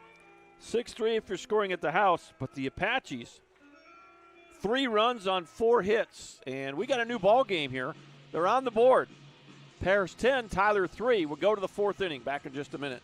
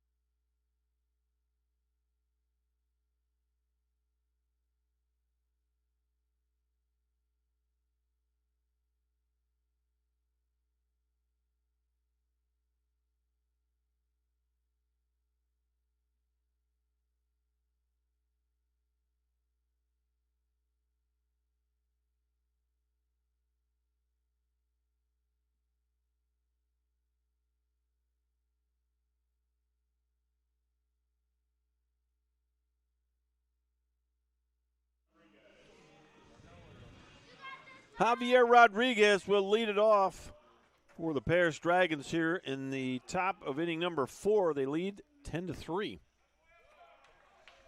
A 7-run top of the third and a 3-run bottom. First pitch was in there for strike 1. Rodriguez, base hit to center and a walk. He's 1 for 1 here in the nightcap. Back on the mound for the Apaches, Rylan Mahoney. Left-handed sophomore out of Dripping Springs, Texas. Amarillo College transfer. 1 ball, 1 strike. Mahoney likes to go from the stretch. The pitch. Got the high leg kick in there for a strike. It's 1-2.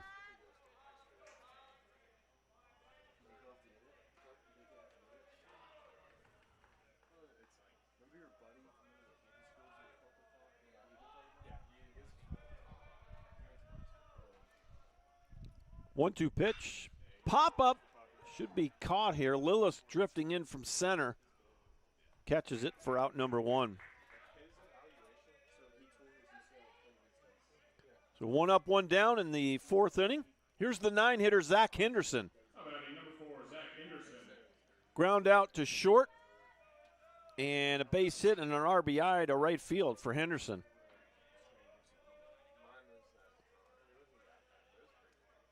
He has scored once, been on base his last time up. Missed inside, ball 1. Well, let's see what's next for the Dragons here.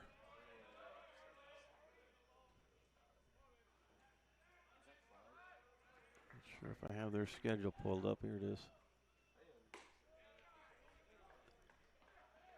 The Dragons had to play back-to-back days this week. I think they got caught in that rain. They had a Panola. They won 16-6 and then lost 10-0. This week they played Wednesday and Thursday. So that means that I think Panola, well, no, they had to go to Panola on back-to-back days. Generally, the old rule would say you didn't have to travel 2 days in a row, but I think they got caught in that rain on Wednesday. Tried to sneak in a doubleheader and couldn't quite do it. 2-1 pitch.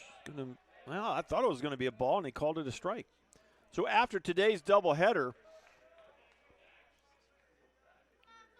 they will play Dallas College Richland on Monday, and then they'll travel to Navarro on Wednesday. Look out, it got him. And I don't know if Martinez said it went off the bat or not. He's making an appeal here. Well, I think it went off his arm. He looks like he's not feeling too good about it. So Henderson, the center fielder, boy, that's never fun. And I think he's coming out of this game. So they'll have a pinch runner here. Zach Henderson will reach on the hit batter. And let's see who's coming in. 20. Get a number on that guy.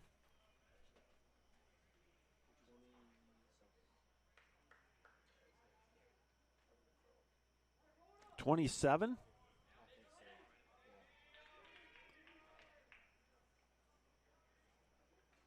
Looks like 27 to me.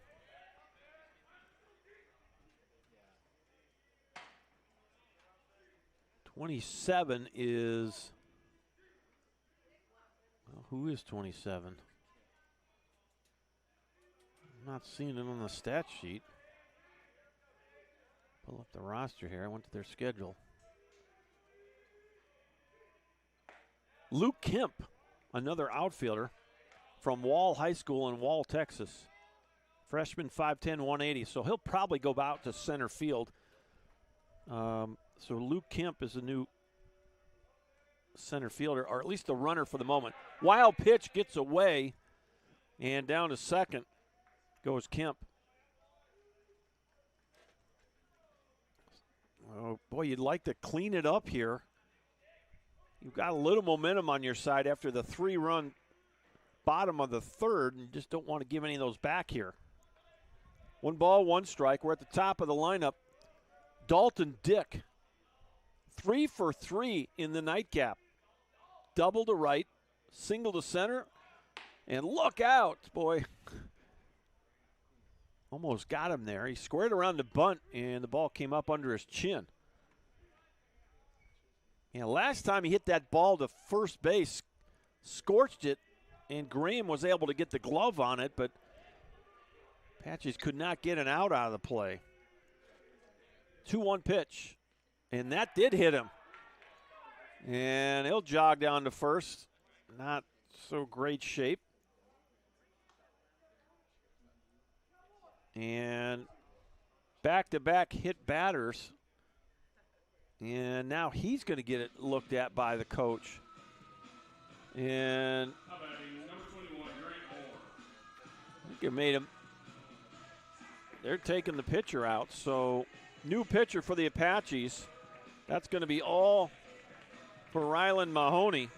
Well, a new pitcher. We'll let you know who it is when we return.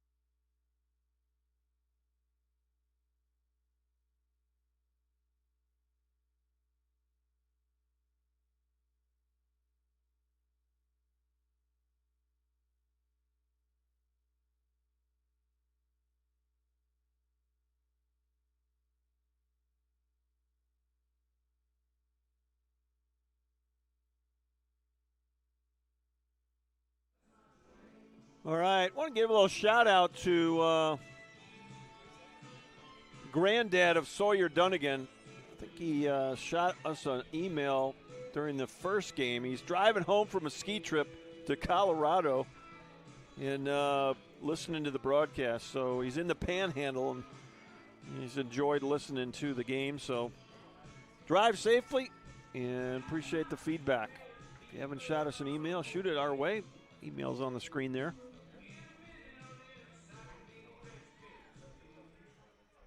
New pitcher for the Apaches, Tyler Chapman, 6'1", 205, a right-handed sophomore from Albany, Texas. And we'll give you some stats on Tyler Chapman here in a minute. First pitch is in there for a strike. 0-0 with a 6.75 ERA. This is Chapman's sixth appearance of the year. 4 innings pitched. He's got 5 strikeouts and 7 walks. Sophomore from Albany, Texas, Tyler Chapman. The 0-1 off the plate. 1 ball, 1 strike.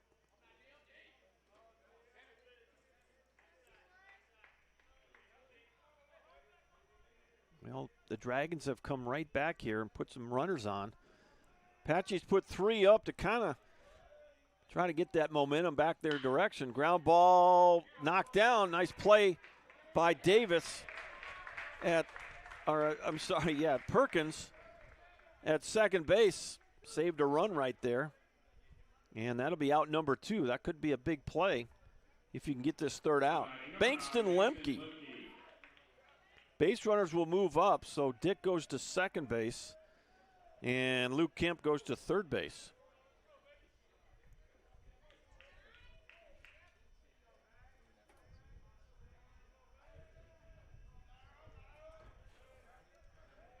Well, you'd love to get out of this thing with found his bat somehow. Everybody's laughing at that one. Tyler Chapman's got a big grin on his face, and Bingston Lemke steps out with a smirk. It's 0-1. The ball went behind him, and it hit his bat. So it's 0-1. Probably was going to be a run if it hadn't hit the bat. Pop up, right field. Should be caught here. Who's going to get it?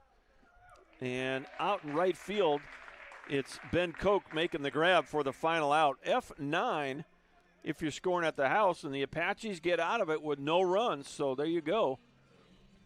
It's no runs on no hits. You hit two guys. That's how they got on. And we're through 3.5 here at historic Mike Carter Field in Tyler, Texas. It's Paris 10 and Tyler 3.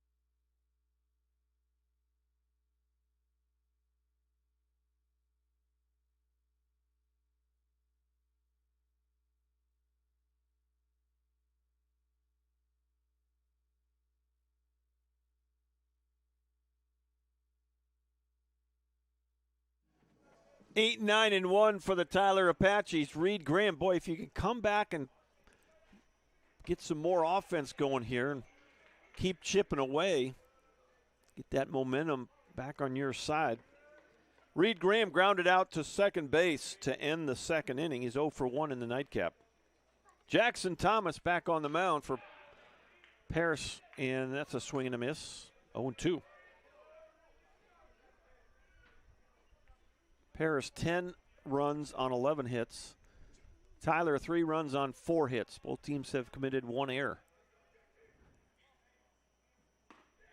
And had a notion but held up. 1 ball, 2 strikes.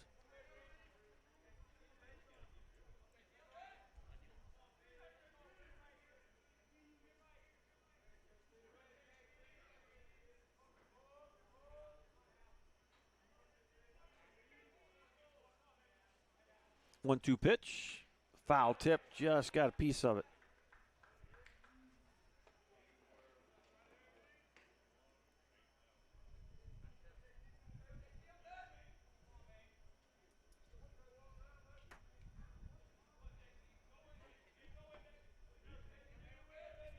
Paris trying to get their 16th win of the year and split a doubleheader. Well, he battled that one right in on his hands, just got a piece of it.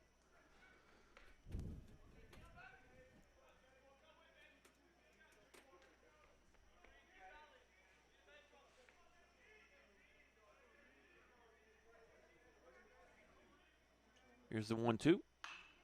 Popped out of play. We'll do it again.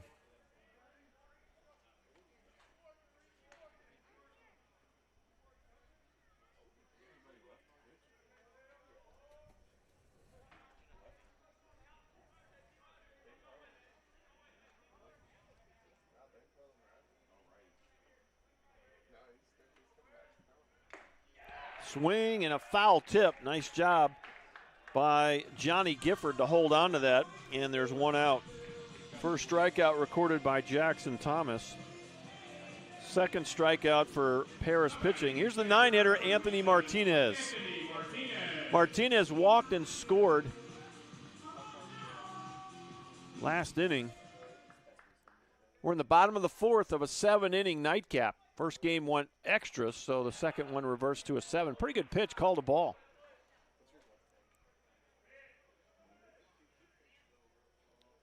Try to recap what's going on around the conference here. A lot of folks doing live stats. Line drive, foul. Left field side. Blinn took a doubleheader from Alvin, 4-2 and 12-9. Bossier split a doubleheader against LSU Eunice, 6-5. Bossier wins, and Eunice wins the nightcap 14-8. Angelina, 5-3 winners in the opener against Panola. Next pitch off the plate. And Panola would come back and run rule in the game too, 14-2. So they split a doubleheader.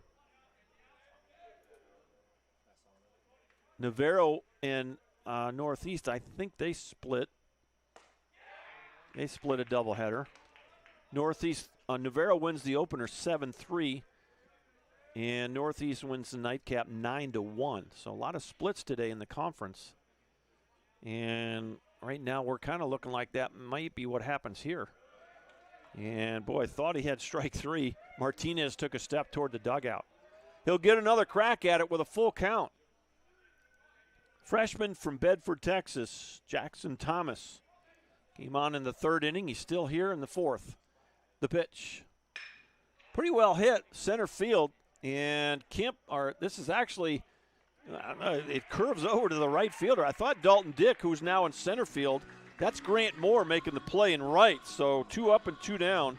That ball carried farther to the right field side than I thought it was going to. That'll roll it back to the top of the lineup for the Apaches. David Lillis, a walk and a double to right. He's 1 for 1. He broke up the no-hitter last inning. And he's had a nice day at the yard. Couple of hits in the first game, including big 3-run home run. That ball's hammered toward the pole in right center, and it's not going to get there, but I don't know who caught it. Center fielder got it. They haven't come up with it yet. It is a center fielder. All right. They were running in. Nobody threw the ball in. So that'll go F8 if you're scoring at the house. Little drama on who caught that ball. No runs for the Apaches on no hits. And we're going to the 5th of a 7-inning game. Paris 10, Tyler 3. You're watching Tyler Baseball on the Apache Sports Network.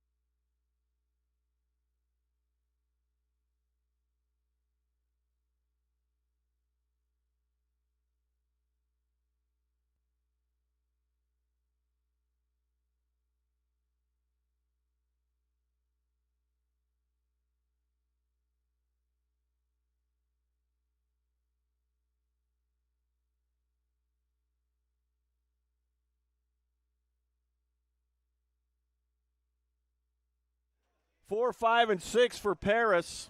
Got a 7-run lead as we play on in the 5th inning. First pitch misses, ball 1. Tyler Chapman back on the mound for the Apaches. And Diego Gonzalez, 2 for 2 here in the nightcap. One of their best hitters. He hammers that ball foul on the right field side. He's got 2 base hits. As hard as that was hit down the right field line, his 2 hits in the nightcap have been to the other way.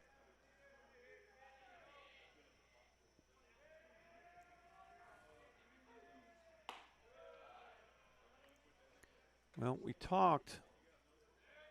We're going to try to get you what the Paris schedule looks like after this Apache doubleheader.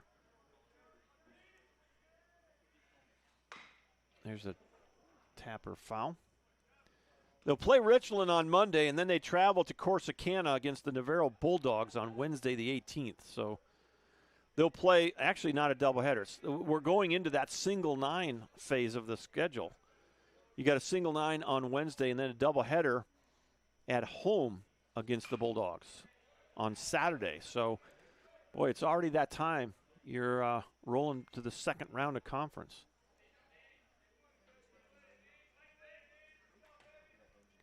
Two balls, 2 strikes. We have seen this thing before.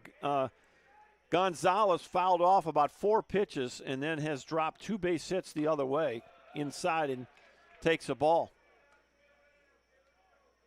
Full count on the Dragon designated hitter, Diego Gonzalez.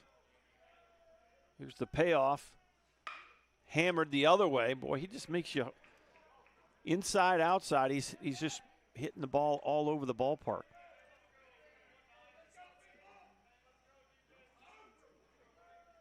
Came in 365. And I think he's got 3 RBI on the day, so 30 on the year. Ball 4, another good at bat for Gonzalez to lead off the 5th. He'll draw his 2nd walk of the ball game. And unofficially 7 walks now for Tyler pitching. And here's Jordan Coronado. And another dangerous hitter. Coronado 2 for 2. 2 RBI double to go with a single, and he got hit by pitches last time up in their first strike.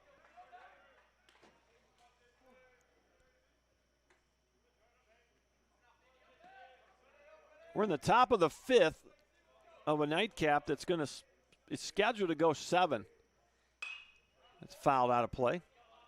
Headed over toward the Rose Garden off to our left. Well, night has set in full force here at Mike Carter. Can't quite smell the smoke like we could earlier, at least not as strong. Way inside, 1 and 2.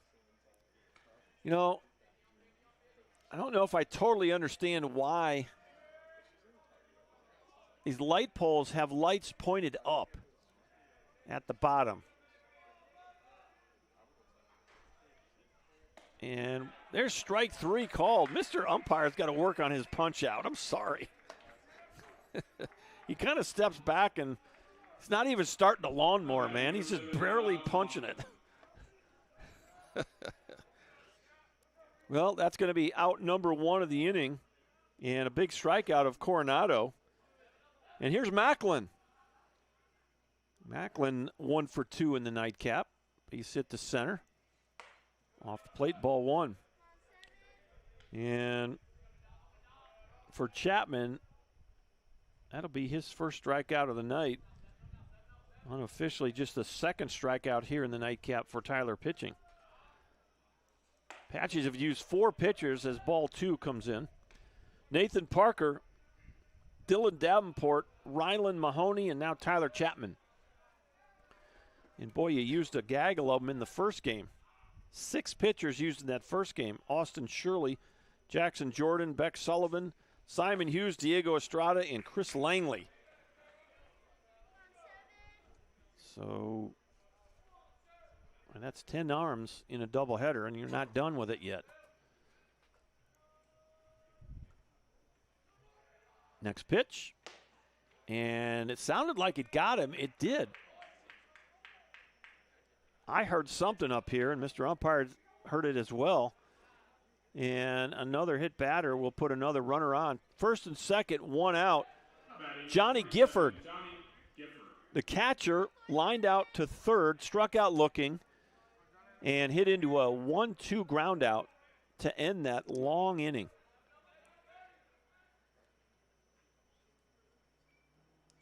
"13 batters came to the plate in there for a strike.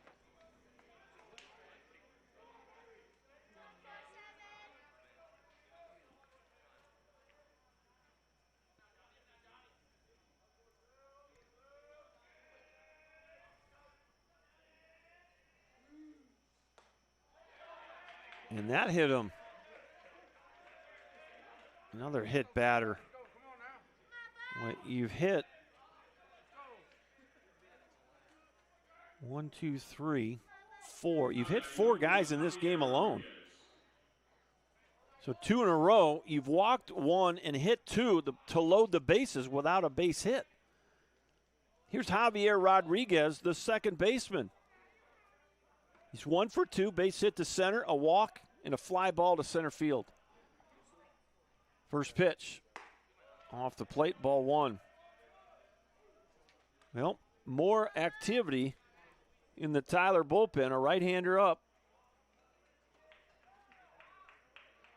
36 is thrown in that pen, and Coach Egger out to the mound. And let's see who 36 is for the Apaches. That is Jacob Newsom, freshman out of League City, down there heating it up. Well, you got a game on Monday too, so not sure how many arms we got, but McLennan will bring a quality club up here. And you've used 10 pitchers so far. Nobody's really, I don't know, the longest outing I think today was Austin Shirley. Got into the 5th. Everybody else's outings have been relatively short. And Mr. Umpire going to break up the prayer meeting on the mound. Base is full of Dragons for Javier Rodriguez. Rodriguez, the 8th batter in the Paris lineup. A 1-0 count. The pitch in there for a strike.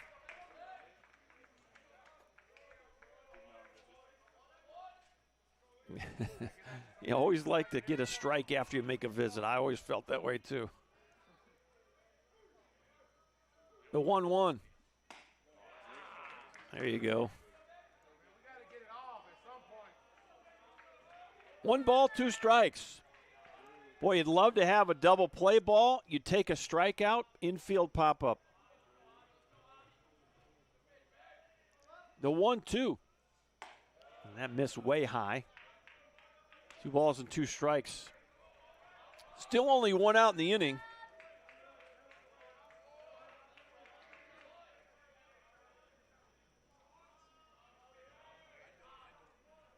Tyler Chapman, the sophomore from Albany, Texas. The pitch. In there for a strike. Another punch out.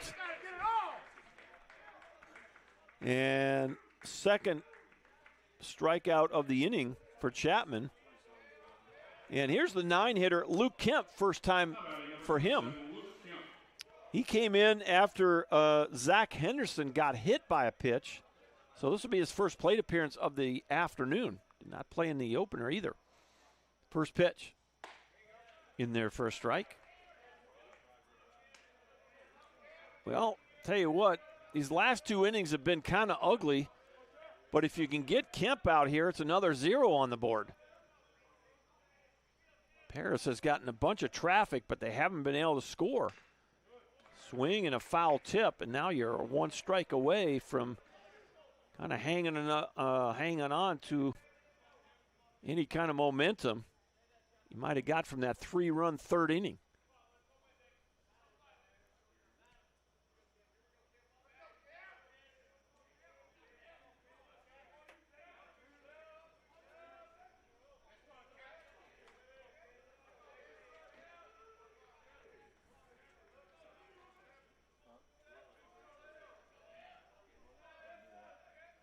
Oh, 2 pitch. Strike 3 called. He struck out the side. Nicely done by Tyler Chapman. And he leaves him loaded. Paris has left 10 runners on base here in the nightcap, 6 of them in scoring position. And Chapman hangs another donut on the board in the 5th. The Apaches need some runs. They need some runners and some some quality at bats. They will bring 2, 3, and 4. Perkins, Dunnigan, and Roberts to the plate. They trail 10-3. Back in just a minute.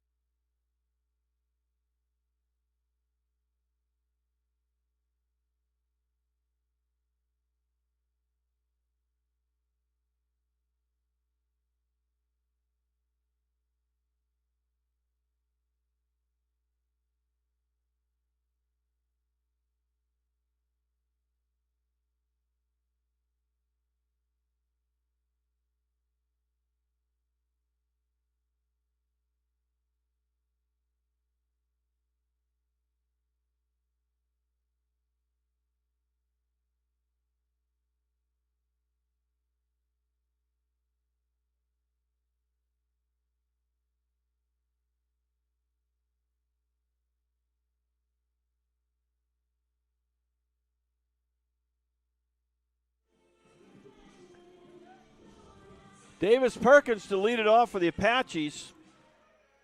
Ground ball to third, a strikeout. He's 0 for 2.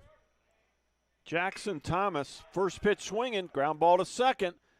Rodriguez will flip it over for out number 1. So 1 pitch, 1 out. Here's Sawyer Dunnigan. 2 RBI double his last time up. He's 1 for 1. Well, the big league club across town, they won the opener 15-3 over Eastern New Mexico. They're trailing in the nightcap 6-0 in the bottom of the 6th inning. So the Greyhounds trying to snag one off the Patriots. Patriots are in first place in the Lone Star. They started this game, the nightcap, 18-6 in Lone Star play. And that means that the Greyhounds would be 6-18. Liner right at the first baseman, Coronado. He'll spear it out of the air for out number 2. Ball was smoked by Dunnigan, but it was right at Jordan Coronado for 2 outs. Here's Micah Roberts.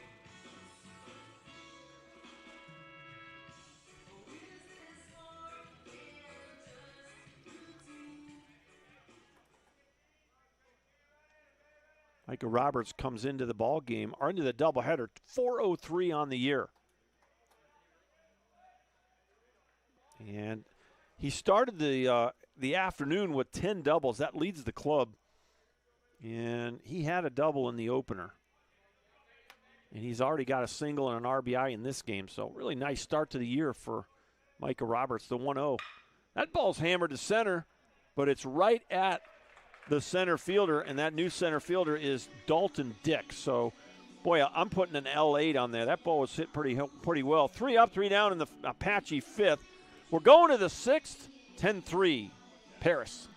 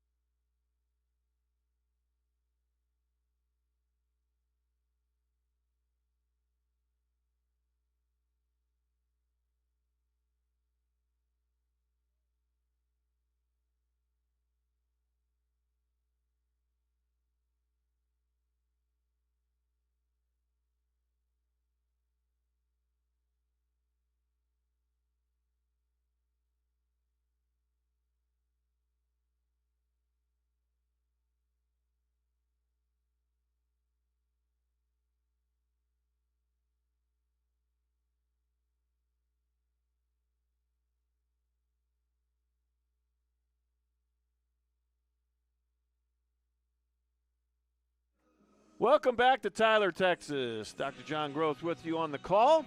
10-3 Paris. And new pitcher for the Apaches, Jacob Newsom. 6'3", 180, a right-handed freshman out of League City, Texas. Jacob Newsom, 0-0 with a 0 ERA. 4 innings pitched, 5 strikeouts, 2 walks.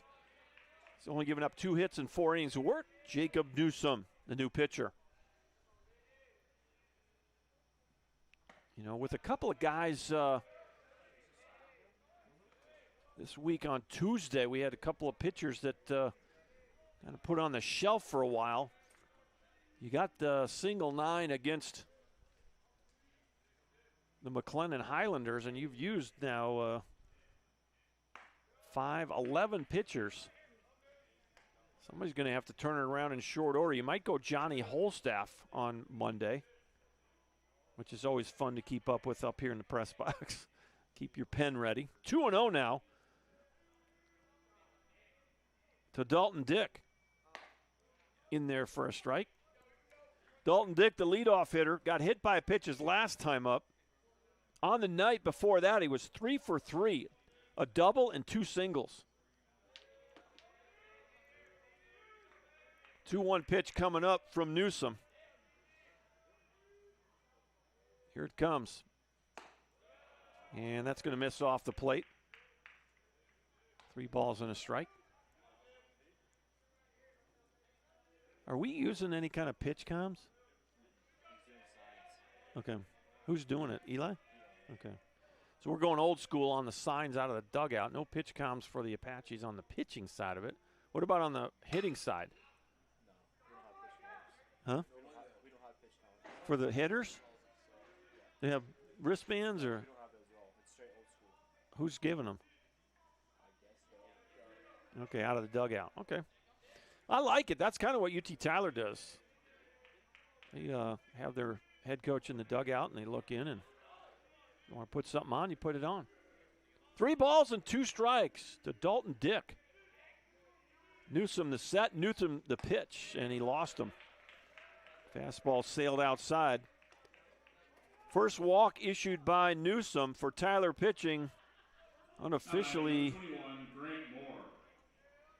Yeah, unofficially 5 walks. Here's Grant Moore now, the right fielder.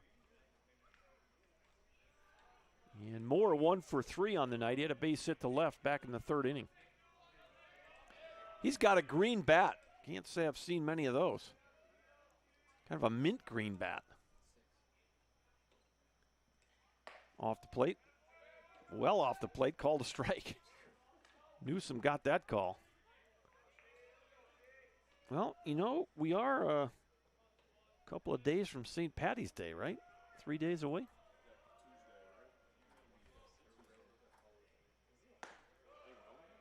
The 0-1 pitch way outside, 1 ball, 1 strike. Well, Aunt Tiffany, Cousin Ren, and Grandma Mimi watching Tyler Chapman from Port Lavaca, Texas. Thanks for checking in. Appreciate the shout out. And if you haven't checked in, you still got a little bit of time before we sign it off here. Paris with a 7-run lead here in the 6th inning. The nightcap is a 7. Normally it's 9, but the first game went extra innings. And so when that happens, you revert the nightcap to a 7-inning game. So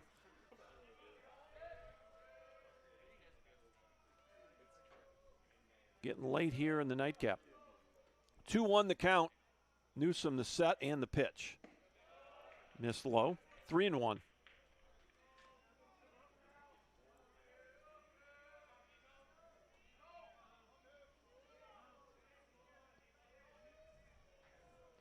Well, we have the man himself. Dane Parlin is sitting next to me.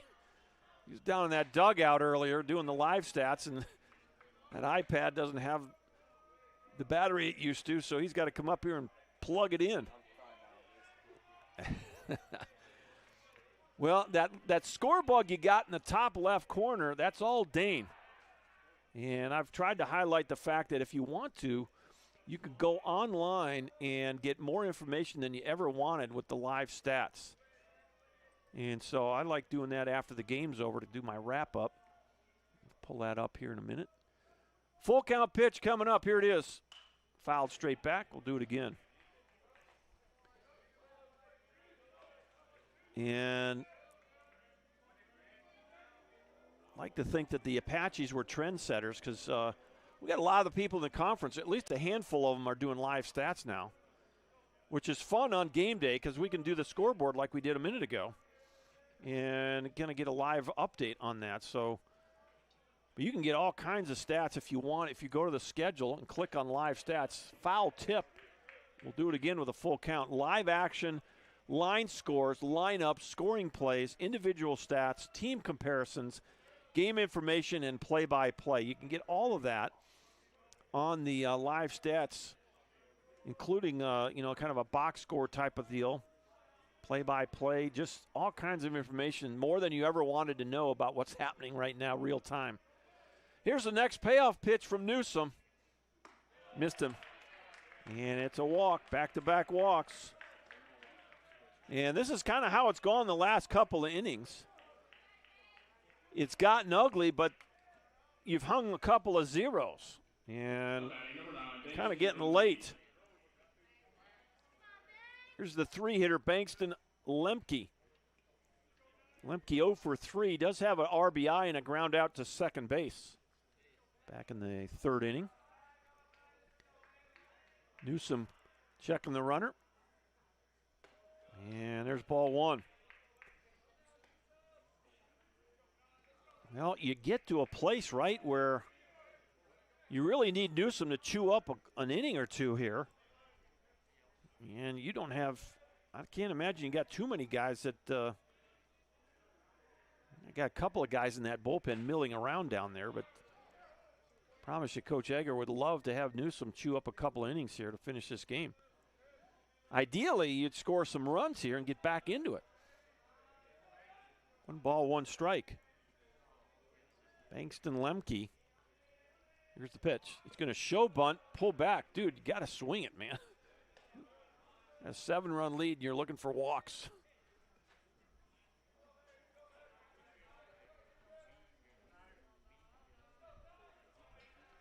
Two balls, 1 strike. You still got nobody out. A leadoff walk to Dalton Dick. Grant Moore walked, and they're on base right now. The pitch. Ground ball to third. Could be 2. 5, 4, 3. Nicely done right there by the Apache infield. That'll go Roberts to Perkins. Ball gets away, and a run comes home. Boy, sloppy play right there. The Apaches allows Dalton Dick to come home to score. I didn't see what happened. Oh. Well, golly, I guess it's an error by Reed. Reed Graham rolled the ball to the mound thinking it was the third out of the inning, and it wasn't. And an alert runner, Dalton Dick, came home to score. And, boy, that, I don't know if it kills you there, but it just, you hung a couple of zeros, and now you give them back a run. And who's coming up but Diego Gonzalez. 2 for 2, and he's been on all 4 times. 2 walks, 2 singles. Well, this is a dangerous at bat right here. Gonzalez. 2 outs, nobody aboard. 2-0 count. He's going to get something to hit right here. And he didn't miss it. That ball is toward the wall and way out of here. I had a feeling with a 2-0 count he was not going to get cheated, and he got every bit of that. That ball was high, that ball was deep, and that ball was out of here. And Diego Gonzalez hits home run number 4, and I think that's 32 RBIs. And a 2-run 6th inning is now making it 12-3, and now, boy, if they score another run here, you shorten this game, and it's a 3-out ball game. Well, you know what? I don't know.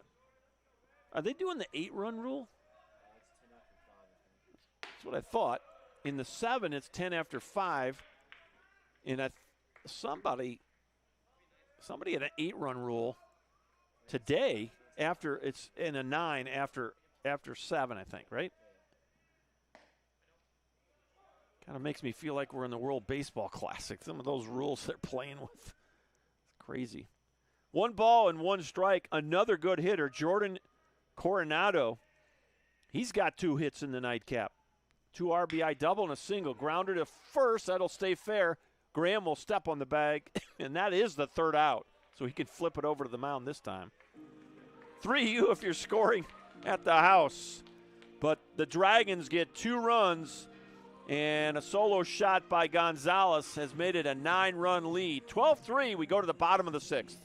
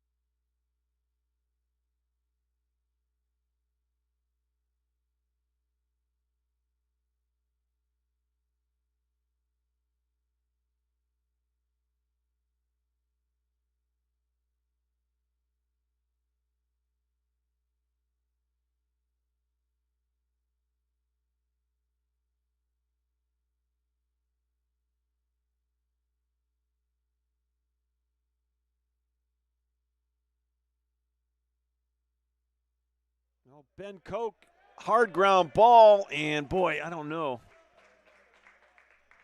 I'm probably going to give him a hit on that in the dugout. So Koch, 1B4. That ball was hit pretty hard. I don't know. I'm giving it a hit. Second baseman is Javier Rodriguez. He had to go up the middle backhand. Ball was hit pretty hard. And I think we're going to end up giving him a hit on that. That ball's drilled, but it's going to curve foul out of play. And at the plate is Garrett Hayes. Garrett Hayes got hit by a pitch, grounded out to first. He's 0 for 1. Bottom of the 6th, Apaches down by 9. 2-run 6th inning, pushed the lead out. After the Apaches had, after that 3-run 3rd inning, you thought you might be able to kind of swing that pendulum back your way, but it just didn't work out that way, as both teams could not score in the 4th or 5th. 4 zeros. And a 2-run 6th inning by Paris is kind of, I don't know about put it out of reach, but it's going to be a tall hill to climb. Runner on the move, throw to second, and he's safe. Ben Koch steals another bag. And that's his 2nd bag of the day. He came in and pinch ran. That's 11 now on the year for Ben Koch. So Hayes now with a 1-2 count.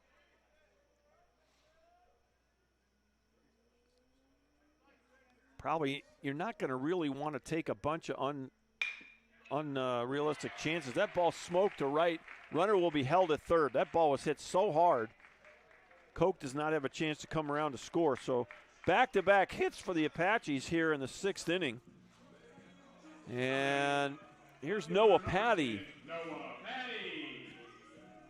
Well, there's a couple ways to look at this game, and one is you just keep having quality at bats, regardless of how this thing plays out. You want to get better, and so you keep having quality at bats. You might sneak back into this one, and if you don't, you're getting ready for that next ball game. You got a pinch hitter swinging a bat in the on-deck area. So 15 will hit next for Reed Graham. And let's see who that is. 15 is Landon Miller. So Miller going to get an at-bat here for Reed Graham.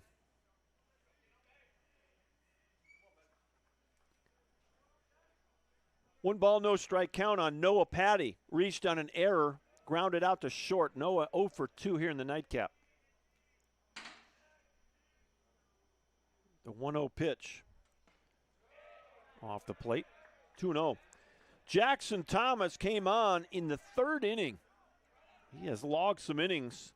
Freshman out of LD Bell in Bedford, Texas. Done a good job. Here's the 2-0. Up the middle. You get it. Boy, nice play there. You almost turned 2. And Mr. Umpire's got to turn around and look at the play. Guess he'll look over. He almost forgot about it. And a run comes home for the Apaches, so it'll be a nice play there by that middle infield. 6-4. Hayes is out at second base. Coming home on the RBI fielder's choice is Ben Koch. Patty gets the RBI, and now it's Landon Miller. Miller, first at bat of the day, will hit for Reed Graham. 12-4 now is the lead for Paris. Swing and a miss, strike one. 12 runs on 11 hits, 1 error for Paris. 4 runs on 6 hits, 2 errors for Tyler. Well, and let's see, Martinez swinging a bat in the on-deck circle. Apaches won the opener in walk-off fashion, 7-6.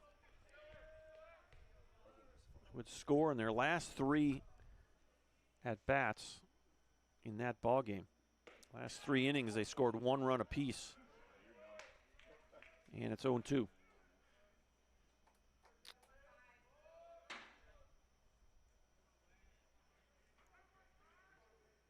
Landon Miller, a sophomore, 6'1", 175 out of Tyler Legacy. Runner on the move, throw to second, not going to get him. It's going to be a stolen base for Noah Patty. And let's see here, Noah Patty. Let's see here. For Noah Patty, that's going to be stolen base number 8. Not sure he had any in the first game. Yeah, he did, so that's 9. Swing and a miss. Miller goes down swinging. And there's a second out of the inning. And let's see here. Second strikeout for Thomas. Third strikeout for Paris pitching. That's the thing you haven't had a lot of today by either staff. Haven't had a lot of punch-outs. Here's the 9-hitter, Anthony Martinez. A walk and a fly out to right field, 0 for 1. Well, appreciate the emails we've gotten today. Got a little bit of time if you want to shoot me a note. 2 outs here. Bottom of the 6th, the Apaches have put a run on the board to make it a 12-4 game. Next pitch. Catches the corner. 1 ball, 1 strike.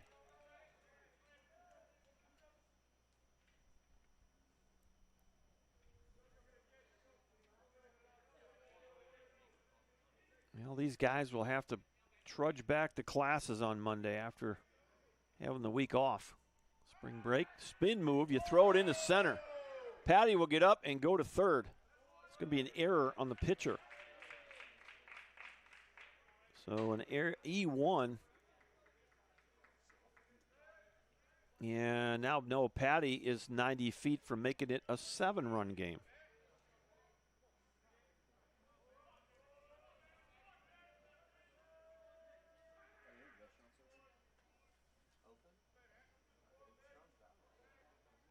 Here's the 1-1.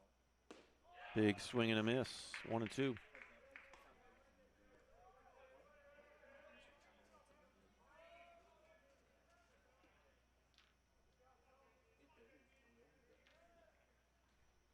Thomas the set, and that's going to be way off the plate.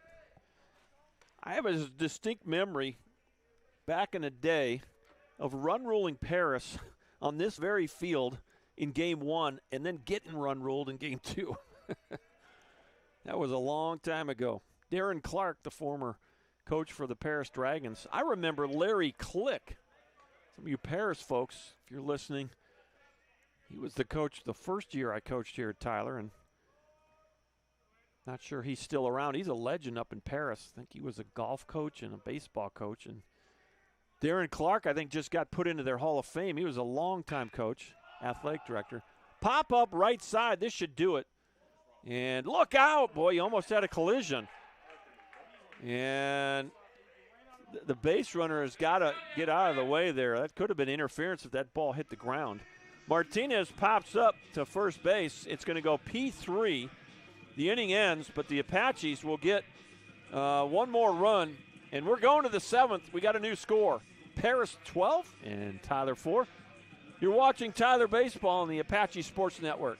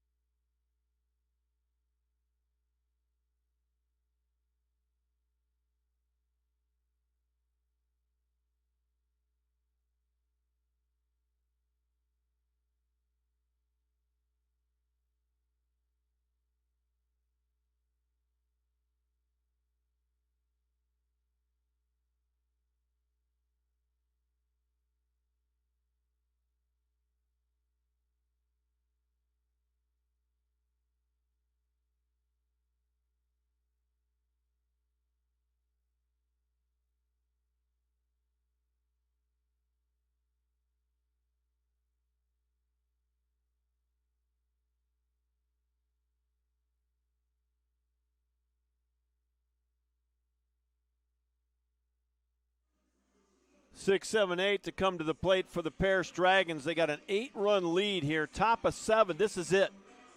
We went extra in the first game, so this one will be a 7-inning ball game.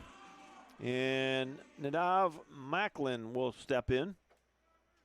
He is 1 for 2 with an RBI and a run scored. Base hit to center, ground ball to short to go with a hit batter and a walk, and another hit batter. And where'd that get him? He's kind of, did it get him in the helmet?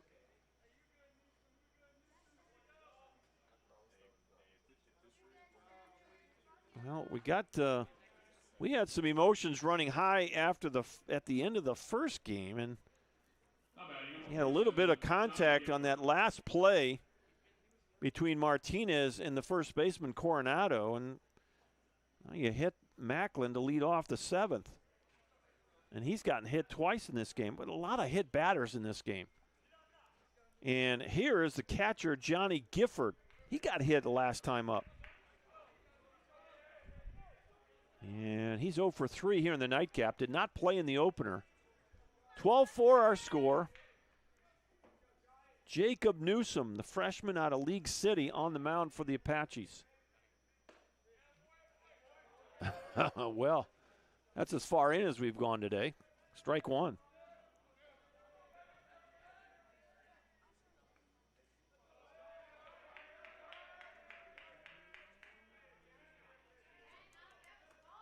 Ground ball up the middle. Could be two if you get there. What a nice play. Boy, flashing the leather, Sawyer Dunnigan. And I thought he might have a chance to step on the bag, but he didn't. But he made an excellent play. Another good defensive play on the Apache infield. Both teams have played off and on here. Really good defense. We've had a little bit of rough defense here in the nightcap. Got 4 errors in this between the two clubs in the nightcap. But, boy, that first game, 0 errors by both teams. And that was a really nice play by shortstop Sawyer Dunnigan for out number 1. Stepping in is Javier Rodriguez. That ball misses inside for ball 1. 12-11-2 for Paris, 4-6-2 for the Tyler Apaches.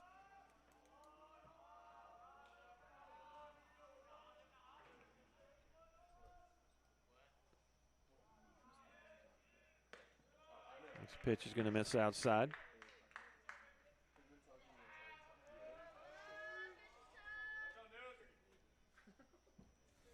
Well, a 3 o'clock start has us still playing baseball at 8:30 on a Saturday night. So don't get to play a lot under the lights here at Mike Carter, and tonight's one of those nights. Making up for that Sunday night game we lost to Joliet last Sunday. That one was scheduled to start at 6, and we had to cancel that because of the rain.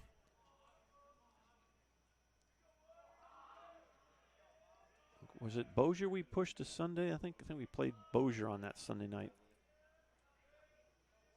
3-0 pitch. And there's ball 4. Rodriguez draws the 1-out walk.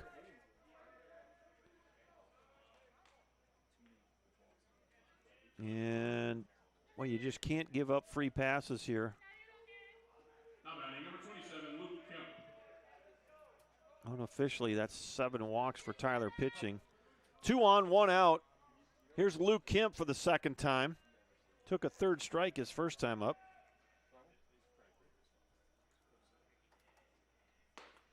And that pitch is in there for a strike. Zach Henderson got hit by a pitch, had to come out of the game.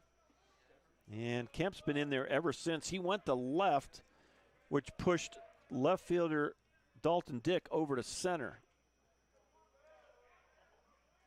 Here's the 0-1. Way outside, 1 ball, 1 strike.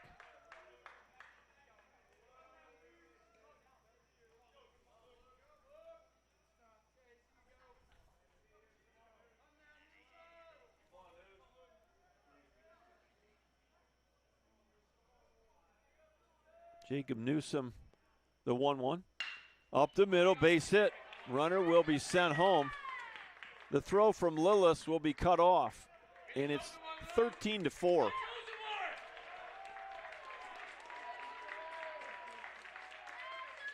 RBI single for Luke Kemp. And back to the top you go, Dalton Dick. Number 2, Dalton Dick. 6th time through the lineup in 7 innings for Dalton Dick. He has walked, got hit by a pitch, and has 3 hits. So quite a ball game here. He's been to the plate 5 times. He's been on base 5 times. And you talk about defining a leadoff hitter. There you go. Takes a whack at the first pitch he sees, fouls it straight back for strike 1. 13-4.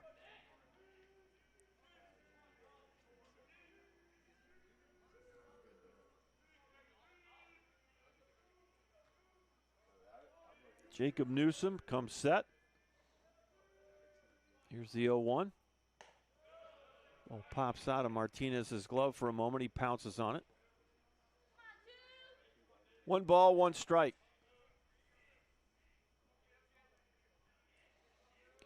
Well, our next broadcast will be Monday. We'll be on the air probably about 2:40 for the 3 o'clock single 9 affair against the McLennan Highlanders. Ball's well hit to center. Lillis running over in left center. He'll snag it for out number 2. Pretty well hit ball off the bat of Dalton Dick. That's the first time he has not gotten on base. Quite a day for Dalton Dick, and now it's Grant Moore, the right fielder. He's been on base 3 of the 5 plate appearances. He's got a single, 2 walks, a fly ball, and a ground ball. See if we can pull up what the Highlanders have done this year.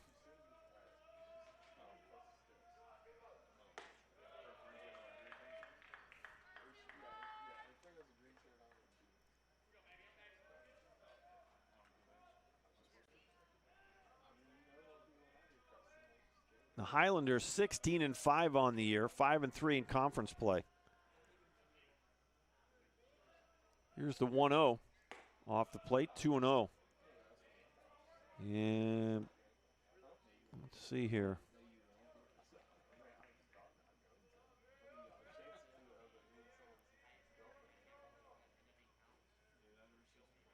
They took a doubleheader from Ranger today, swept Ranger in 4 games at home.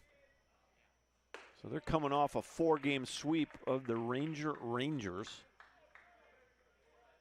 as they head to Mike Carter on Monday. They'll travel to Hill on Wednesday and then a home doubleheader against Hill on Saturday next week. So McLennan coming to Tyler.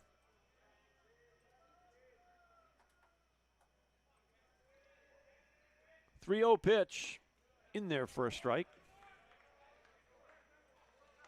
Haven't really kept up. Take a peek at that Division I poll. Haven't looked at that in a while. How many Texas teams we got in here? Midland is ranked number 4, Blinn 5. McLennan is ranked number 11 right now in the country. They'll bring a good club to Mike Carter Monday. 3-1 pitch in there for a strike, 3-2. Sanjak, 13th. Interesting. What's the date on this? Not that long ago. Sanjak is down in their conference right now. They're below 500 in conference play. So, on a suspect poll here. Weatherford, 23. So you got a handful of Texas schools in the top 30. Boy, got in on the hands. He fought it off. He'll get another shot. Highest ranked team from Texas is Midland College. They're ranked 4th. Blinn is 5. LSU Eunice is 9. McLennan 11. Sanjak 13. And let's see, going down the list, Weatherford 23. New Mexico Junior College 24. So out of the top 25 in this region, got about 5 teams. Chopper foul. And Newsom will touch it. We'll do it again with a 3-2 count. 2 runners on. They're off with every pitch.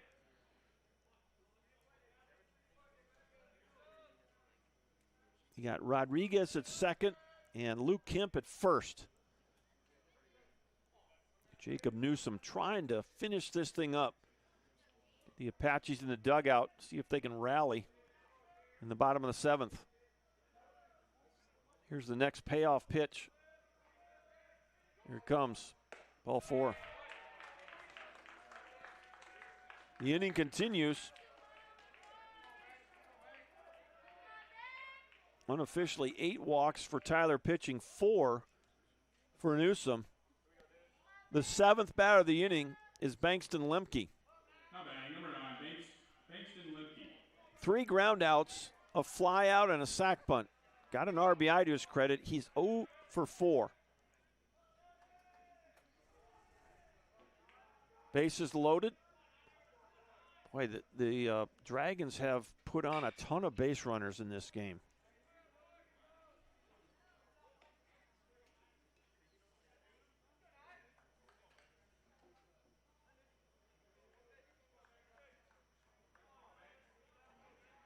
Unofficially here, they have left 11 on, 7 in scoring positions, and they got bases loaded right here.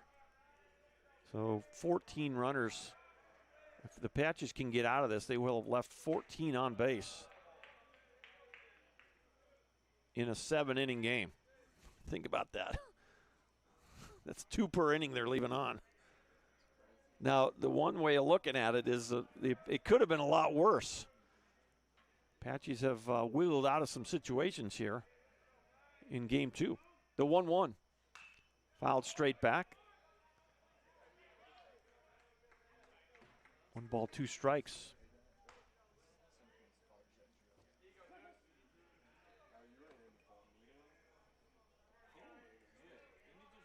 Bankston Lemke looking for his first base knock here. He hit into a double play his last time up. You know he's anxious to try to get a knock right here. Jacob Newsom, the set. Here comes the 1-2. Popped up, should be the inning. Ben Koch in foul territory at first base. And, boy, never a doubt right there. That's an outfielder playing first. He just lost perspective on that. He's not used to catching a ball that close to the infield, and a ball that went straight up and straight down. And in the big leagues, that might be an error. I don't think we're going to give him an error here. And what it's going to do, though, is going to give Lemke another crack at it. You don't have a lot of foul territory here at Mike Carter, and so that was an out for the taking, and you just couldn't quite make the play. So we'll do it again, 1-2.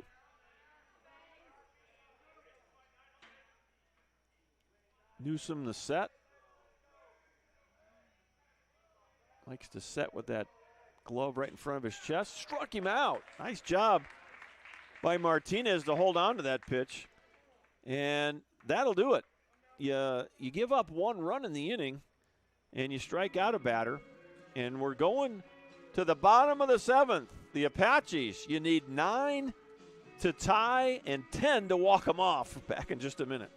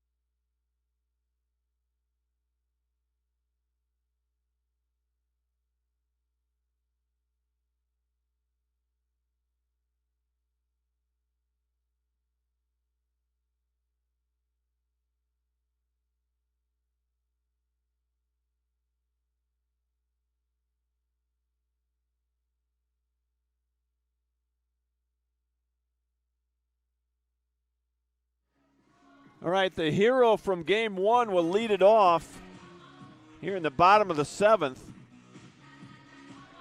And, boy, if you figure it out, if the Apaches rally here, it's possible that Lillis could come back up a second time in this inning and walk them off twice. A lot has to happen between now and then. First pitch was a swing and a miss, strike 1. A double, a walk, and a fly out. Lillis is 1 for 2 here in the nightcap. 2, 3, 4, 5, 6. So the Paris batters, by contrast, their leadoff hitter got up 6 times. This is just the 4th time through for David Lillis. 0-1 pitch, fouled down the first base line. 1 ball, 2 strikes. Well, we're going to have a pinch hitter. Looks like Cal Fingelson is going to get an at-bat. And we're speculating he'll hit for Sawyer Dunnigan. We'll see how this inning plays out. But right now it's Davis Perkins in the on-deck area. But we did see Cal with a bat in his hand and a helmet on his head. So looks like he might get an at-bat here in the bottom of the 7th. 1-2 the pitch. What a job Jackson Thomas has done. Ground ball to second. And this is Rodriguez. 1 out. Here is Davis Perkins, 0 for 3, couple of ground outs and a strikeout for the Apache second baseman, the freshman.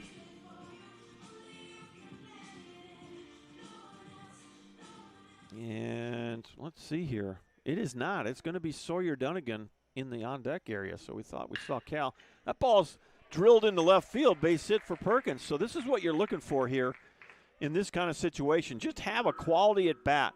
Just go up there, try to get better, see pitches, good approach. And here's Sawyer Dunnigan now.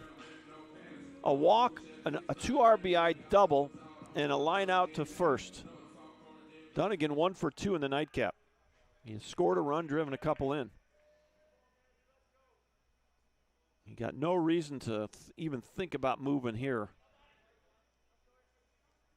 Unless it's an obvious wild pitch or pass ball. Okay, here comes Cal. He's going to hit for Micah Roberts. Isn't that him in the on-deck circle? Okay, so Fingelson going to hit next. Here's the 1-0. In there for a strike.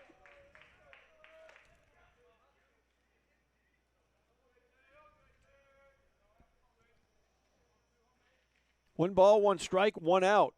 We're in the bottom of the 7th. Paris with a 9-run lead. Well, I don't know about the pickoff. I always felt if you're going to pick, you're giving me freedom to run. Now, if that had gone the other way, if we were winning by 9, which baseball's funny, there's some unwritten rules. That ball's hammered right field, but curving foul.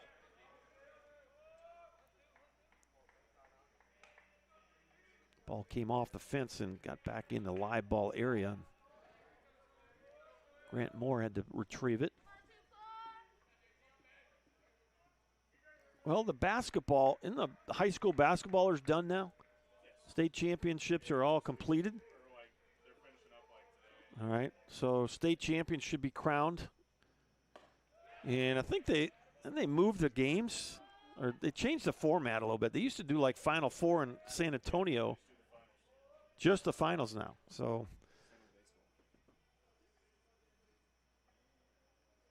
two balls, two strikes. The pitch. Another look out, ugly finder.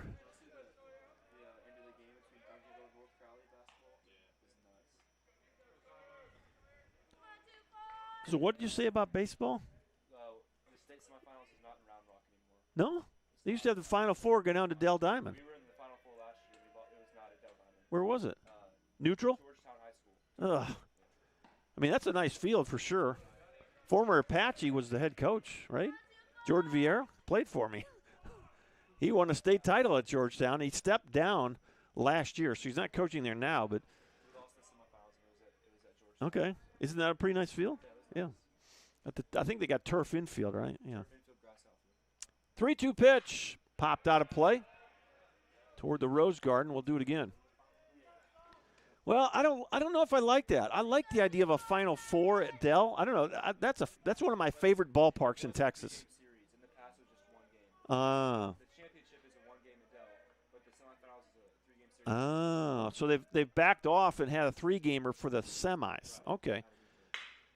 Ground ball to second. This could be it. 4 and 6, and there's your ball game. Hard hit grounder by Dunnigan, and boy, that'll do it. So 4 and 6 and 3, and the ball game is over. Final line scores: 13-12 and 2 for Paris, 4-7 and 2 for the Tyler Apaches. And let's see here. We started this game at 6:04. We're going to be just shy of 3 hours. 2 hours and about 50 minutes on the game time. Just FYI. That's one of the things you got to do to finalize the game. Did you know that? All right. I got about 2:50 on the game time here, so I don't know if it matters. It really doesn't matter. So, all right, let's go ahead and recap this one and get you on your way. After an exciting first game in which the Apaches walked them off 7-6 in extra innings, this game was a little less dramatic as the Paris Dragons would come right back in their half of the first inning and put 3 runs on the board. A 2-run double by Coronado was the big hit in that one. And Paris led 3-0 after 1 inning. It would stay 3-0 until a 7-run third inning. Boy, we noted that 13 batters came to the plate for Paris, and that really was the end of the ball game. That really put it out of reach. The Apaches would score 3 in their half of the third, and you thought, well, maybe if you chip away here, you got a chance. In that third inning for the Apaches, you did have a Sawyer Dunnigan double and a Micah Roberts single. With those are the RBI hits in that inning. But that would be it for the Apaches until just a minute ago, where you got a single run in the 6th inning on a ground out by Patty. And so 2 runs in the 6th inning by Paris would wrap up their scoring as Diego Gonzalez, a no-doubter to right field. And what was the other run there? I guess that was the only run they scored.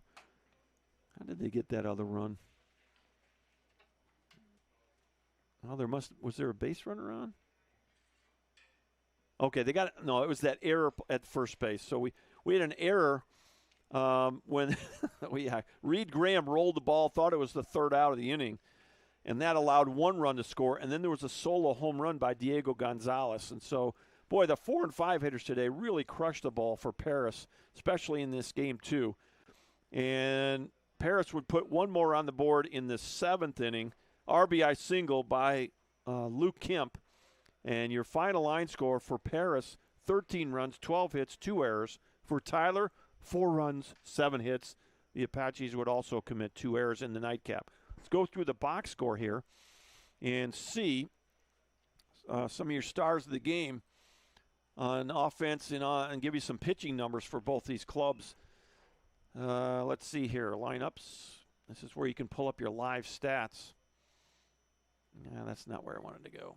You got to go individual. Yeah, great. Sometimes the live stats gets a little bit sticky. Stats. Well, let's go back here. Live stats. Individual stats. That's where we need to go. Okay. So for the Dragons, Javier Rodriguez. Let's see, that's not what I want. There we go. Dalton Dick in that leadoff spot. Really nice ball game here in the nightcap. 3 for 4. He would score 3 times and drive 1 in. Grant Moore, a 1 for 3 game. He would score twice. He would drive 2 in. And Bankston Lemke, 0 for 5 in the game. He would also get an RBI. Gonzalez, a 3 for 3 nightcap. 3 runs scored, 2 driven in. And Jordan Coronado, 2 for 4, a run scored. He drove a couple in. And Nadav Macklin was a 1 for 2 hitter, scored twice, drove 1 in. And Javier Rodriguez in that 8 spot, 1 for 3, scored 1, drove 1 in. And Zach Henderson, before he got hit by a pitch, 1 for 2. He scored 1 and also had an RBI. And then Luke Kemp had an RBI. Coming off the bench, he was 1 for 2 in the ballgame. So offensively, up and down that lineup, you had Paris guys very productive. And, they just really showed how well they can swing it. They came in as a club, 324 batting average, and they looked every bit the part here in Game 2. On the pitching side, boy, what a job by the 2 pitchers. Nick Bowman would start this game. He would only go 2 innings.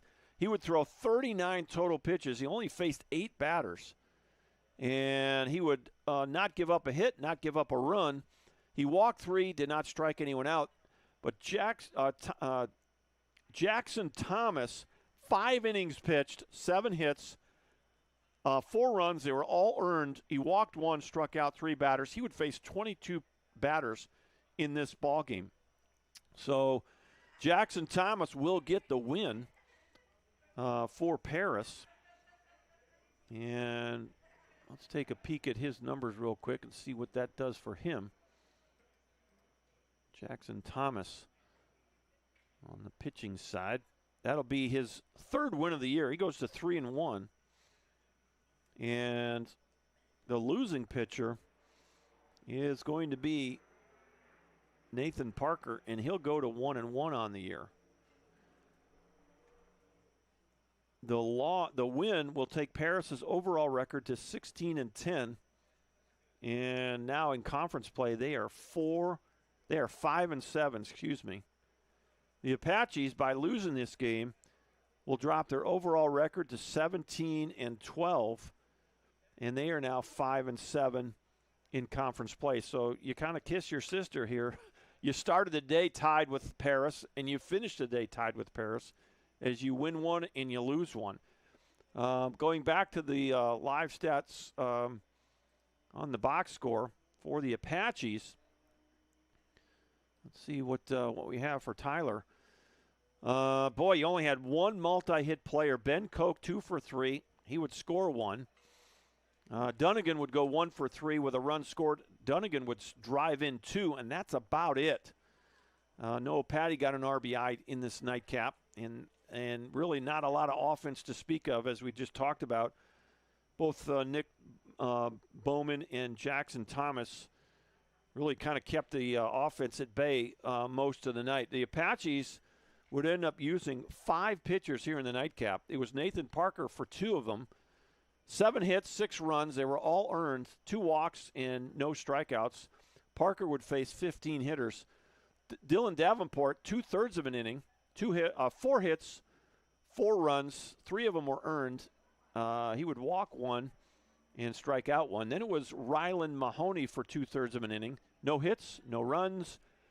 He would walk 1 and would not strike out a batter. Then Tyler Chapman for an inning and 2/3. No hits, no runs. 1 walk and 3 strikeouts for Chapman. And then Jacob Newsom would finish this ball game for the Apaches. 2 innings pitched, 2 hits, 3 runs. 2 of them were earned. 4 walks and 1 strikeout in facing 12 batters. So there's your box score for both clubs. And we've talked about it a moment ago, but for the Apaches, the next ball game, and we'll broadcast it Monday about 2:40. We'll go on the air with interviews from both clubs. Our best wishes to Clay Cox and the Paris Dragons. Safe travels back to Paris. About a 2-hour trip due north and just over 100 miles from here to there, but there's not an easy way to get there. So you kind of, like I said earlier, you got to zigzag your way through.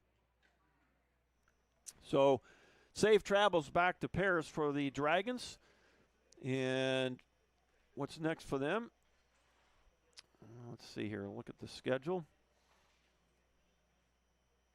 They got a Monday game against one of the Dallas schools. It's Richland. So they play Richland on Monday. They got a non-conference tilt against the Thunder Ducks. And then they go to Navarro on Wednesday. Apaches will host McLennan in a single 9-inning game on Monday. And what did we say? I think that they go down. They got Angelina. They're at Angelina on Wednesday, and then the Roadrunners come back here. So a week from today, the Roadrunners will play the Apaches in a doubleheader, 1 o'clock start there, weather permitting. So coaches are talking at home plate right now, and so that'll wrap things up for a Saturday evening. Boy, long day at the yard. Is the first game, it's a walk-off win for Tyler, 7-6 in 8 innings. The nightcap, the Paris Dragons will win that game going away by a score of 13-4. So a lot of thank yous all around. Thanks for those of you who chimed in on the email. It's always great to hear from who's watching and who's and where you're watching from, who you're rooting for. So thanks for that. Thanks up here in the press box. As you had Preston Caldwell on the PA. He's our associate AD. So for the whole athletic department at Tyler Junior College, our athletic director is Doug Wren. Associate AD, Preston Caldwell. He was up here doing yeoman's work on the PA all day long. Assistant AD, sports information, telling the stories of the players and coaches in Apache land is Carson Myers. Our athletic coordinator is Leah Davis. She keeps us all straight at Wagstaff Gym. On the PA was, again, Preston Caldwell. The scoreboard man was Bryce Mouse tonight. And Dane Parlin doing a great job on that live stat. A big shout-out to all those people. Again, thanks for watching. Thanks be to God who gives us the victory through Jesus Christ our Lord. We'll be back on the air on Monday about 2:40 for a single game against ranked opponent McLennan Highlanders. The Apaches win Game 1 7-6. They dropped the nightcap by a score of 13-4. Until Monday, so long, everybody.